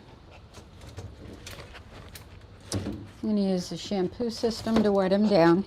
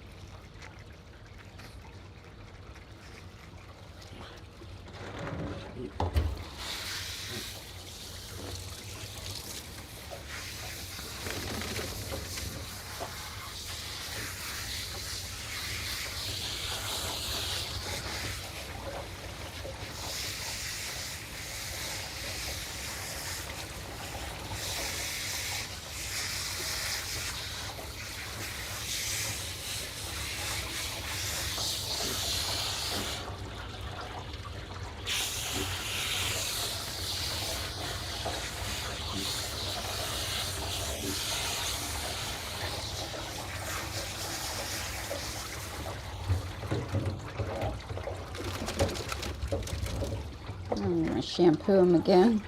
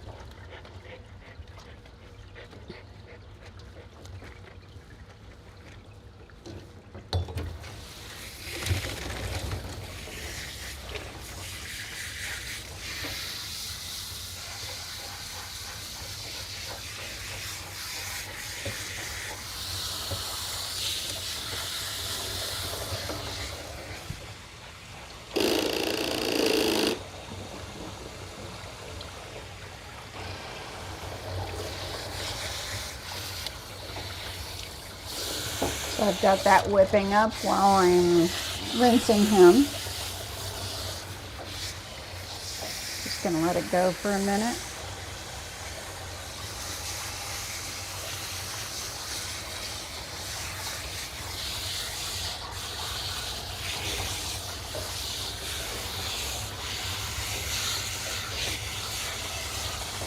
Just like whipping whipped cream or meringue, sometimes you might want to let it go.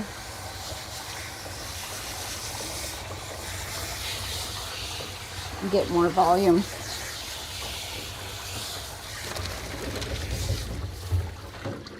And it stops on its own, that's cool.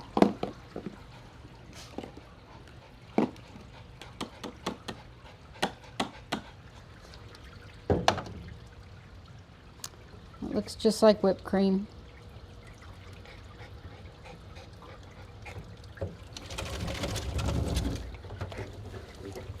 Ah, so soft.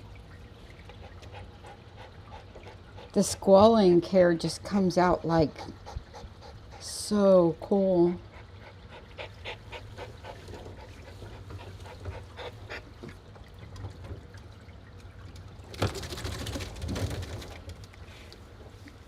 It feels good in your hands.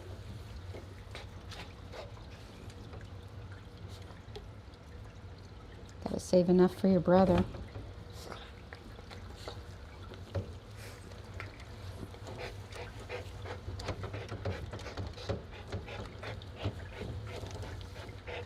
It feels like a lotion.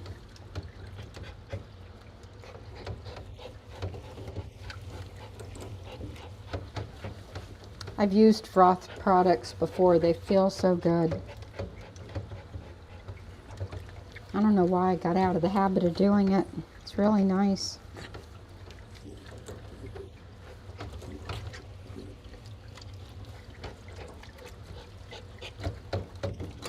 Save the rest for Levi.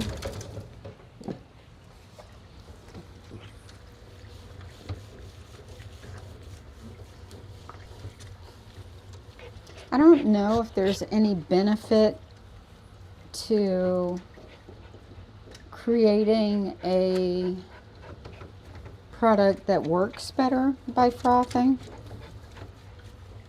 but I do know it adds volume, and a little goes a long way.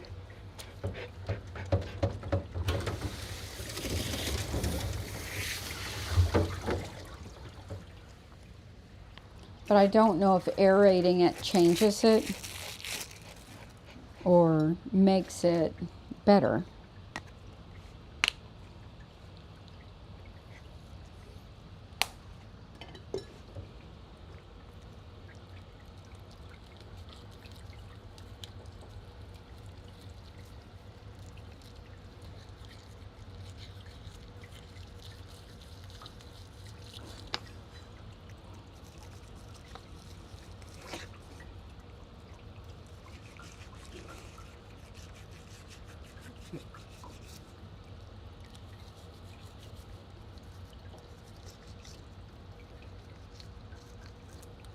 Good boy.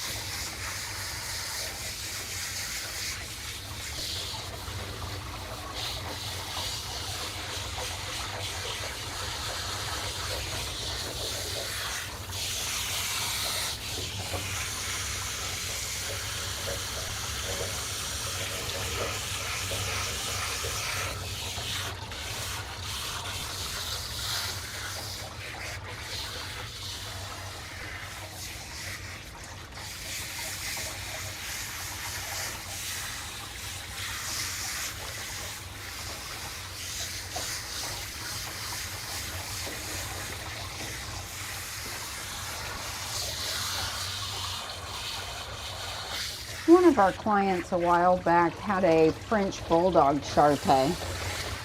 I don't know why they stopped coming. It came a few times. That was a funny dog. They also had a French Bulldog, and I think they planned on breeding the two, which I wouldn't think would be a good idea. And I think I'd mentioned that, which might be why they don't come anymore. But the Frenchie was a female, and the Shar-Pei Frenchie was a male, which would produce very large puppies in that little tiny Frenchie body, meaning she would definitely need a cesarean.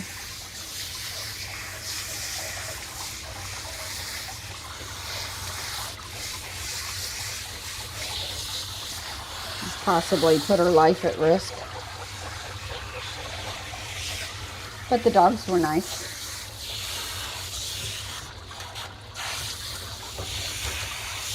The owners were nice.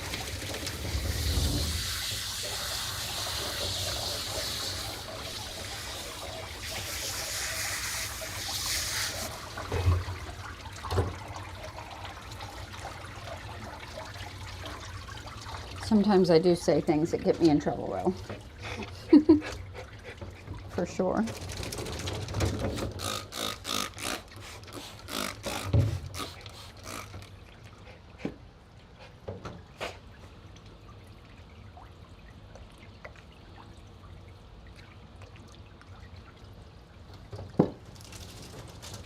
Good boy.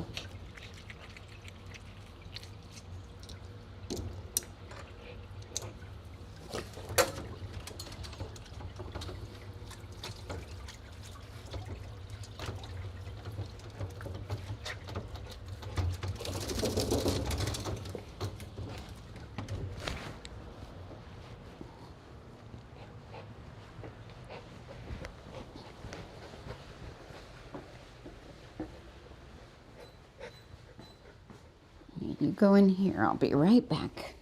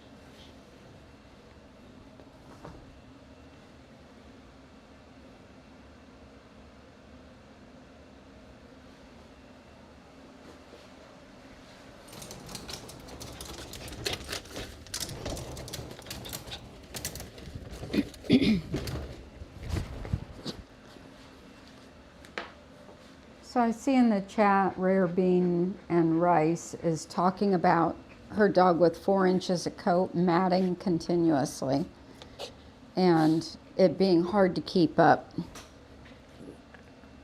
It's more about technique and consistency than it is the coat type. So this dog right now, he's got about 4 inches of coat, maybe 3. His brother's got about 4. Some areas he has 4, some areas he has 3.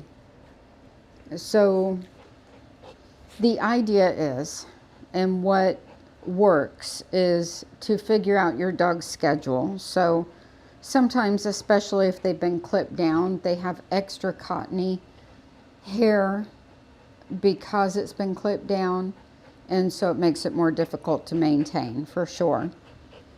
So you have to stay on top of it if you're trying to grow it out to get it to the point where it's not matting. So after a coat's been cut down and it's growing back out, it's just like the dog's going through change of coat all over again.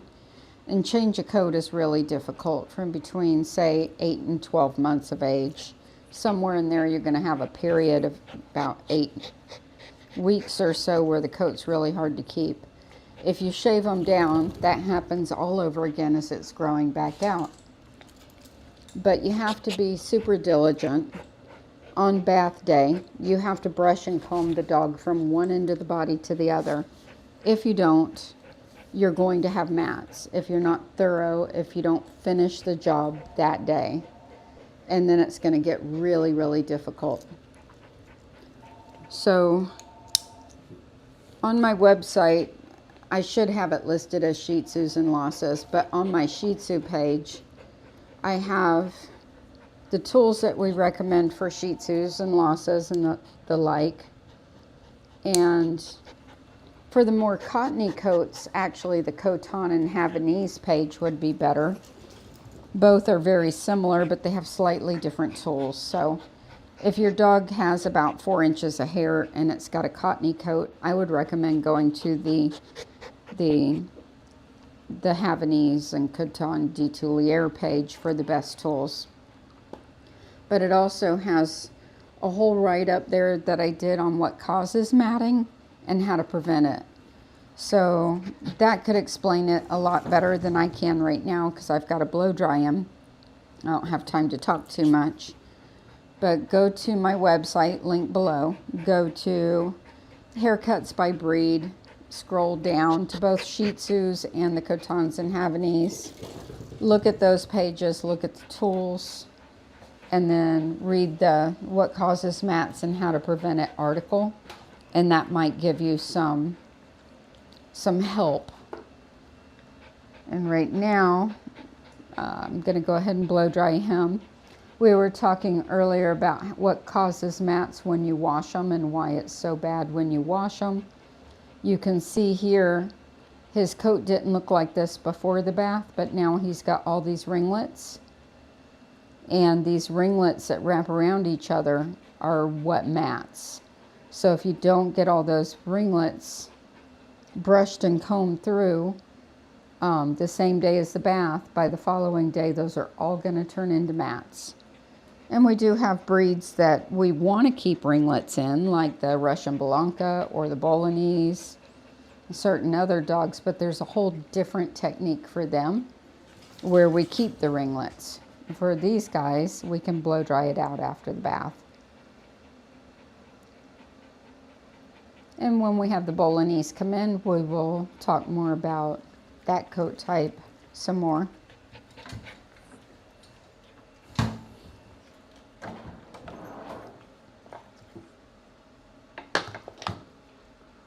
So the tools I start with for this guy, and this is basically for this length coat at all, is my pin brush. This is a Maxi Pin VIP.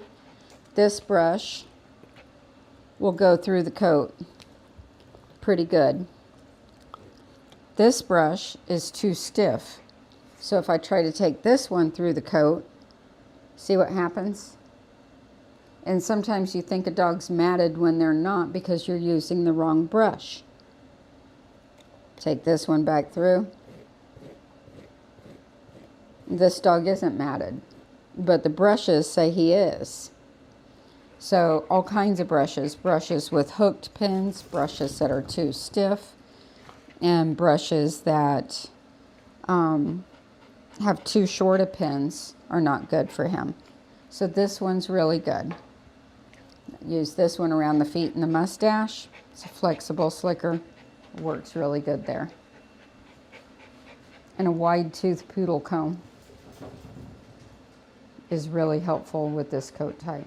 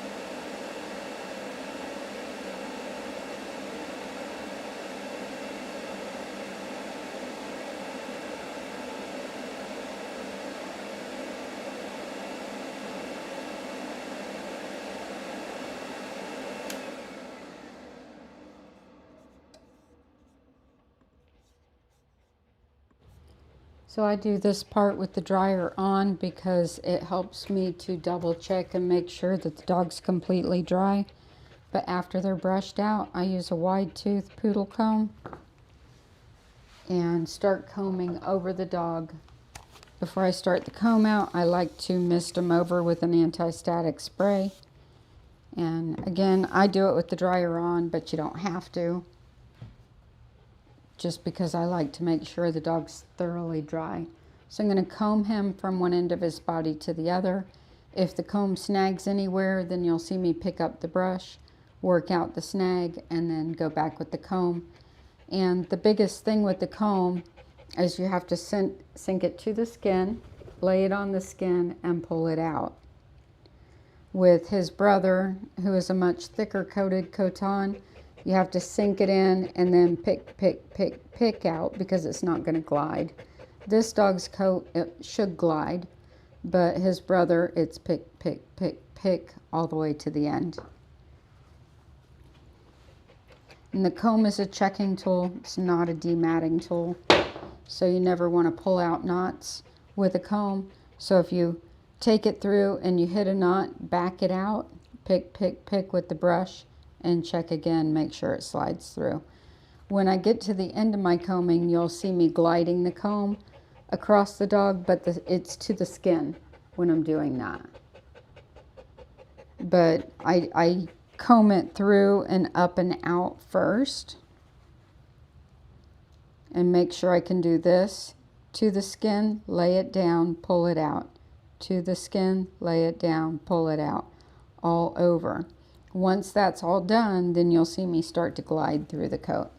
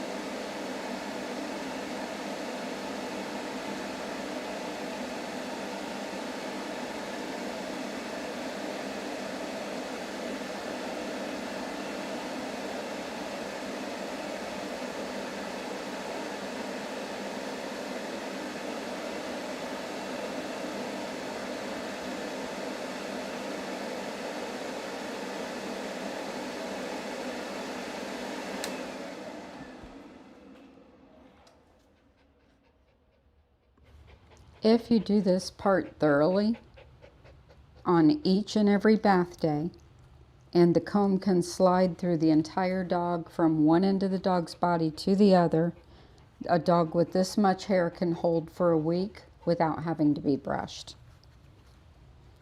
And what I do personally, I would wash the dog once a week. This pet parent goes 2 weeks. So I wash the dogs every 2 weeks, and she does a major brush out in between. So at that 1 week mark with this much hair on this dog, I would sit down, mist him over with an anti-static coat spray, and brush him out. So this brush may or may not be enough to brush out on brush out day. Probably would, but you might need something a little stiffer to break through the coat when it's not wet. When it's wet, this one's best. And you line brush when you brush. So you pick up the hair and feed it in, creating a line, and then just keep moving your arm up to keep feeding more and more hair in. And you can do the combing that way too.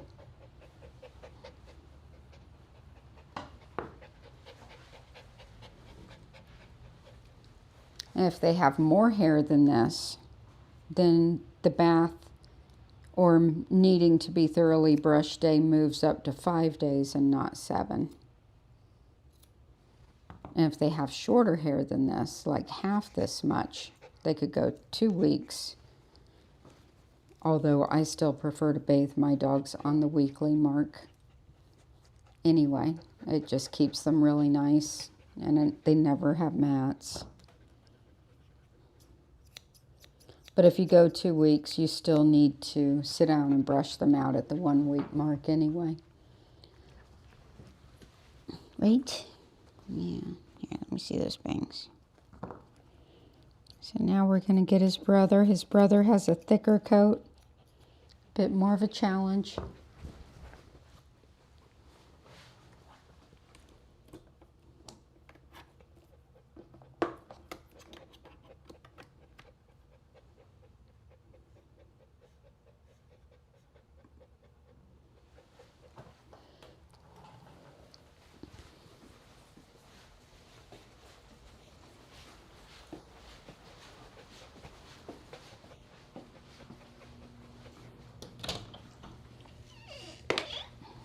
Good boy.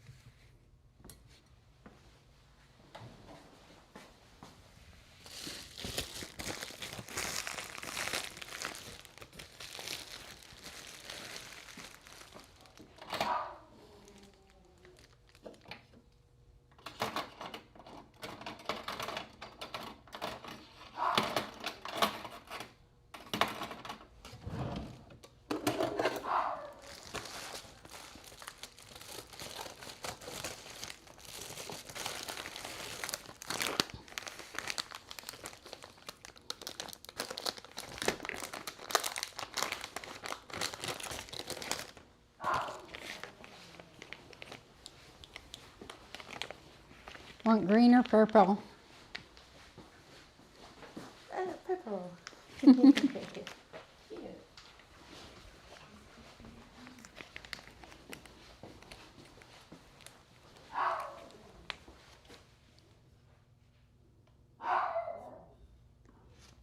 So I got these. Cat got the purple one. I got the green one. What I'm going to do with mine is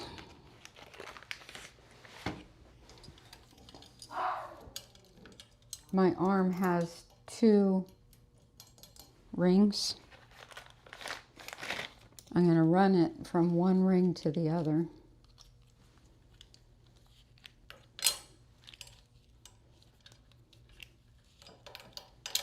And that way they go this way and they drop down a bit, so I can position the dog in different areas.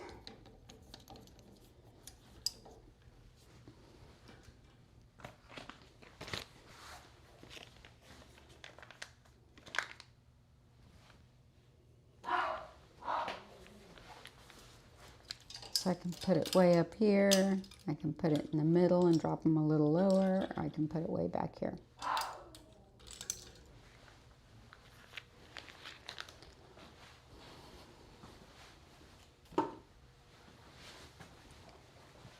And if you don't have an adjuster, you can also drop it down so it works like an adjuster, and you can just hook at different heights.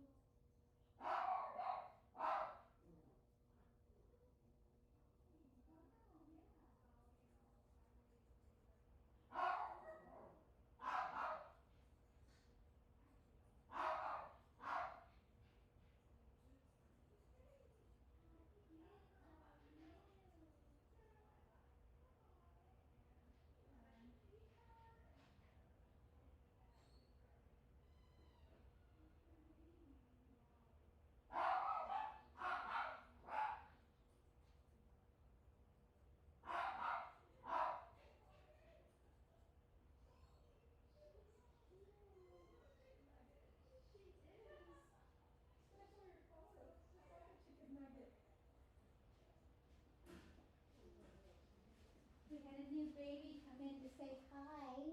It's a baby poodle.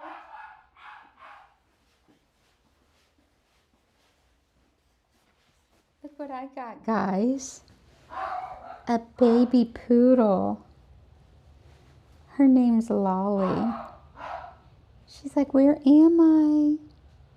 Hi, Lolly. Hi. Oh, isn't she cute? Say hi, everybody. I'm going to be a regular client because my people were very regular clients, like once a month forever. And their doggies passed away a few years ago, and they waited a while to get Lolly. So Lolly's going to be very regular. All right, we're going to go back to our mom now. Say goodbye.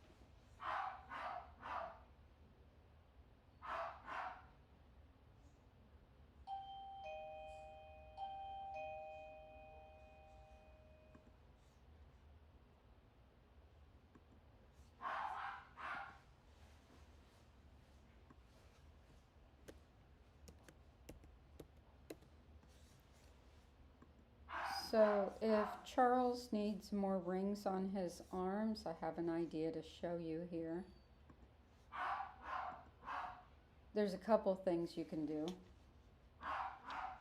One would be a groomer's helper attachment to the arm. That would work. Or, let's see.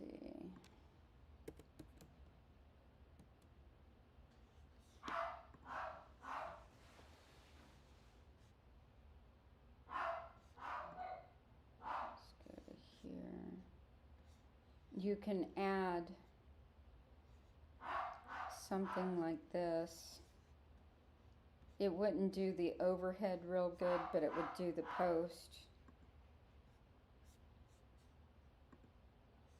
These here.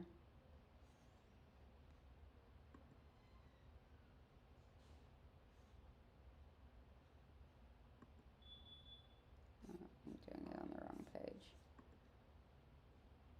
So you can attach these to your grooming post for control, or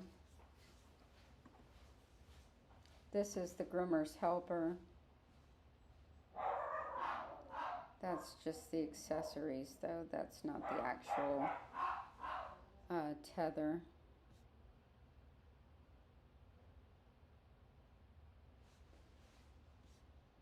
But this is expensive.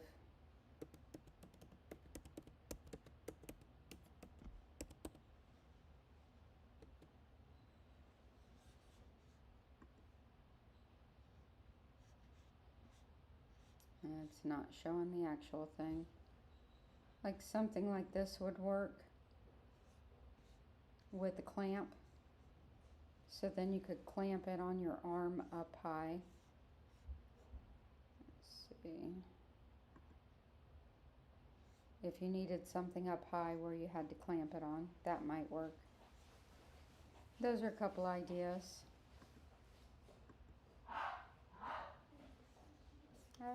Get off there. Doesn't show you anything you can't see anyway, but I still don't like it up there.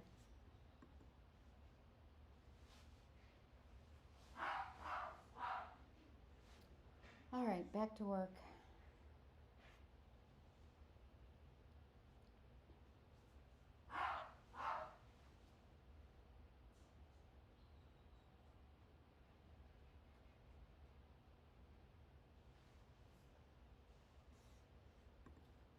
Go to the tub. First I'll grab Mr. Levi. Mr. Levi.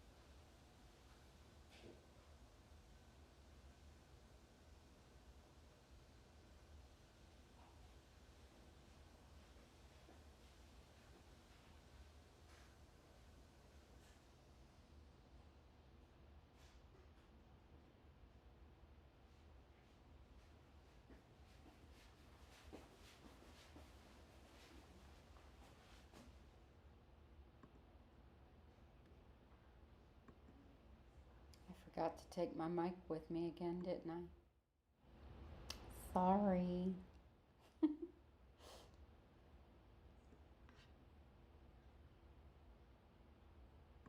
I had a feeling I forgot it when I was in there, but there was nothing I could do about it because I already had the dog in the tub. So I was like, well, they'll just have to deal with it.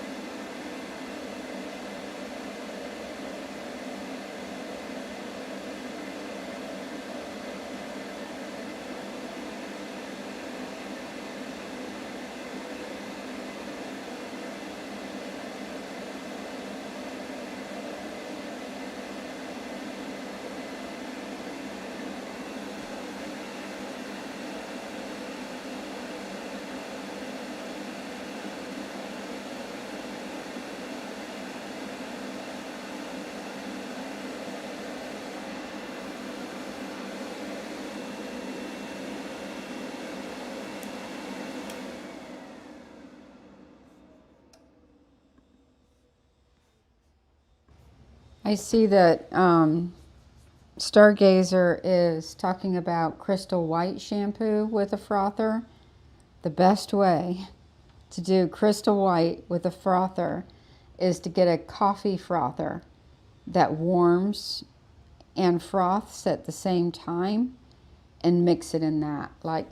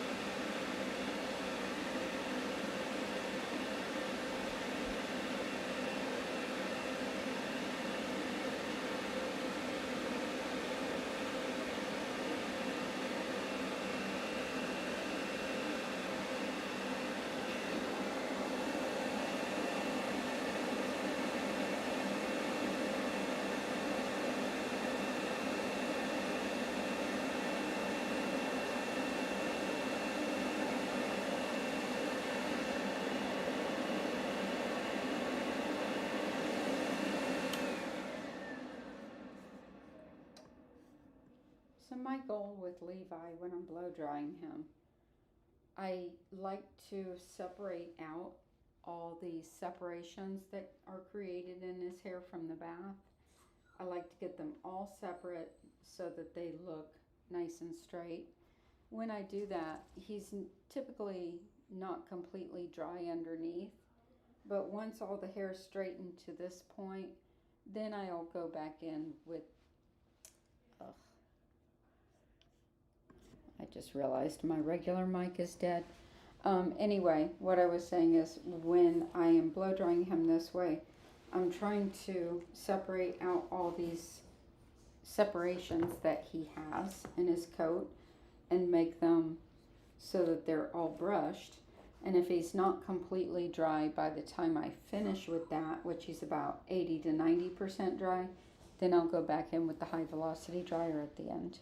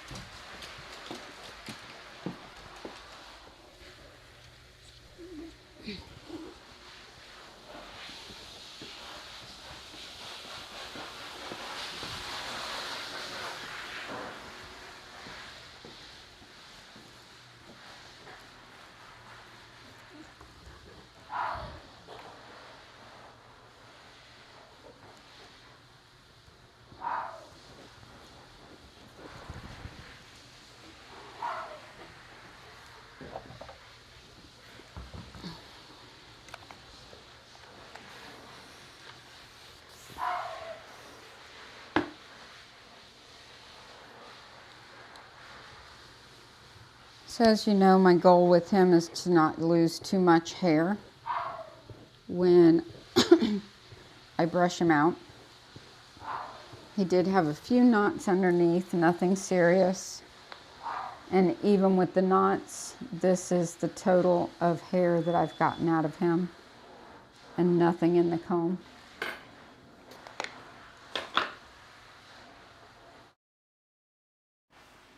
Be right back. Stay here, buddy.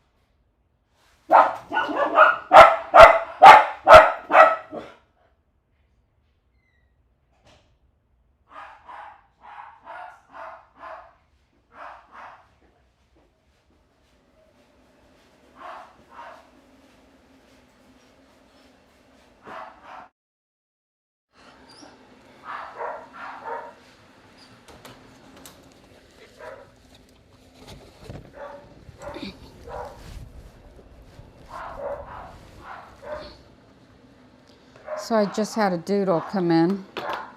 Not at all what I was expecting. And the pet parent said that the other groomer just kept cutting off her beautiful ears, that they were never matted, and ears are real short right now. And so then I touched the back legs because she said she likes those full, and it's all matted. So, and the coat is hugely dense. It's not what I was expecting. She's half Springer Spaniel and half Poodle. And Springers typically don't have dense coats like Cockers do, but it's as dense as a Cocker and Poodle mixed. And she's big. So, not at all what I was expecting. We'll see how it goes. See how it brushes out.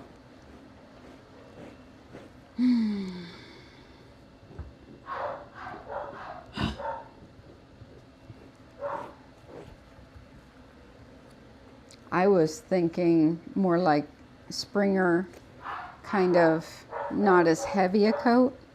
It's heavy. Heavy, heavy, heavy coat.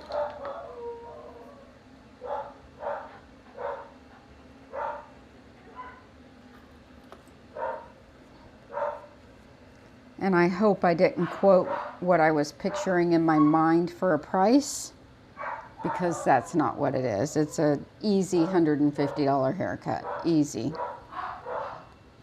And I don't think that's what she's been paying over there, because they're cheaper than I am.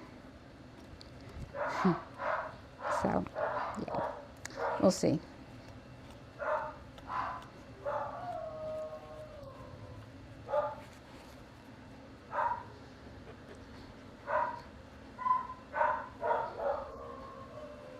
Who knows, it might just brush right out. It might not be what I'm thinking. We'll see. All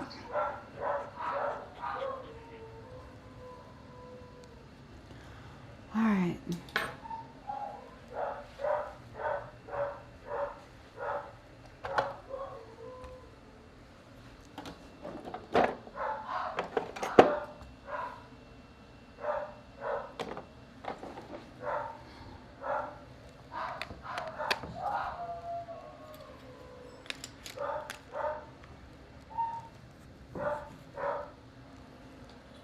This is something new I'm doing with him.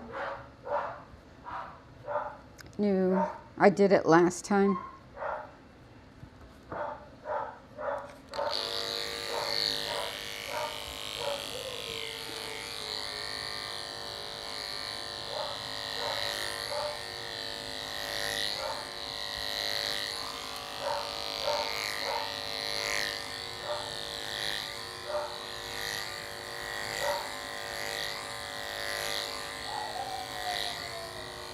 And she liked it.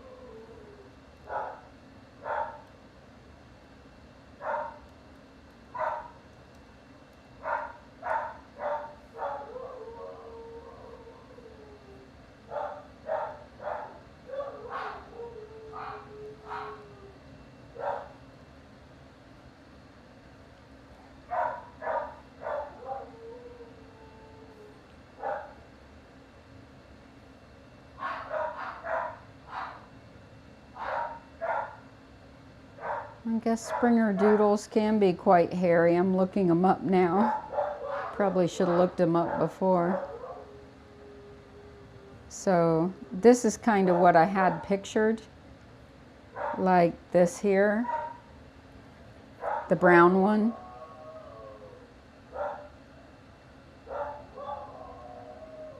Let's see, like this one.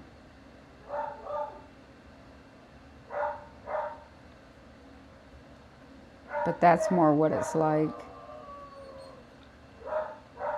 They're a lot hairier than I thought. This is what I had in mind when I thought Springer Doodle. I thought like a kind of a hairless face and a flat coat body. But they can be quite thick too. Interesting.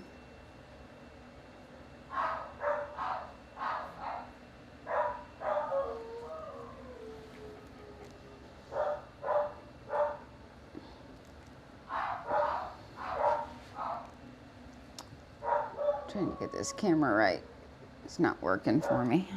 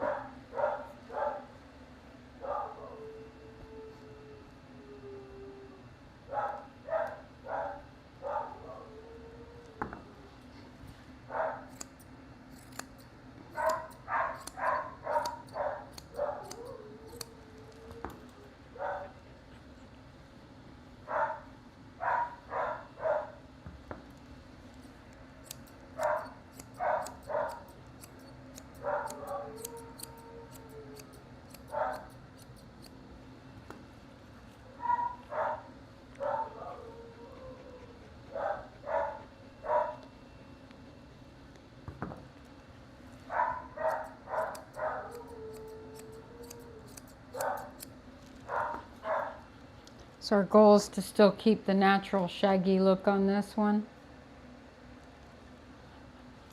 while trimming a lot of hair off.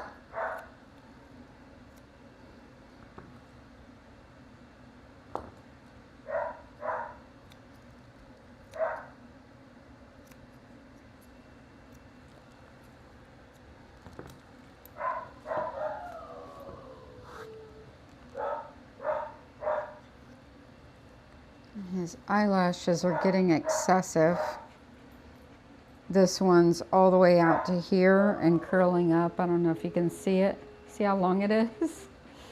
It's gonna need to get trimmed today.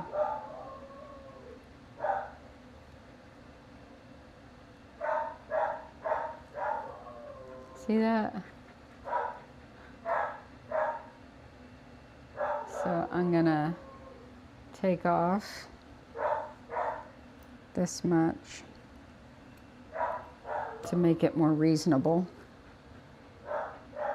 If he had super long hair, maybe keep it longer, but I think that's more than enough eyelashes.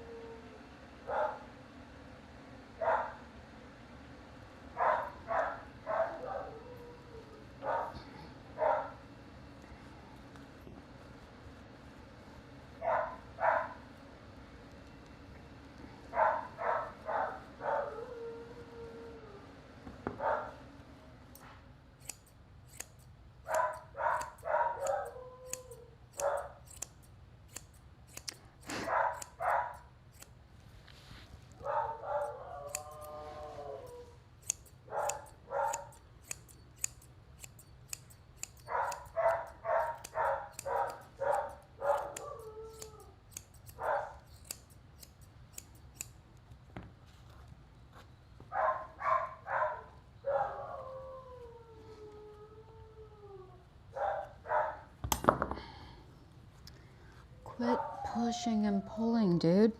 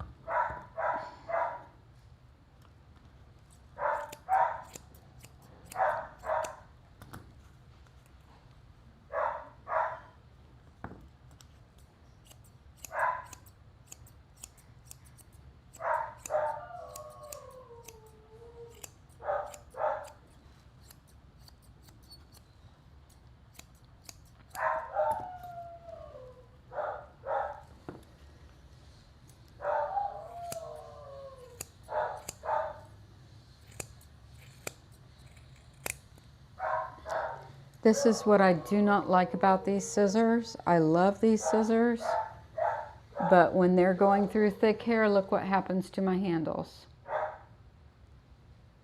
Like, they get locked. You have to yank them apart.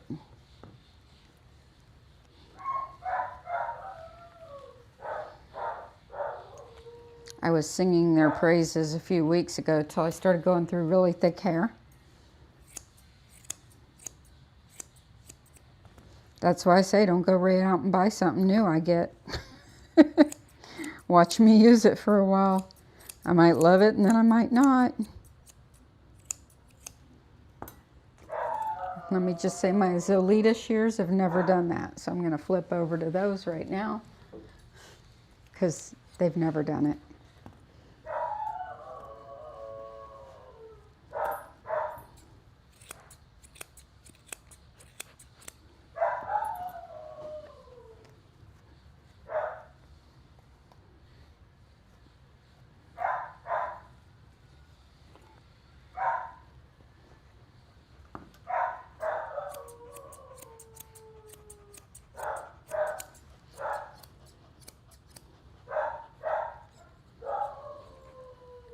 My favorites are my favorites for a reason.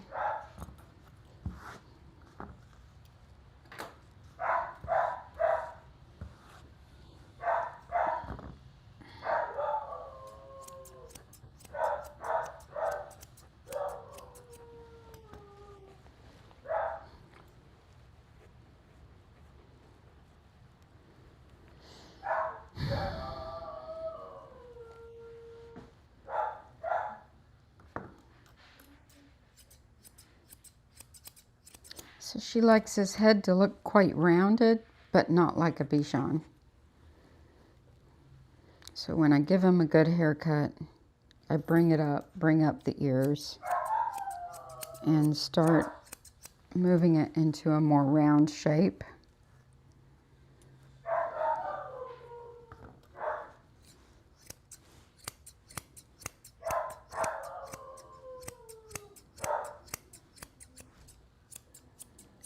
I don't cut them in tight under the chin like in here like I do a Bichon. Leave it fuller. That way he can keep his fullness and not look over trimmed.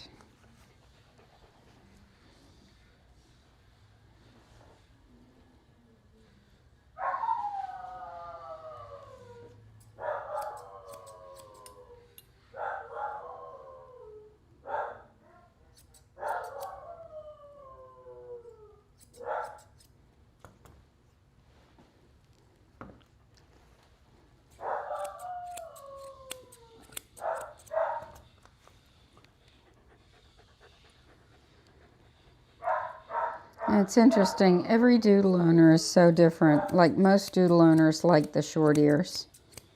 But this pet parent wants really long ears on her doodle, which will make her look more like a poodle.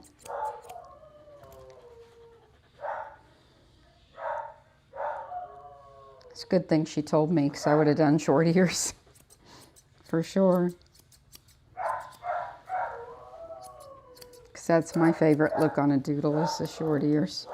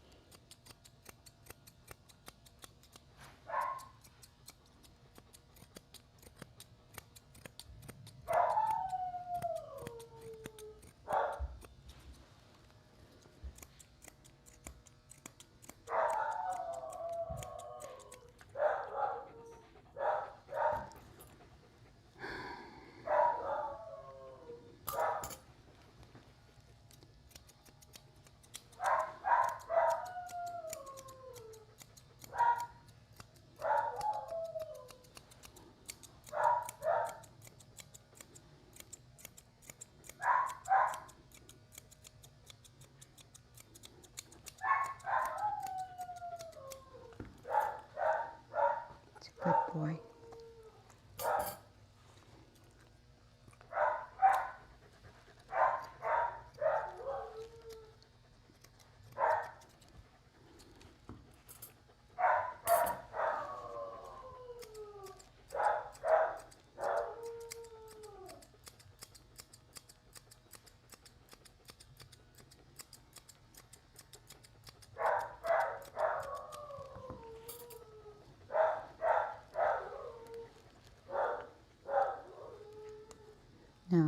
want you to lay down.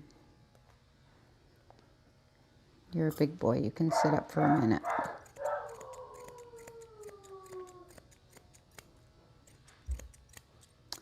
I can always hear when my neighbors are not quite happy with the noise, and I don't blame them. They have ways of letting me know it's a bit too noisy over here.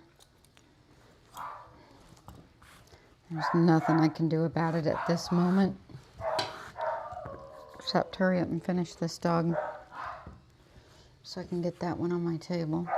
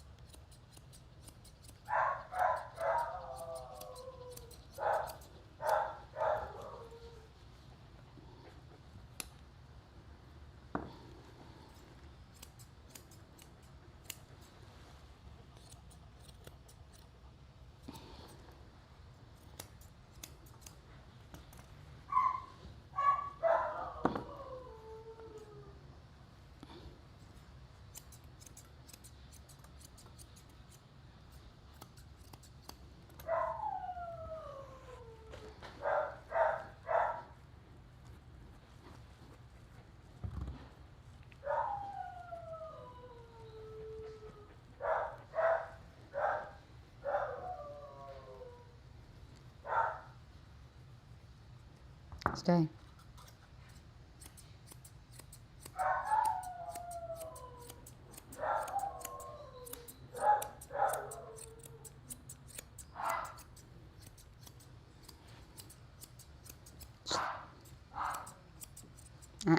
Stand. Stay.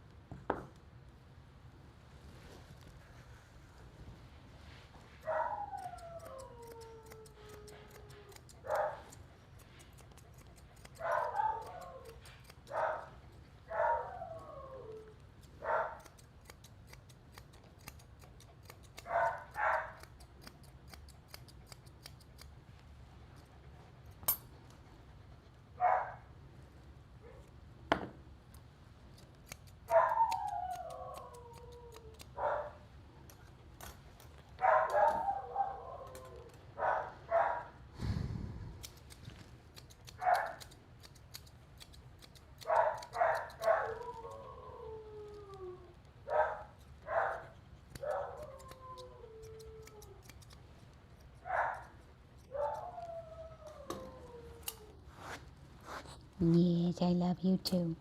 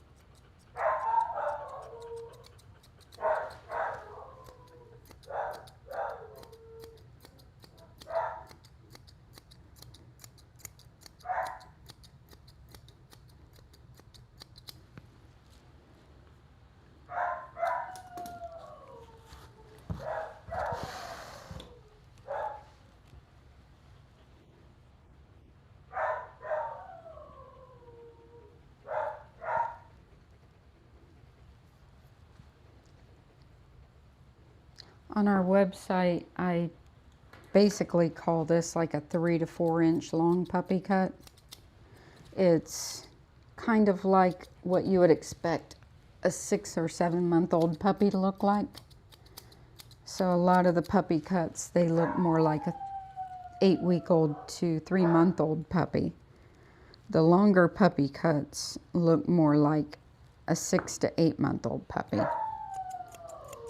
where they're kind of longer and shaggier, but still super cute.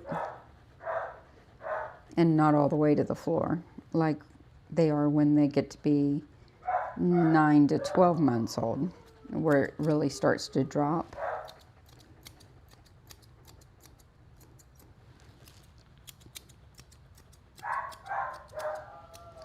And this is not a cheap haircut. This haircut takes a lot of bathing and brushing, a lot of blow drying, a lot of scissoring. And it's a loose haircut. It's not a tight hand scissored haircut. It can't be because of the amount of hair. So if you combed it all up and looked at it, it's not going to be even, and it's not supposed to be. It's supposed to be loose and shaggy, and it's supposed to move when the dogs walk.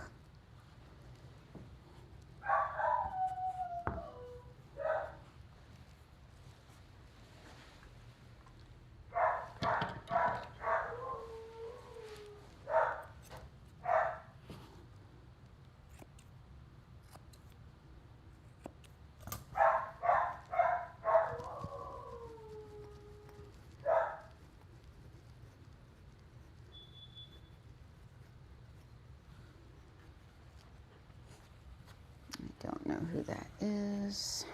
Let me go see.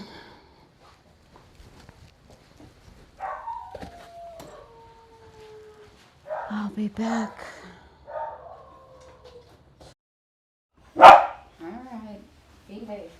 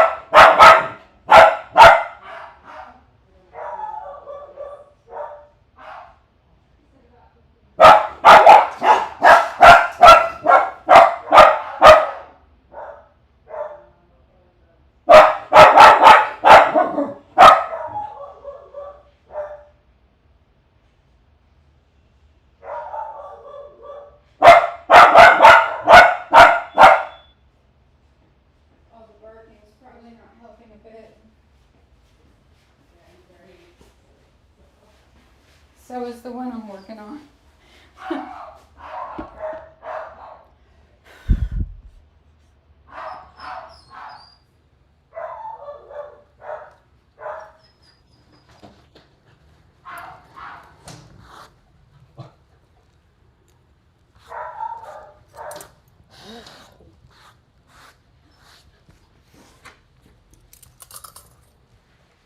All right, come on. Almost done. Ooh, you're heavy.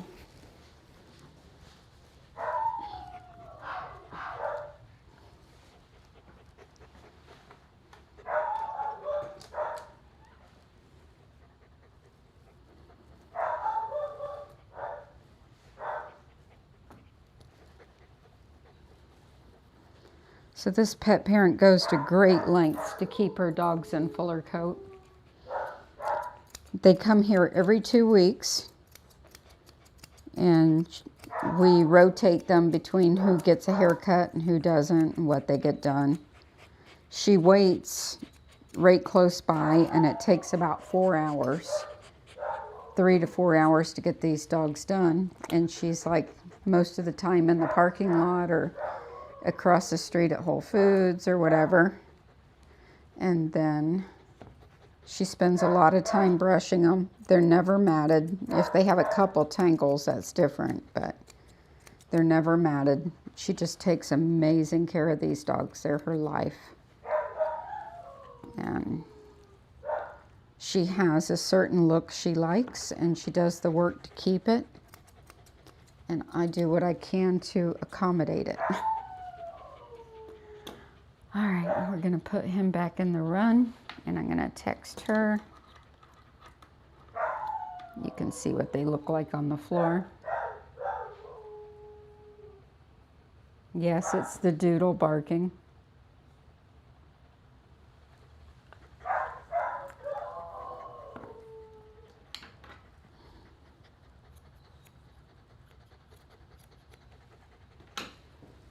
All right, buddy.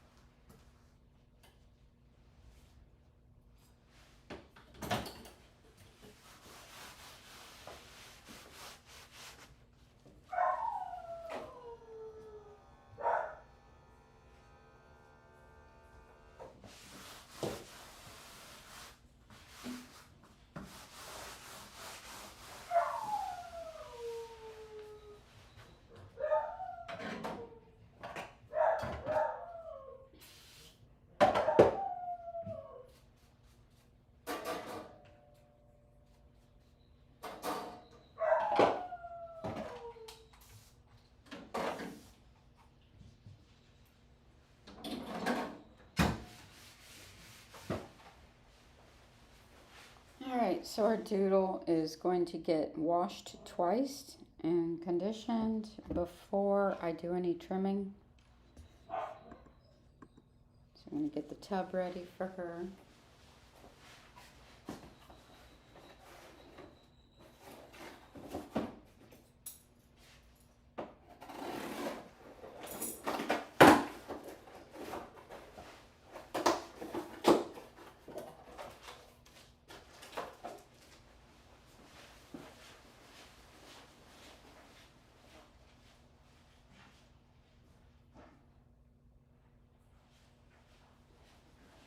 Are you okay on time? Yes.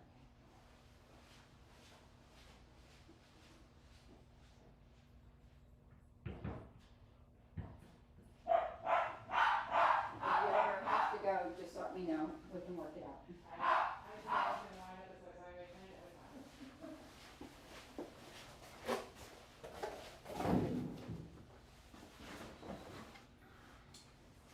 Before I start that dog, I'm going to do some laundry.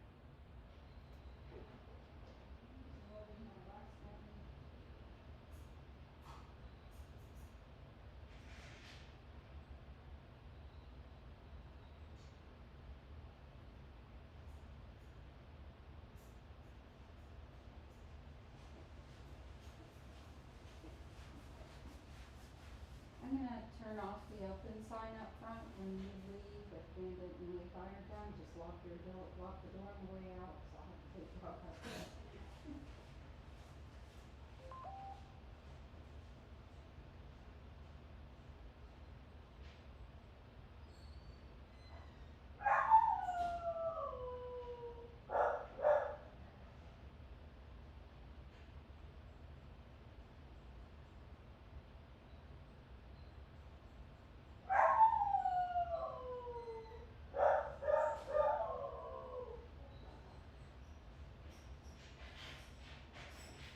Nothing worse than having a big dog in the tub and somebody comes in.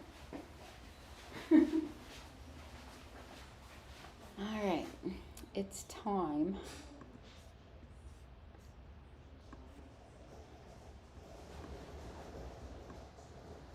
Let's do it.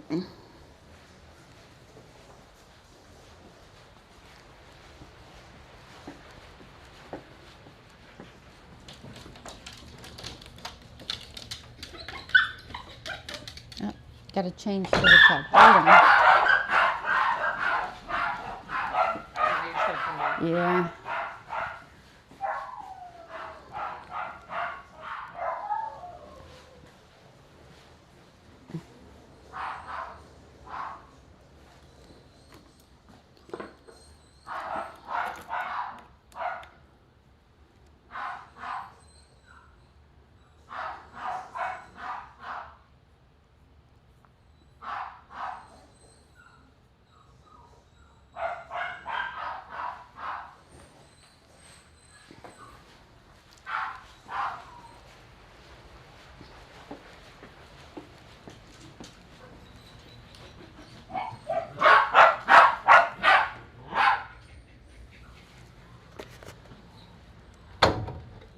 So for her conditioner, I'm gonna put 2 good pumps of argan oil.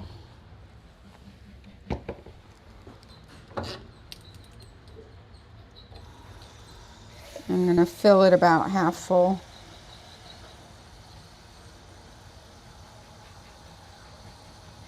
Because I don't want it super heavy, but I want plenty. We'll see what that does.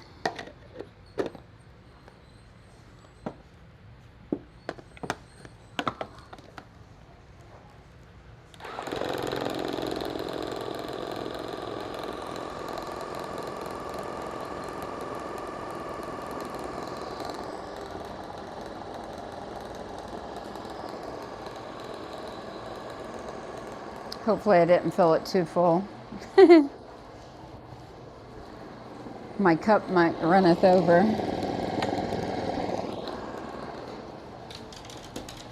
All right, big girl. Come on.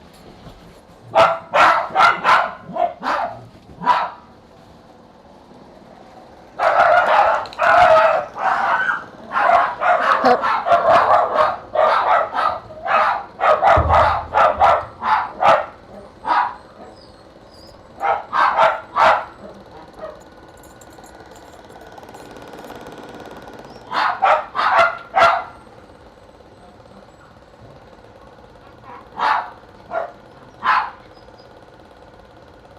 So the pet parent says the ears are never matted, even with them as short as they are. I'm finding some mats like all in through here. So that's probably why her ears are getting cut short.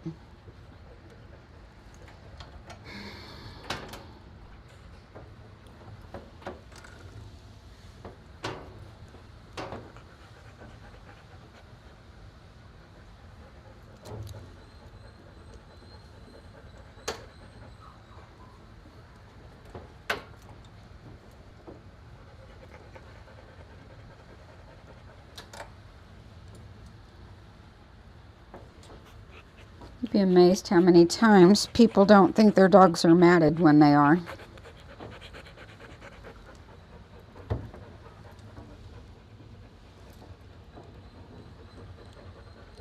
I don't know if this is going to fit her without extenders. I might need the extenders, I might not. She's supposed to only be 40 pounds, so should work.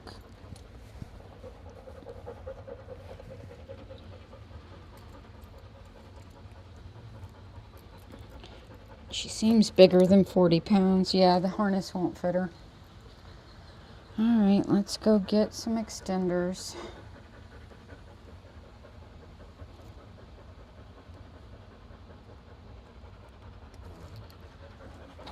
Come on. Up, up.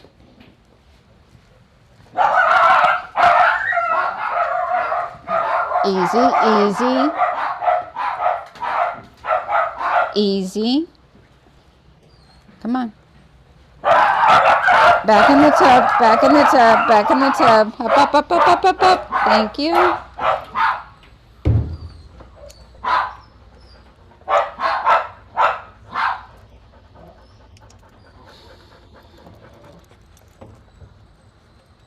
Stay.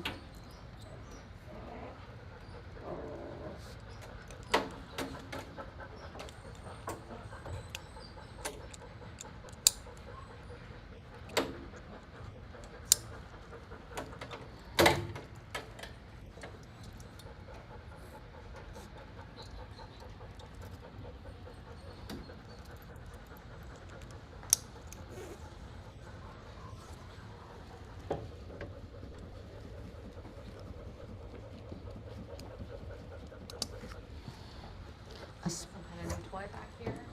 A Springer Doodle. Oh, that's a Springer Doodle? I never heard of such a thing. I didn't expect it to have quite this thick a hair. Oh my. Would you think a Springer Spaniel and a Poodle would have hair like this? It's so thick. It's like a cockapoo, Yeah. like a giant cockapoo. And it's matted.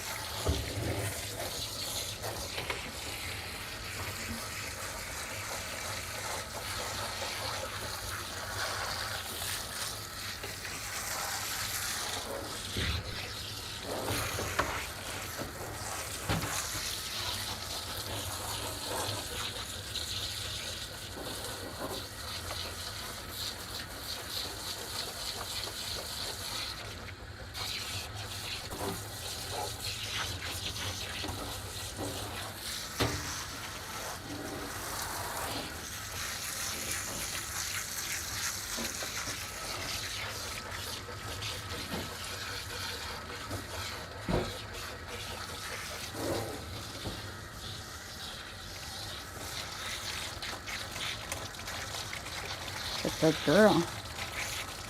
I'll change the name on the screen in a minute.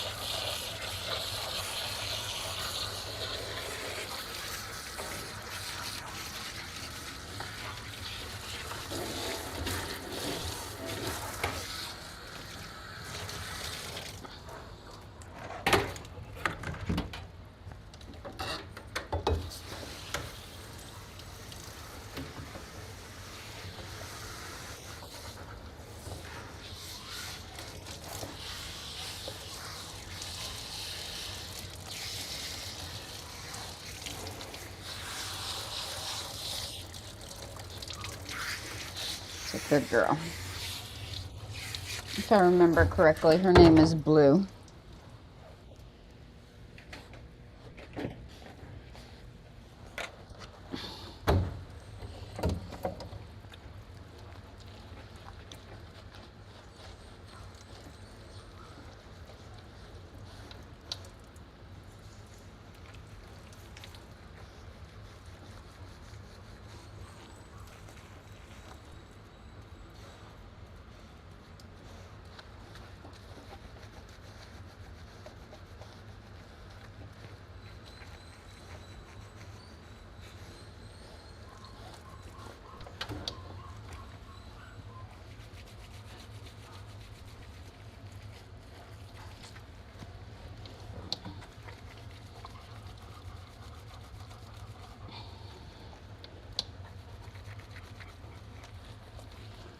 So I'm starting her at 5. I'm estimating she's going to take 2 hours. We'll see. What I do the first time I do a dog like this that's not as I expected, I time the groom and then I price them accordingly according to my hourly rate. The first time I'll honor any prices that I quoted, but not going forward. Because sometimes it's really hard to tell how long a dog's going to take you until you get your hands on it.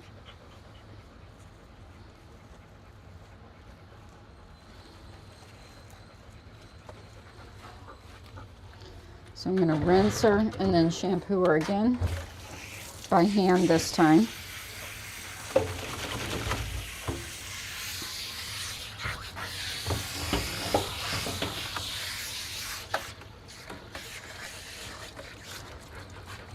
Hopefully I can get her out of the tub before Levi and Bandit's owner gets here.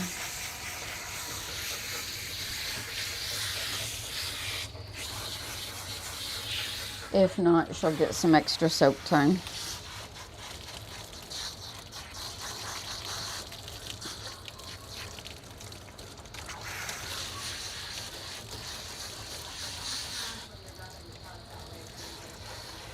Thank you.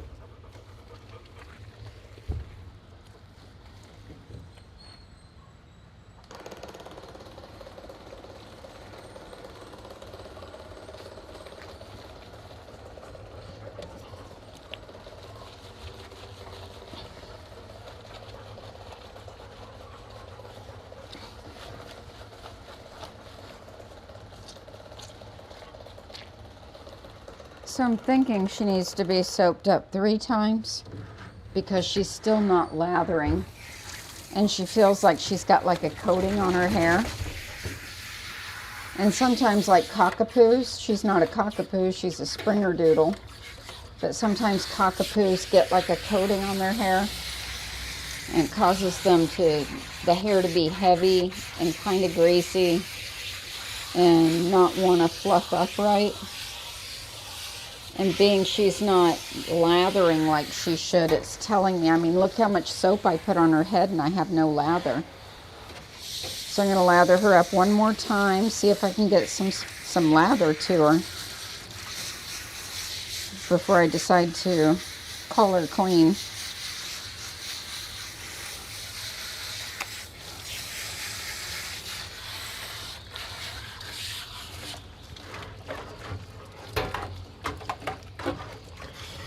Sometimes you got to break through that grease.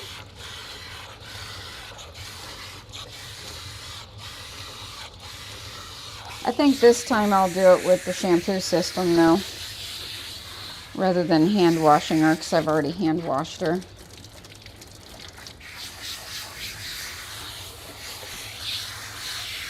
I don't know. Nah, I'll do it by hand. Just to be sure.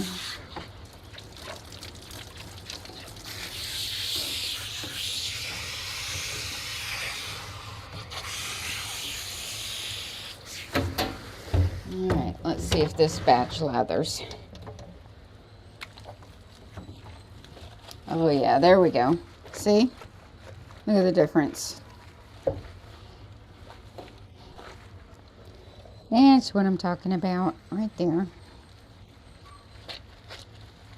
See?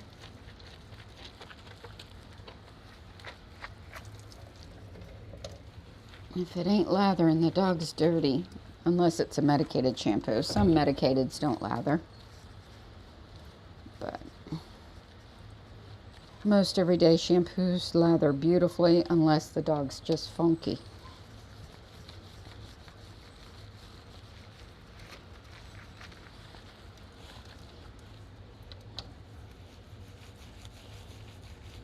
And this is stuff that, you know, I want to train anybody who bathes dogs for me. If I work with a bather or have somebody bathe on occasion, they need to know these details. If the dog's not lathering, soap them up again. If it's not lathering the second time, soap them up again. Because I want my dogs clean.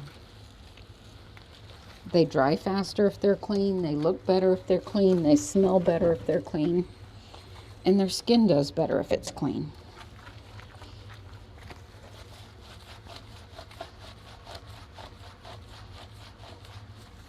And I always tell the people that work for me, don't worry about, you know, overuse of products or skimping. Use what you need to get the job done. Don't waste. But if you gotta soap the dog up a third time, it's okay.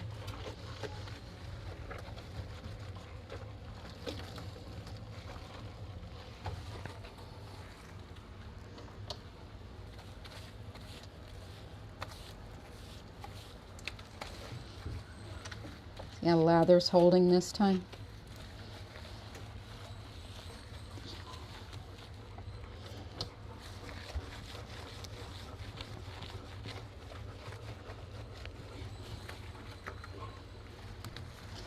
Alright.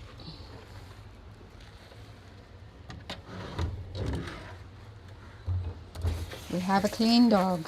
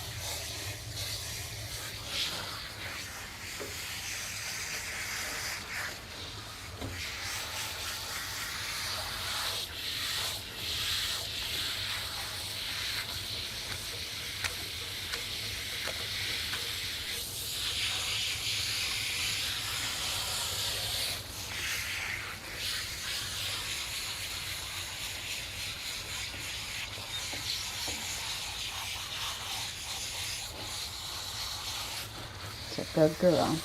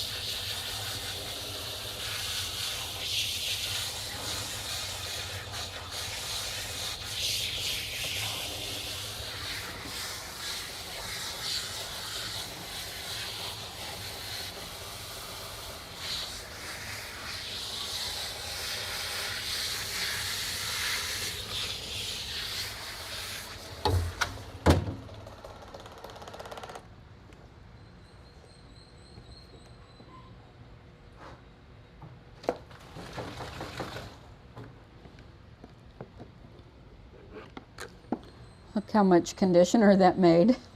I had it half full.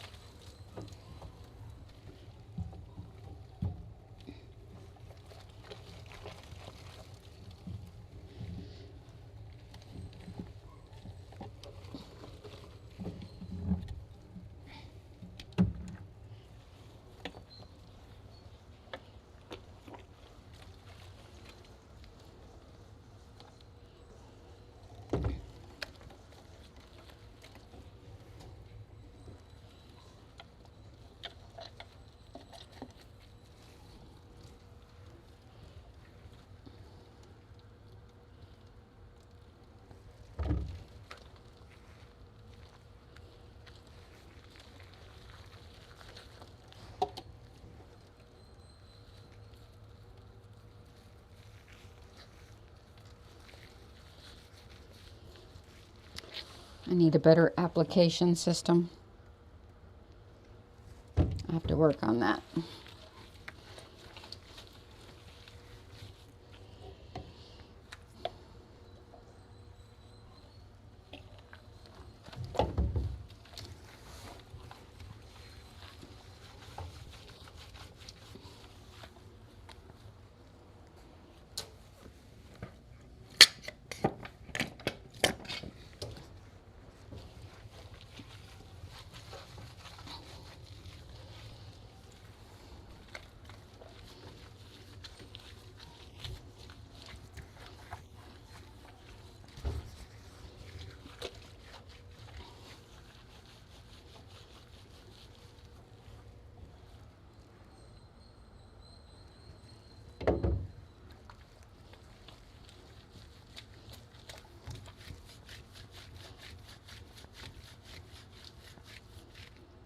So now that I'm working her coat, it's starting to shed out.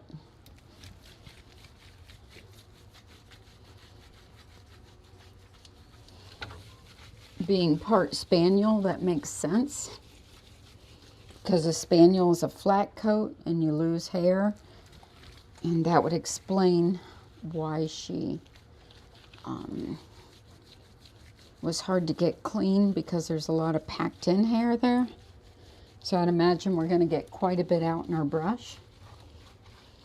Because while doodles are not supposed to shed, when you mix certain coat types, you're going to have shedding hair, see?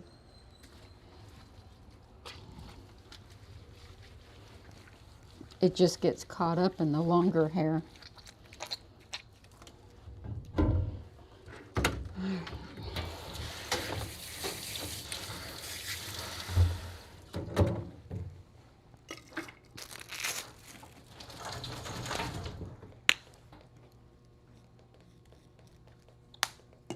Good girl. It's all right.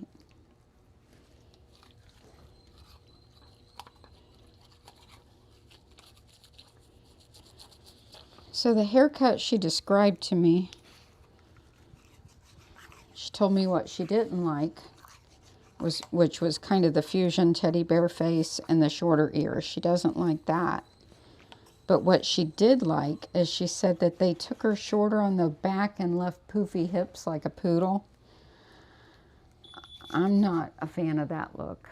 So I don't know if that's something I really want to do, because it's hard to combine the poodle look and the long-eared doodle look.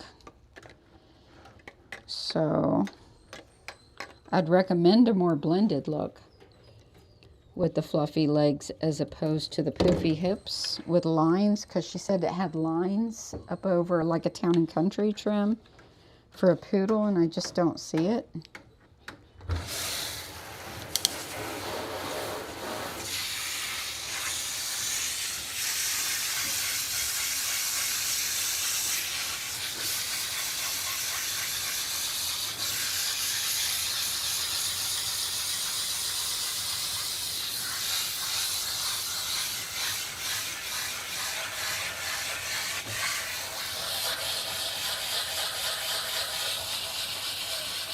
Also, that's the area that's the most matted on the dog.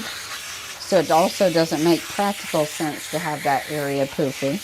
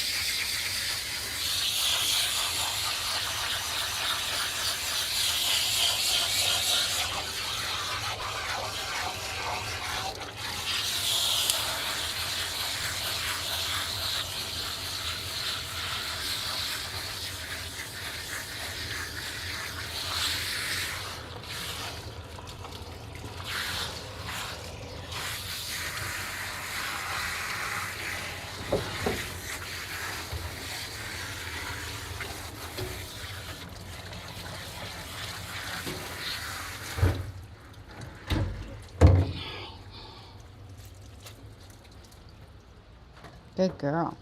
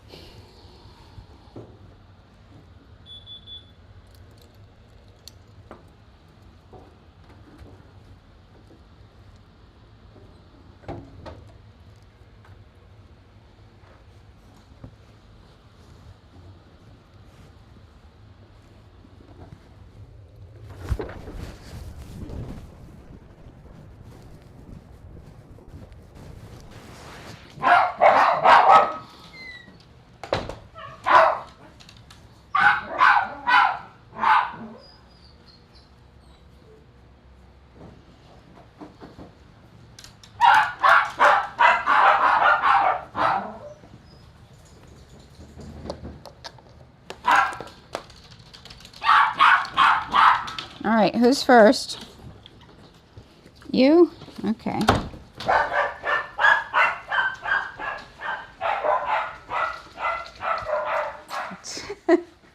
Have a runaway dog. We have a runaway dog.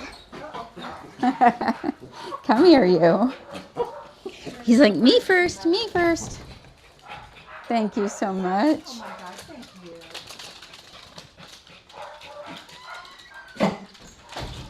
Hi, Love. Try it up top. There we go. There it goes. Hi, Love. Here's a Oh, baby. it's a man. Oh, sit. They got a sippy. Go. Wow, very good. He has learned so good. He's the bestest boy. Oh my gosh, I watch your videos on when you're in your training. Do you Uh-huh. judge too? I mean, No. are you an exhibitor? I mean, I haven't We read were all the- getting ready for an international dog show a couple weeks ago, or last Sunday. Yeah. It's so exciting. And I BB, love my seeing little it. brown poodle, won Reserve Best in Show for the veterans. Yeah, it was fun. Great, yes. Okay, let me go put him in the car right now. Have a good night. You look like you must have had a great time at that concert. I can tell. You're like glowing. I can tell. You've just been like walking on clouds all day. Come on, Bubba.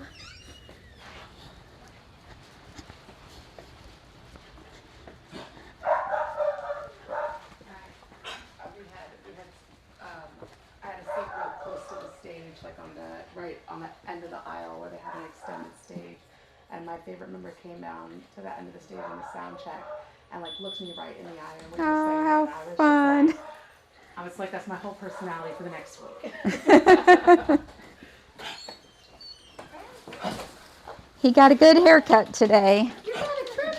He said, I got a trimming. Yeah, you got a trimming. Thank you. Thank you. Have a good day.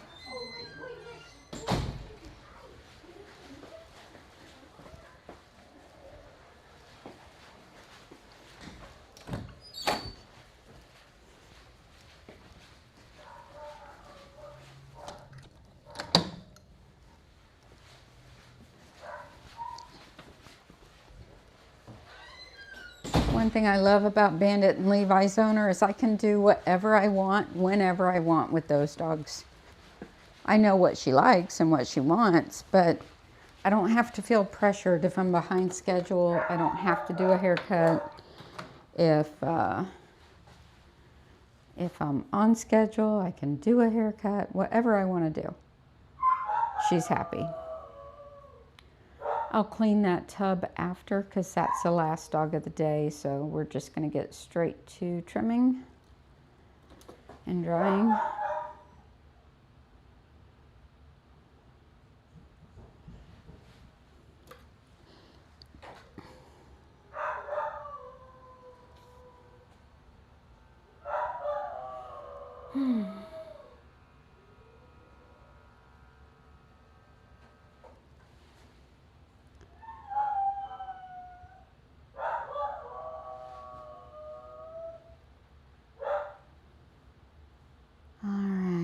Let's do this. I need to move my phone back so that you can see the dog, the whole dog, and nothing but the dog.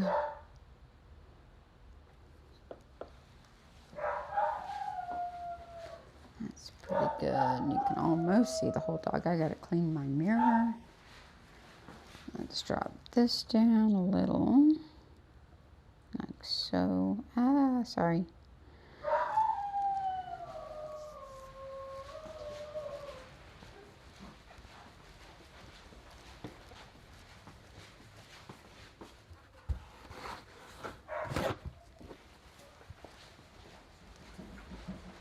I've got my door locked so nobody can interrupt me while I'm working on her.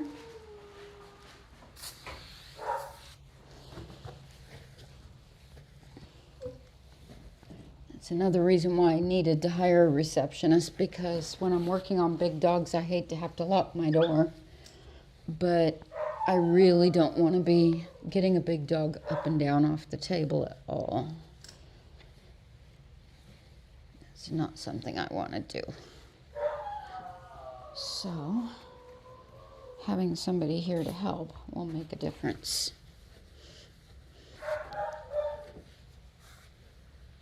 I don't know why I'm doing this. I'm going to put her on the table and she's going to shake once and it's going to be all covered with stuff. Alright.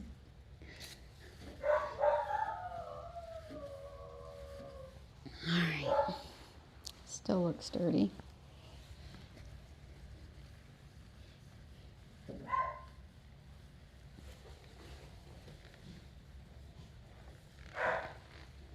That's a little better. Kind of, sort of, maybe.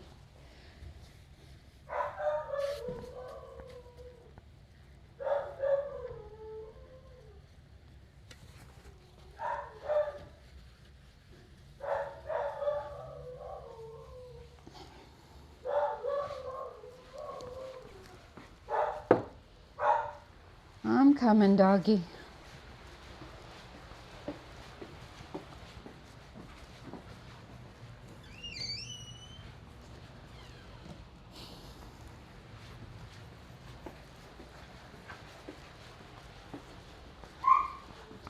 All right, so the bath took 40 minutes just to shampoo the dog. 40 minutes, timing it.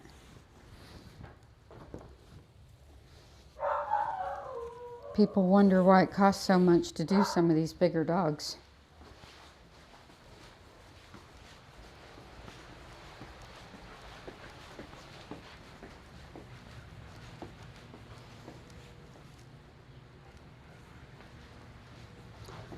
All right, big girl. That's a good girl. You smell clean now. Come on. Don't pull. Don't pull. You're not a sled dog. Hup.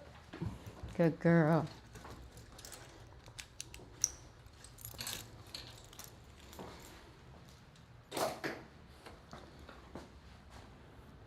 Let's brighten it up a little in here because she is awfully dark.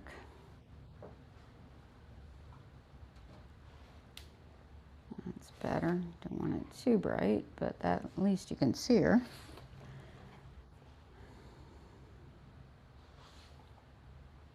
Stay.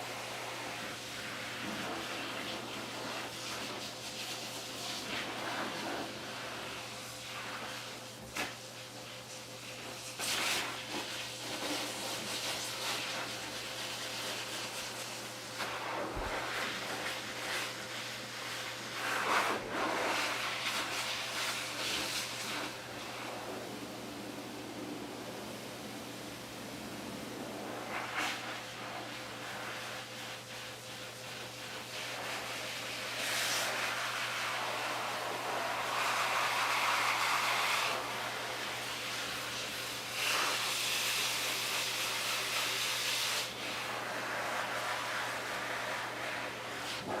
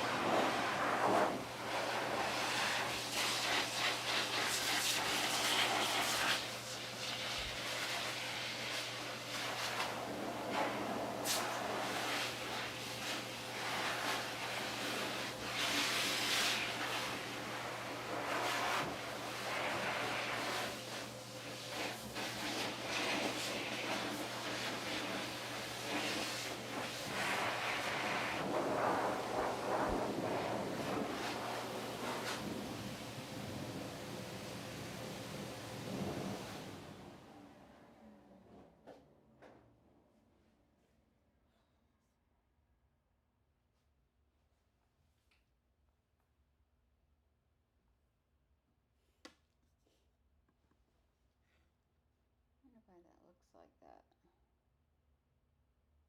Huh. Oh, I see.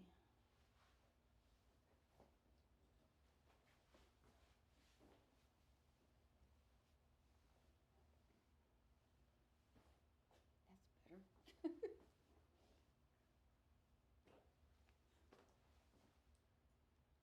All right.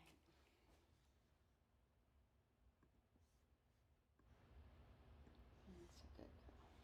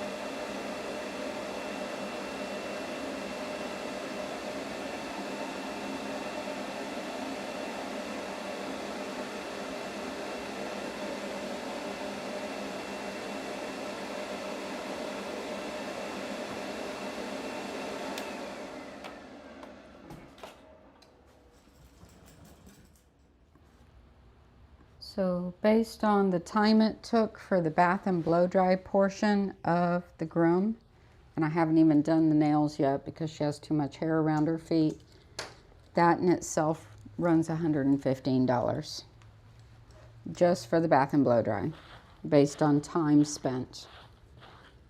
I still have the whole haircut to do.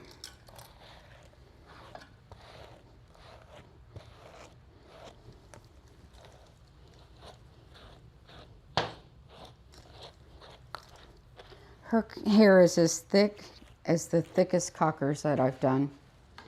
That's why it took so much to get it. And it kind of sheds, which is why I was doing a lot with my fine tooth comb as opposed to my wide tooth comb, because it's kind of like carding the coat, only not carding the coat by getting that shedding coat out of there.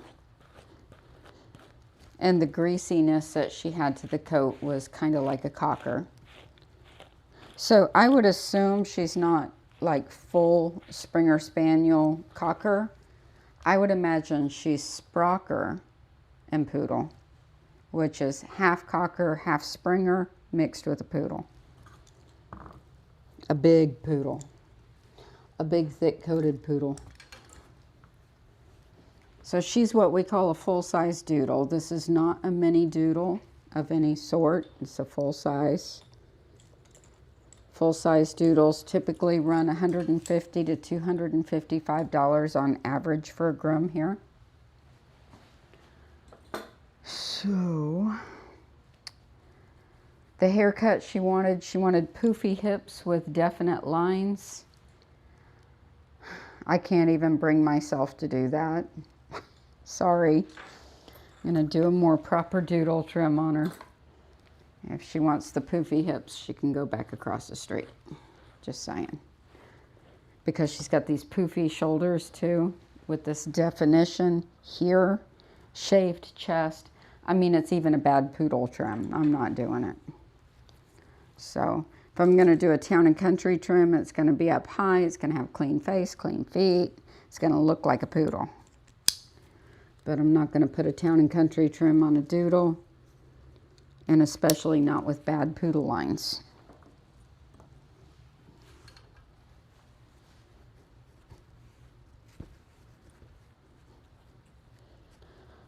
So that's that.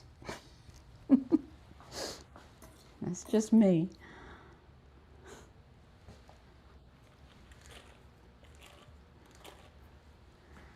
All right, let's do it.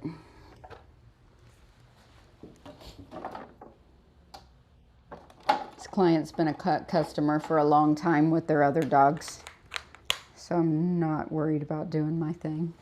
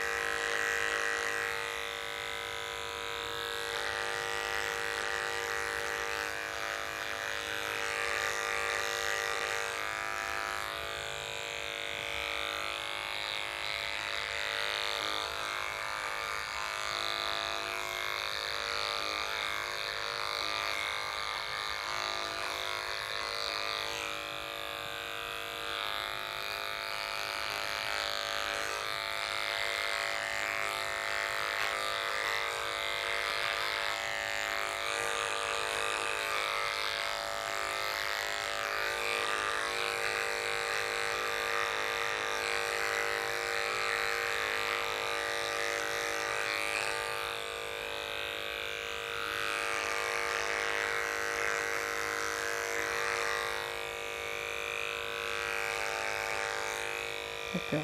Turn, turn. Turn, turn. Good girl.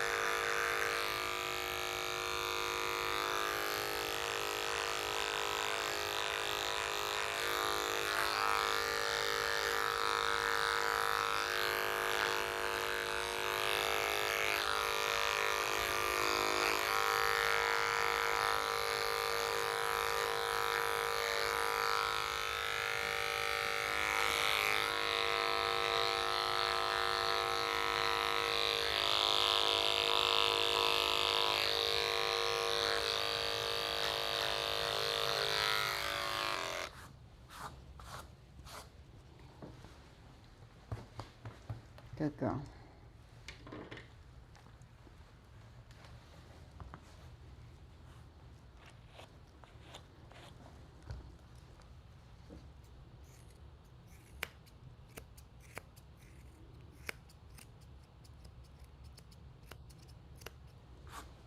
Stand.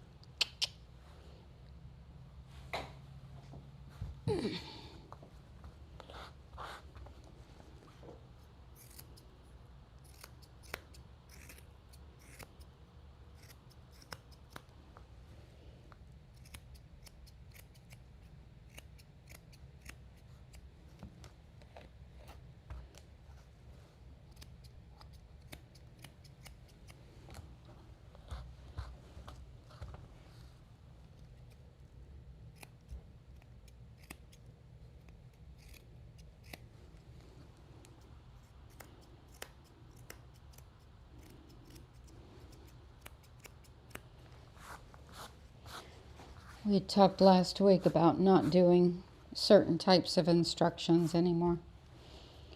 And there's certain looks that I know are going to look bad before I even start. And if we're going to do those looks, we need to bring them into balance properly. But when people tell me to do a Christmas tree tail or something like that, I'm just going to say no. Just no. We're not doing silly things.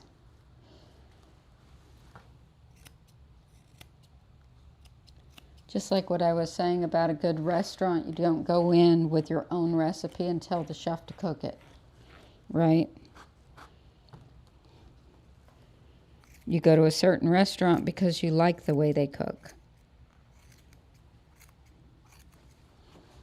And you like the menu. And I don't have Christmas tree tails on my menu. Sorry. Those of you who know. What was it last week? It was something really goofy. Like really goofy. She's got a big lump inside her back leg. What is that?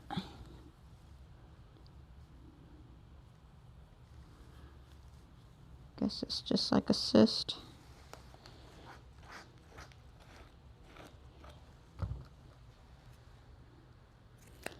I had one client and I had to do it and I hated it. I absolutely hated it. Okay, so picture this. You've got like a Maltese poodle, right? With a ton of hair, right? They didn't want the hair over the eyes trimmed. They wanted a ponytail. That's fine. They didn't want the hair on the head trimmed. That's fine. They didn't want the hair on the body trimmed. That's fine.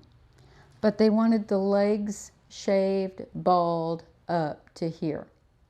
So it looked like this shaggy thing with these super bony, skinny legs that were shaved bald to here with poof. I was like, oh my gosh, hide it under a towel when it walks out the door, please. Don't let anybody see it. And if anybody asks where you got it done, don't tell them. Please. Hide it. It was awful.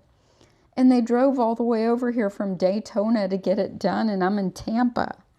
I'm like, what? Why? And I wasn't allowed to scissor anything. Nothing. Just shave it up to here and leave everything. Oh my gosh.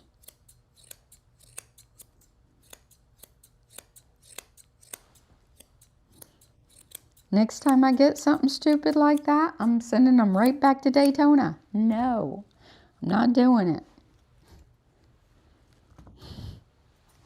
My restaurant doesn't serve that kind of food.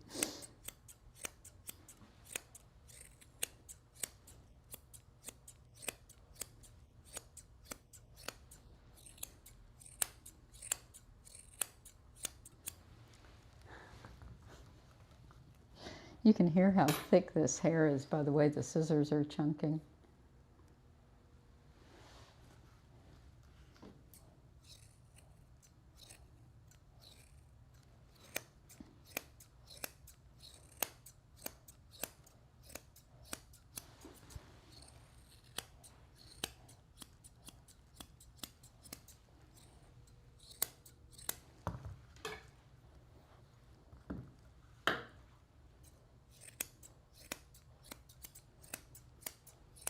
I understand it's your dog and you can have it however you want. That doesn't mean I have to be the one to do it. I have a reputation to uphold.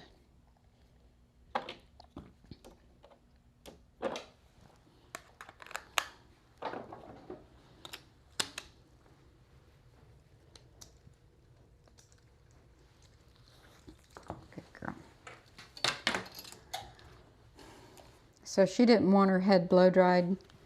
That will ease with her over time because I'd imagine she's had a high velocity dryer on her head.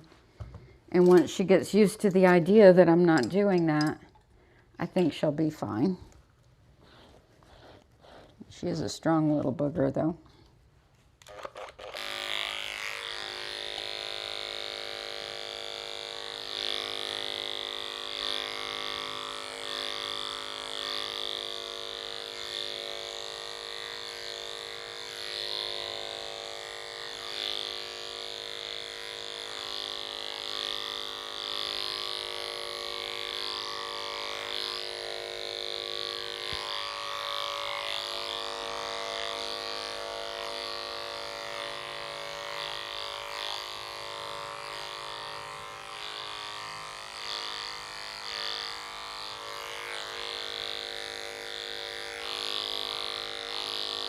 I think tomorrow my new camera will come in and this camera will give us a view from over here. So when I'm working on other things, I can maneuver the cameras around. The way this camera is set up, maneuvering it around is not too easy. So I'll have another one that I can flip over to when I need to.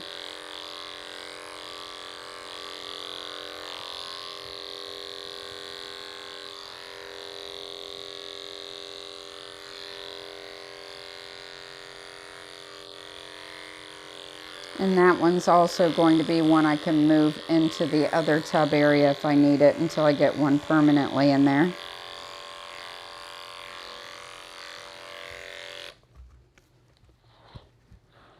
So we'll have better views. That way when I'm doing faces and stuff and I want to show you, it'll be easier too.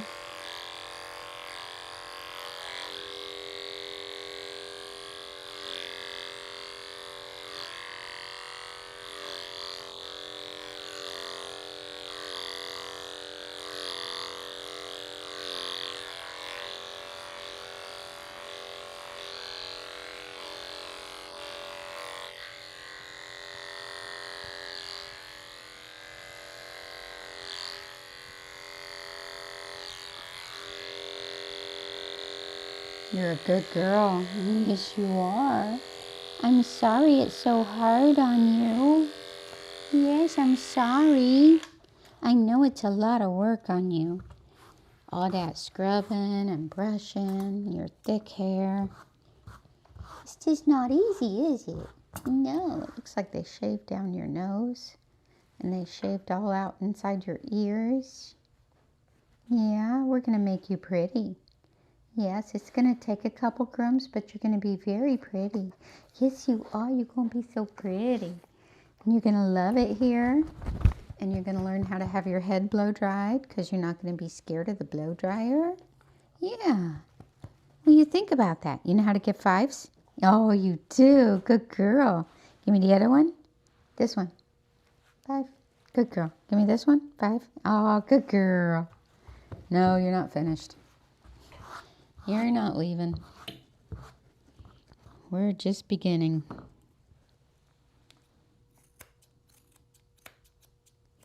Good girl.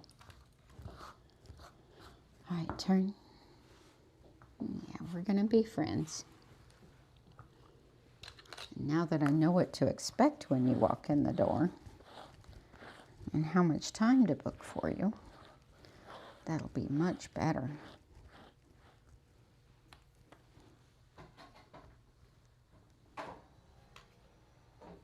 You're all right.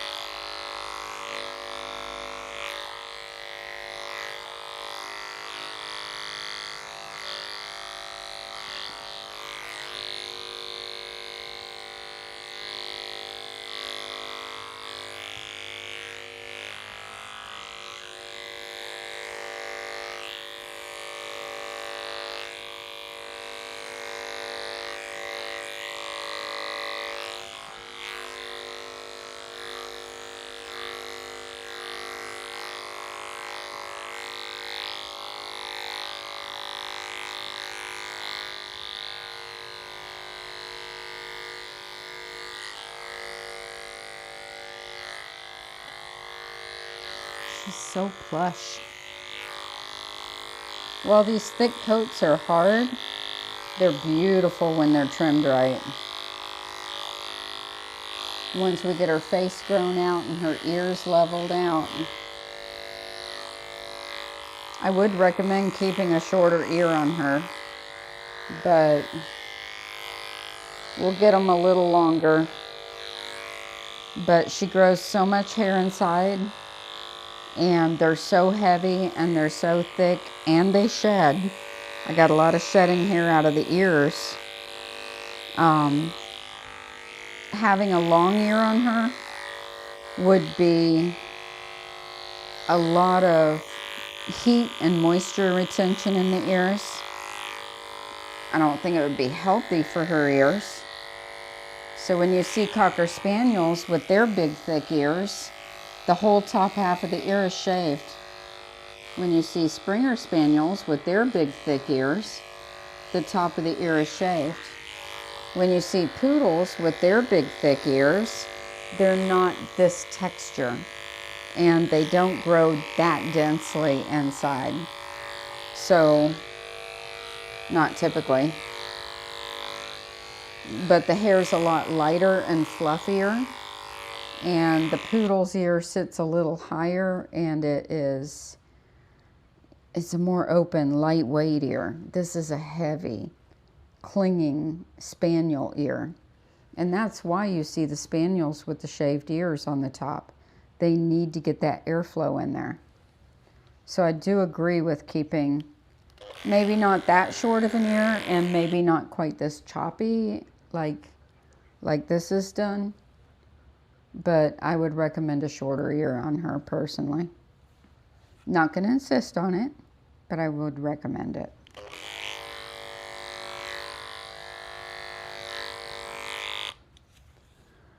So, because I don't pluck ears, and I would never, ever, ever pluck something like this, because these ears, even back in the day when I did pluck ears, because these ears grow so thick and so heavy in here that, and it's so deeply rooted, it's never going to be loose, that you would always want to clip this out. So that's what we're going to do,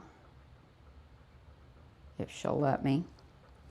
So, and then she's got doodle ears on top of it, and typically, especially these black doodles, they do a lot of the head shaking. And you can always already see she's twitching. So when you touch certain areas of her ear, it's twitching. So dogs who have twitching ears tend to react to shaving. So I'm not going to go any closer than a 10 blade. You see me doing it with a 40 on my Poodles.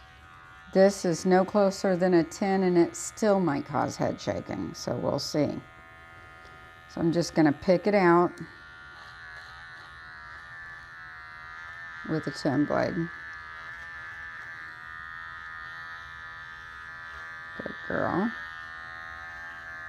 I'm not going to go into this area, because this area is one of the areas that will definitely cause head shaking. We're going to stay right at the opening of the ear canal, and then the rest will scissor. So now I'm going to lift this up and out with my comb.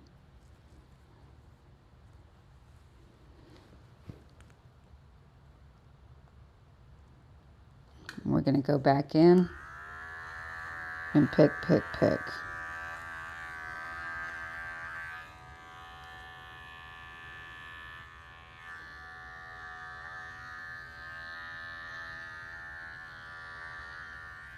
Check it again with my comb.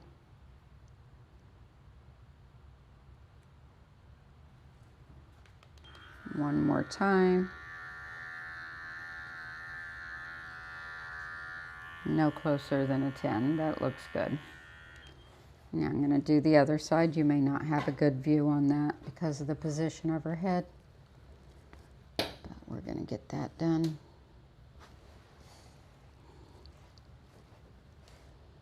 So now we're seeing a little bit of head shaking. Let's see if that bothers her. before I go in on the other one. I think she'll be okay.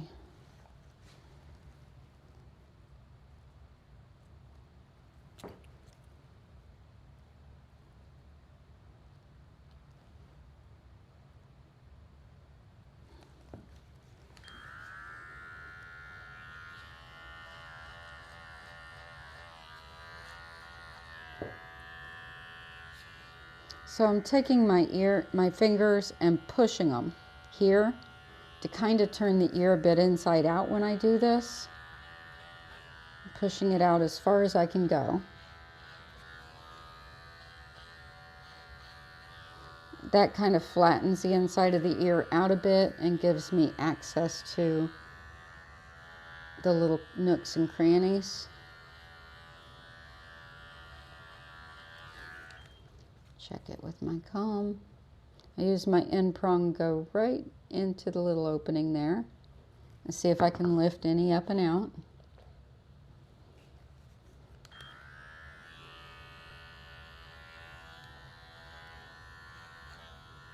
There we go.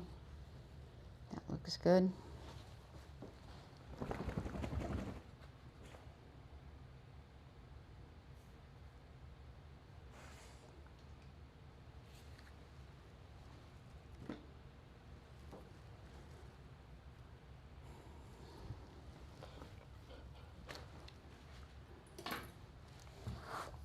So that one little doghouse situation that we talked about, those of you who know, that seems to be resolved.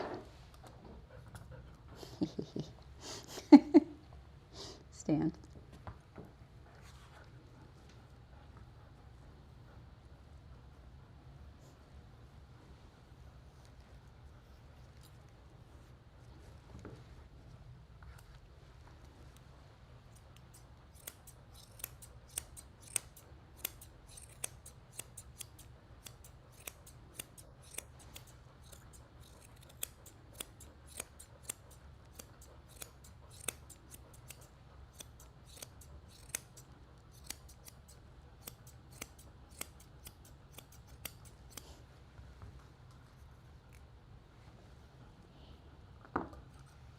I've been waiting for you.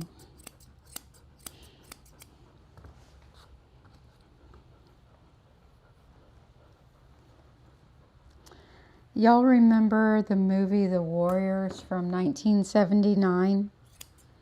Any of you ever see that movie? At the end of that movie, there's this kind of crazy dude, and he's got like 4 bottles on his fingers, and he's clinking them together, and he's saying, "Come out to play." I just thought about that. Clink, clink, clink. Come out to play.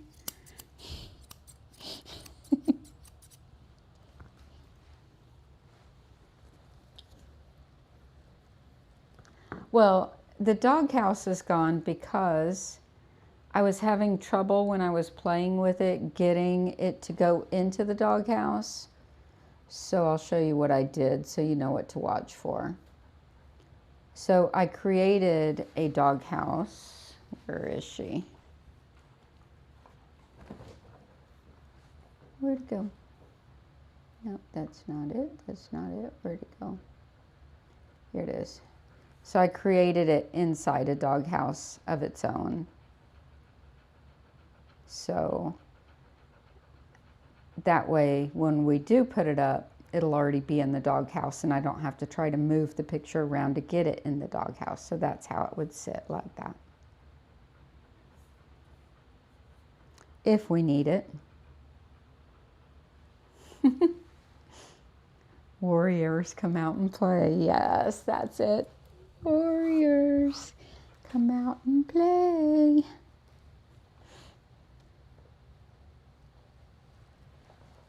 Aw, thank you so much. I appreciate you, Labby Mom. Look at that. Thank you so much. Wow. That makes my day.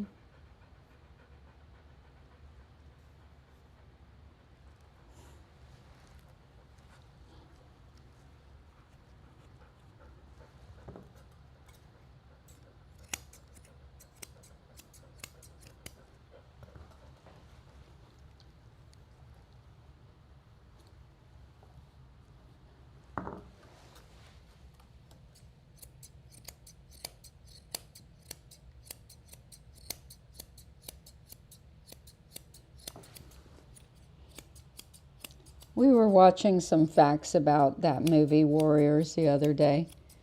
And pretty interesting facts that go along with that. Like a lot of that was not sets. They were doing that like just, they would go into like the subways and stuff in the middle of the night so nobody was there, and they would shoot without getting permits and stuff, and just go in there and shoot their stuff and get out. It was a really low budget film. And there were some actual gang members from New York in the video, or in the movie, like as extras. And they actually had a hard time like getting through sections in New York because they were shooting in the middle of the night and actual gangs were stopping them. Like all kinds of crazy stuff.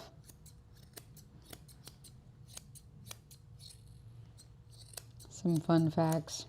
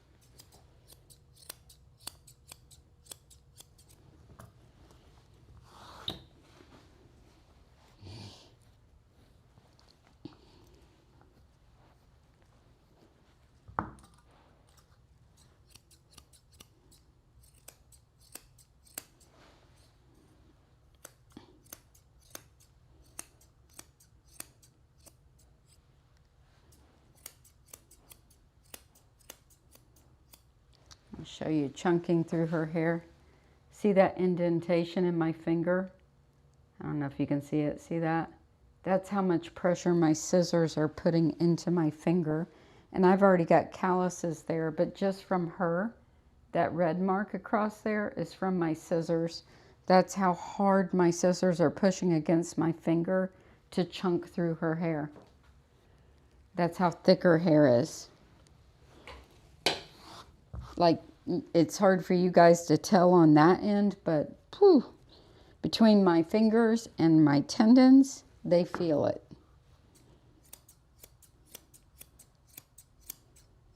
And as much scissoring as I do, I've got built up calluses for that, you know.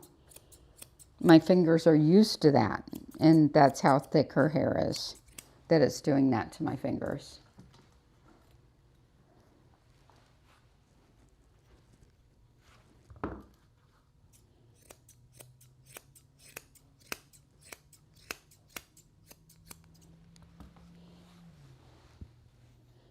That's why when she came in, I'm like, oh my gosh, I was not expecting that hair. Not at all. I love it. It's beautiful. I'm not complaining. But I wasn't expecting it. I was like, oh, wow. All right, let's see here. We got to do around your eyes.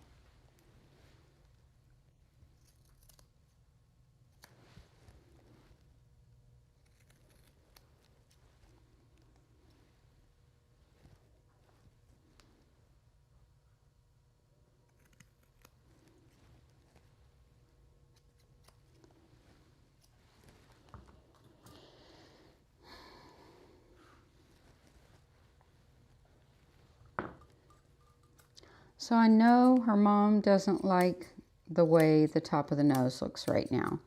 And I would imagine that was shaved all the way down with the last groom. And maybe that's what she was talking about, why she didn't like it. She didn't know why they did that. I was thinking it was kind of a fusion look that they were doing.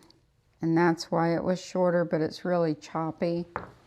And it looks kind of like it might have been shaved. It's hard to tell when they're grown out. I'll bring you in so you can see better.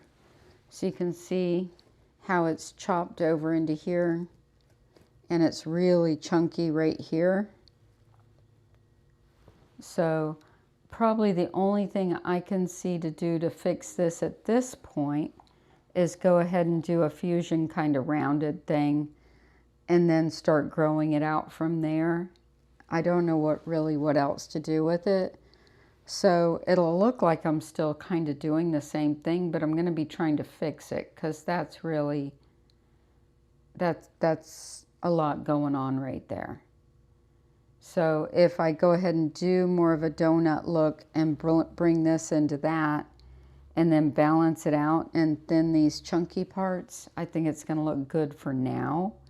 And it doesn't mean we won't be bringing it down some. It just means that's what I need to do today to bring it into some balance.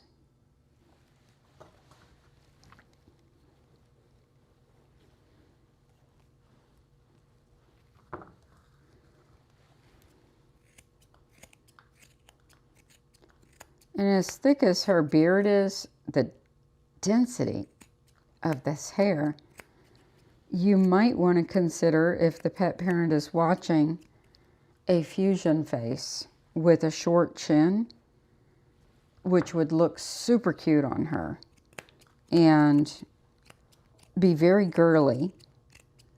And it would get rid of the heavy wetness she must get in her beard and drip around. So if she were mine, I'd definitely be doing that, just to get rid of the heaviness. Because if this gets wet, it's going to stay wet for hours.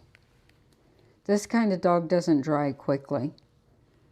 With the blow dryer, it helps, but if they're drying on their own, they can sit wet for hours.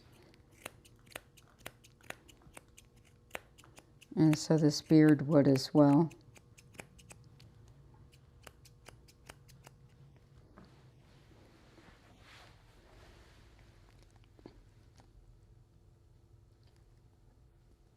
So that's something I've been trying to do more and more, is start to give people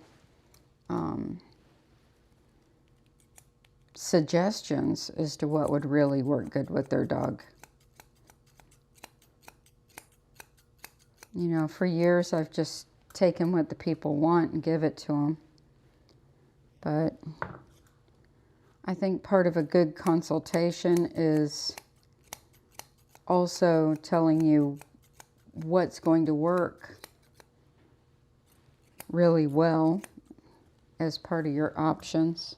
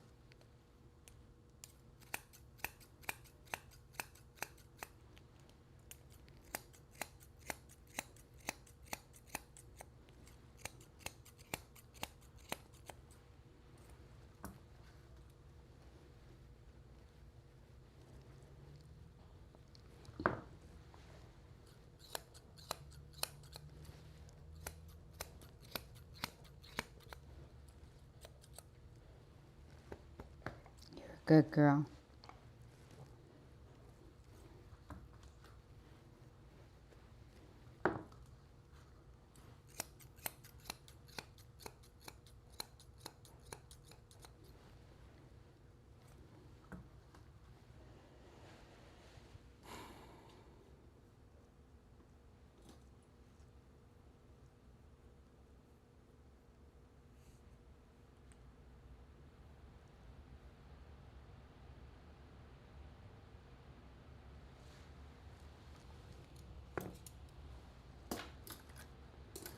I'll be doing a members only Q&A on Thursday, I think I said it was. If anybody wants to join us while I make bows.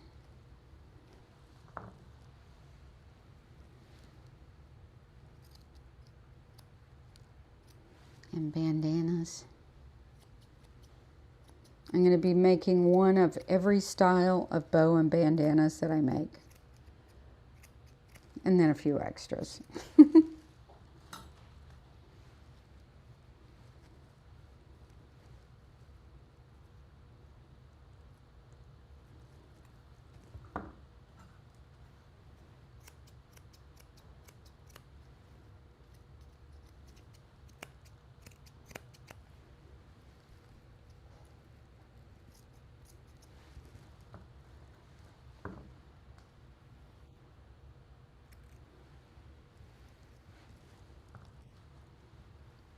All right, these ears, because they're choppy,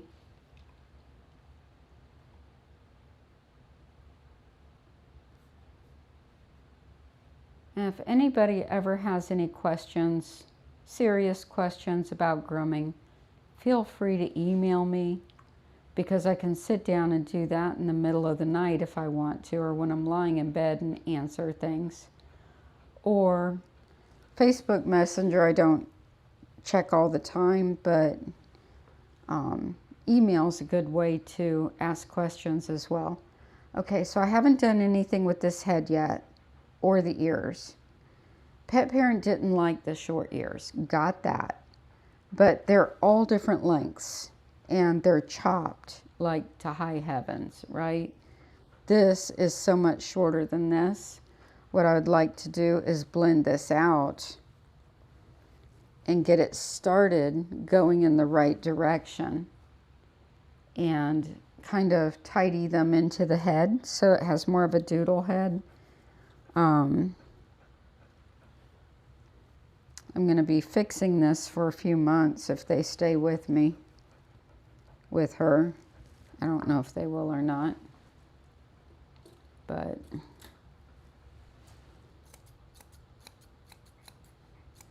just going to blend this so as we grow them out they'll look pretty.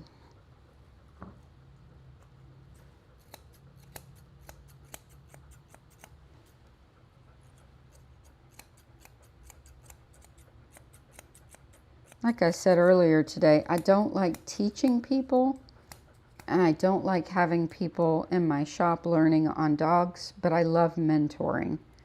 So if people need mentoring during their grooming journey, I'm always happy to help with that.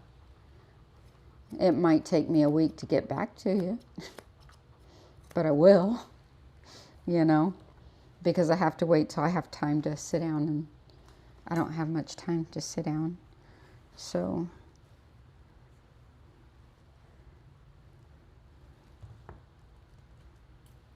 you can see this chop here. I don't know if you can see it. It's super short to here and then long. So that's what I'm blending out.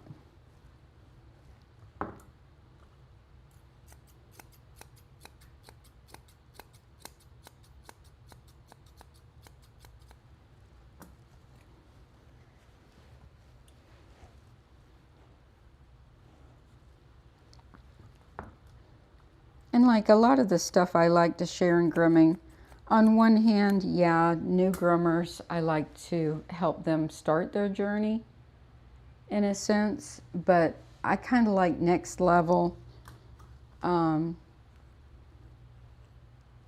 help for people. Like once you've got some of the basics down, then as you're trying to figure out the next level is what I like to do the most. Like Amy with Go Groomer, she's very much beginner level in many ways, helping people just get started. I like that next level when I'm doing that kind of stuff.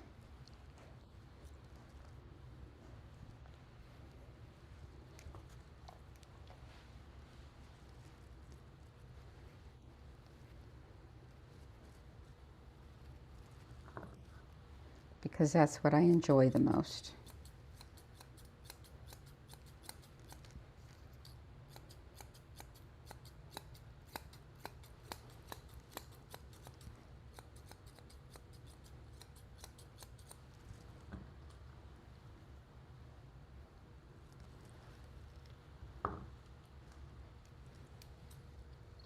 You're all right.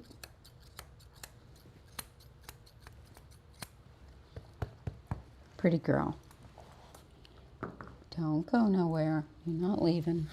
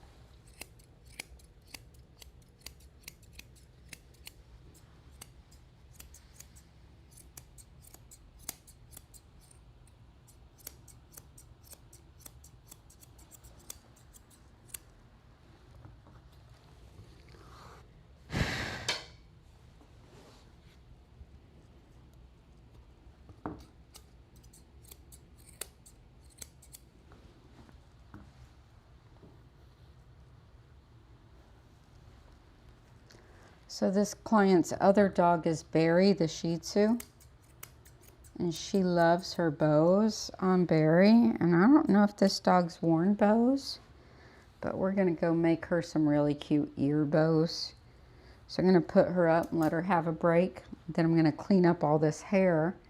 Then I'm going to put her back on the table and do her nails after all this hair is out of the way. And then we'll put her bows on and tidy her up because she's still kind of messy. And then she'll be finished. And then I can clean the shop. And then I can go home and do paperwork. If it's not too late by the time I get done with all that. Come on. Here we go. This way. This way.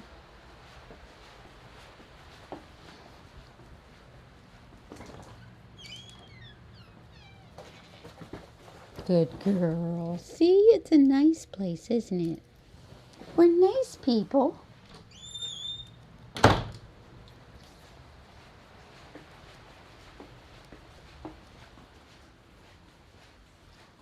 So when they first got Blue, I wasn't doing dogs over 15 pounds, which is why they started taking her somewhere else.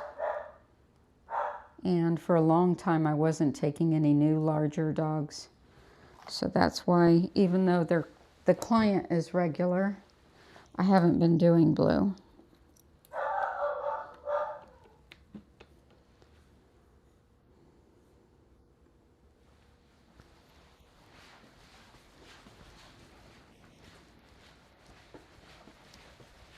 So I think she'll look really cute.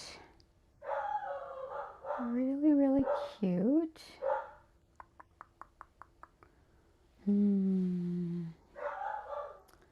What would she look really cute in?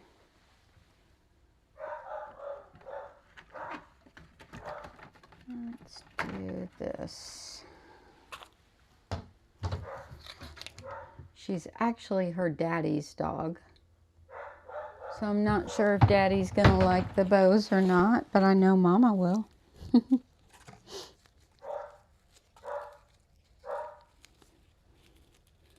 And if Mama ain't happy, nobody's happy.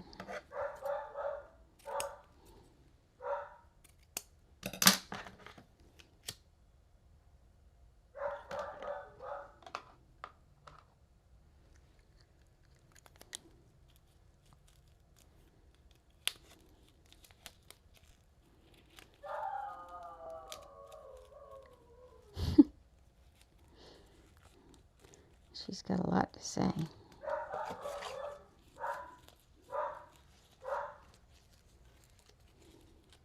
I like her a lot. She's a good dog. She's a keeper.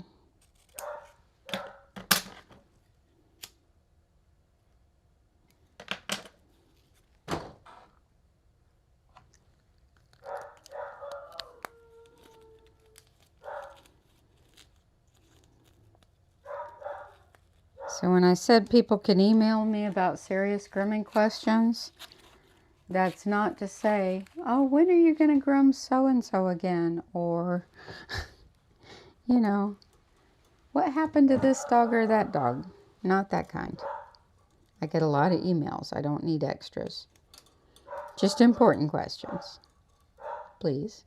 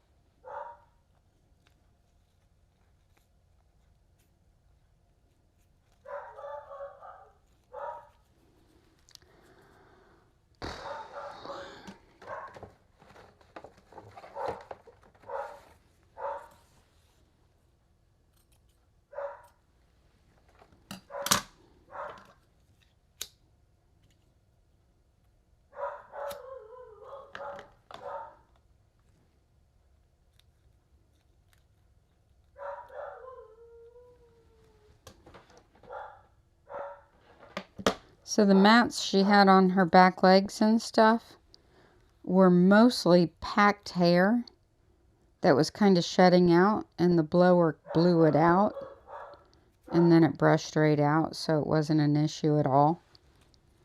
It's always hard to tell. I mean, sometimes you can feel mats and they just kind of dissipate, and other times you can't feel mats and they're really bad.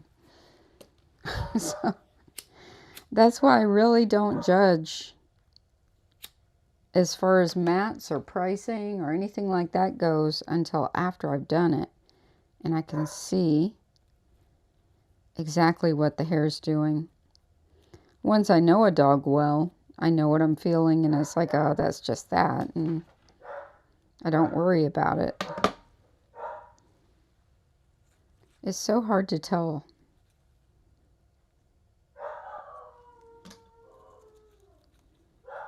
what you're dealing with until you actually get in there and do it.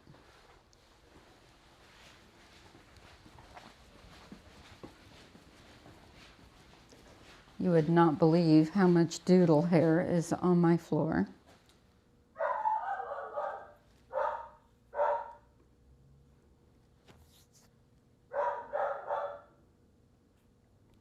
Yeah, below the comments, in the comments below any of the videos is actually the best place to leave questions, because everybody can read the answer.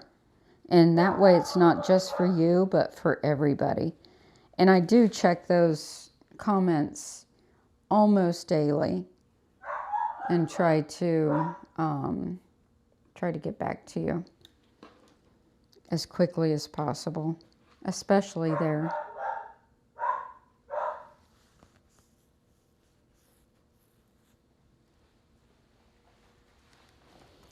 But yeah, in the comment section below any uploaded video, I'll see it on this channel. I have 2 channels and 2 YouTube studios, and I forget all the time to flip back and forth between the 2 studios so that I can check comments. So I'm not really seeing the comments. She's a couple years old. I'm not really seeing the comments from the other channel as much, because this channel gets a lot more attention. I'm also able to monetize that channel, and yet they haven't allowed me to yet. So I might get rid of that channel and put everything on this one.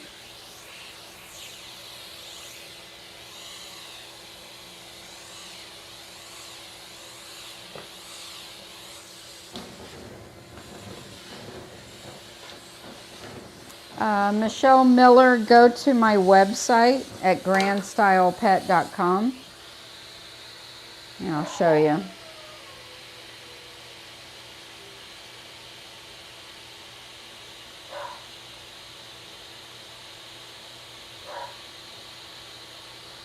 So this is my website. Go to haircut choices by breed. Scroll down to Havanese. Gives the different haircuts for the Havanese. Here we have the tools that we recommend for the Havanese and what they're good for and where you can buy them. Down below that,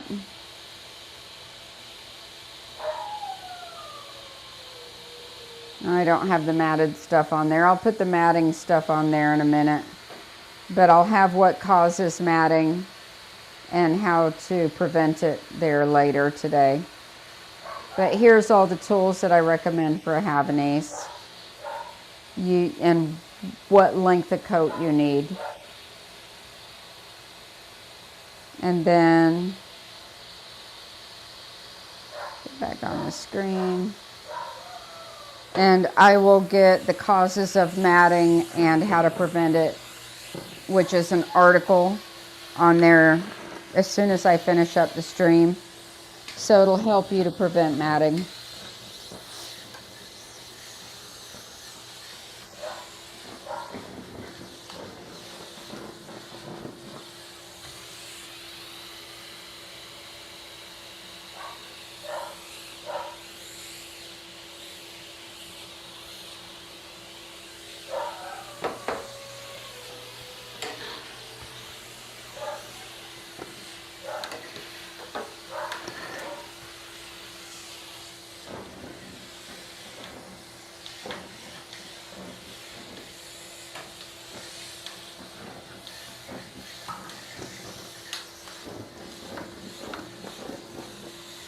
I cut a ton of hair off this dog.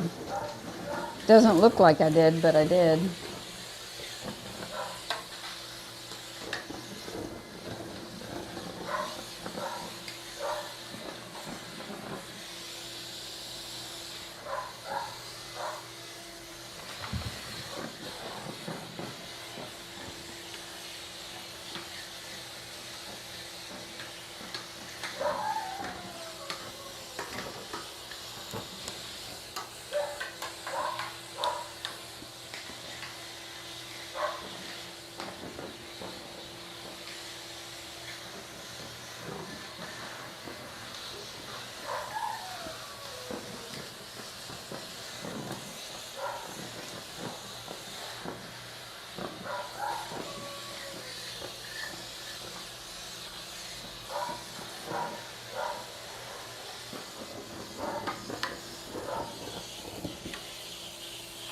All this vacuuming is just for that Doodle's hair.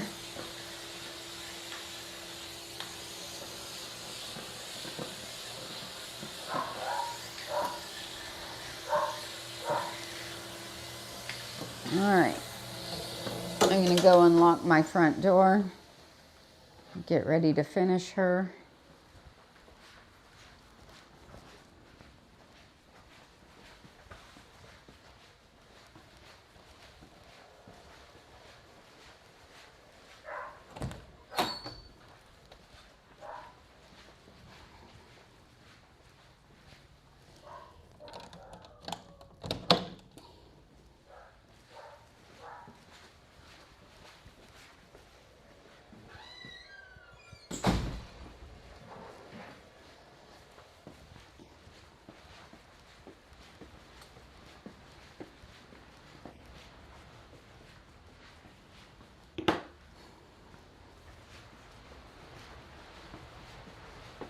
All right, big girl. Yes, you're so pretty. Yes, you are. Come on. Don't pull. I'm too old for that. I don't need to be pulled down. I don't mind you big dogs, but you gotta behave. Hup. Good girl.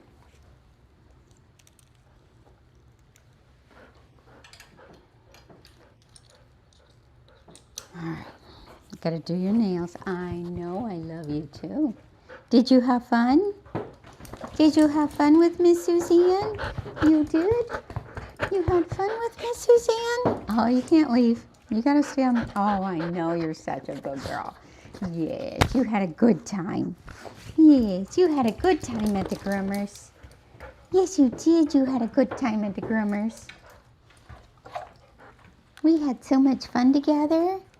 And her's beautiful. Ooh, it's loud. You ready?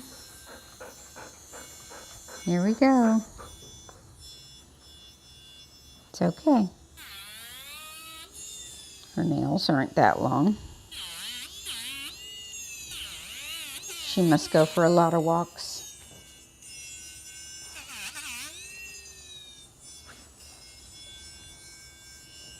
My nail drill sounds funny.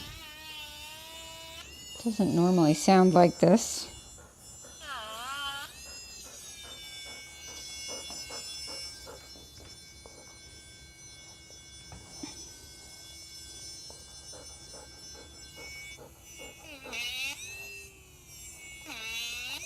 No, no, no, no, no, no, no.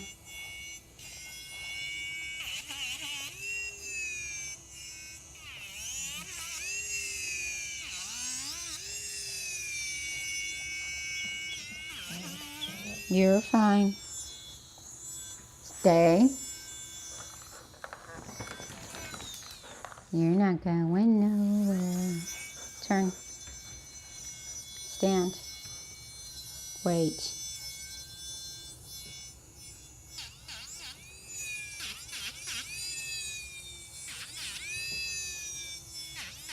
Good girl.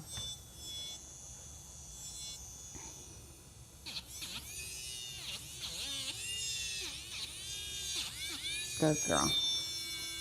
Wait.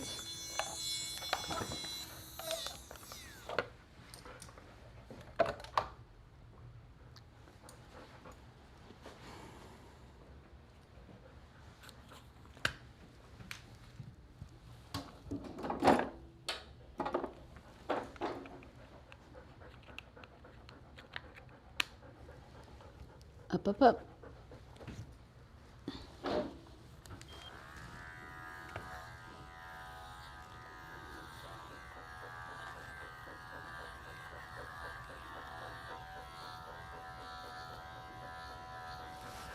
Good girl.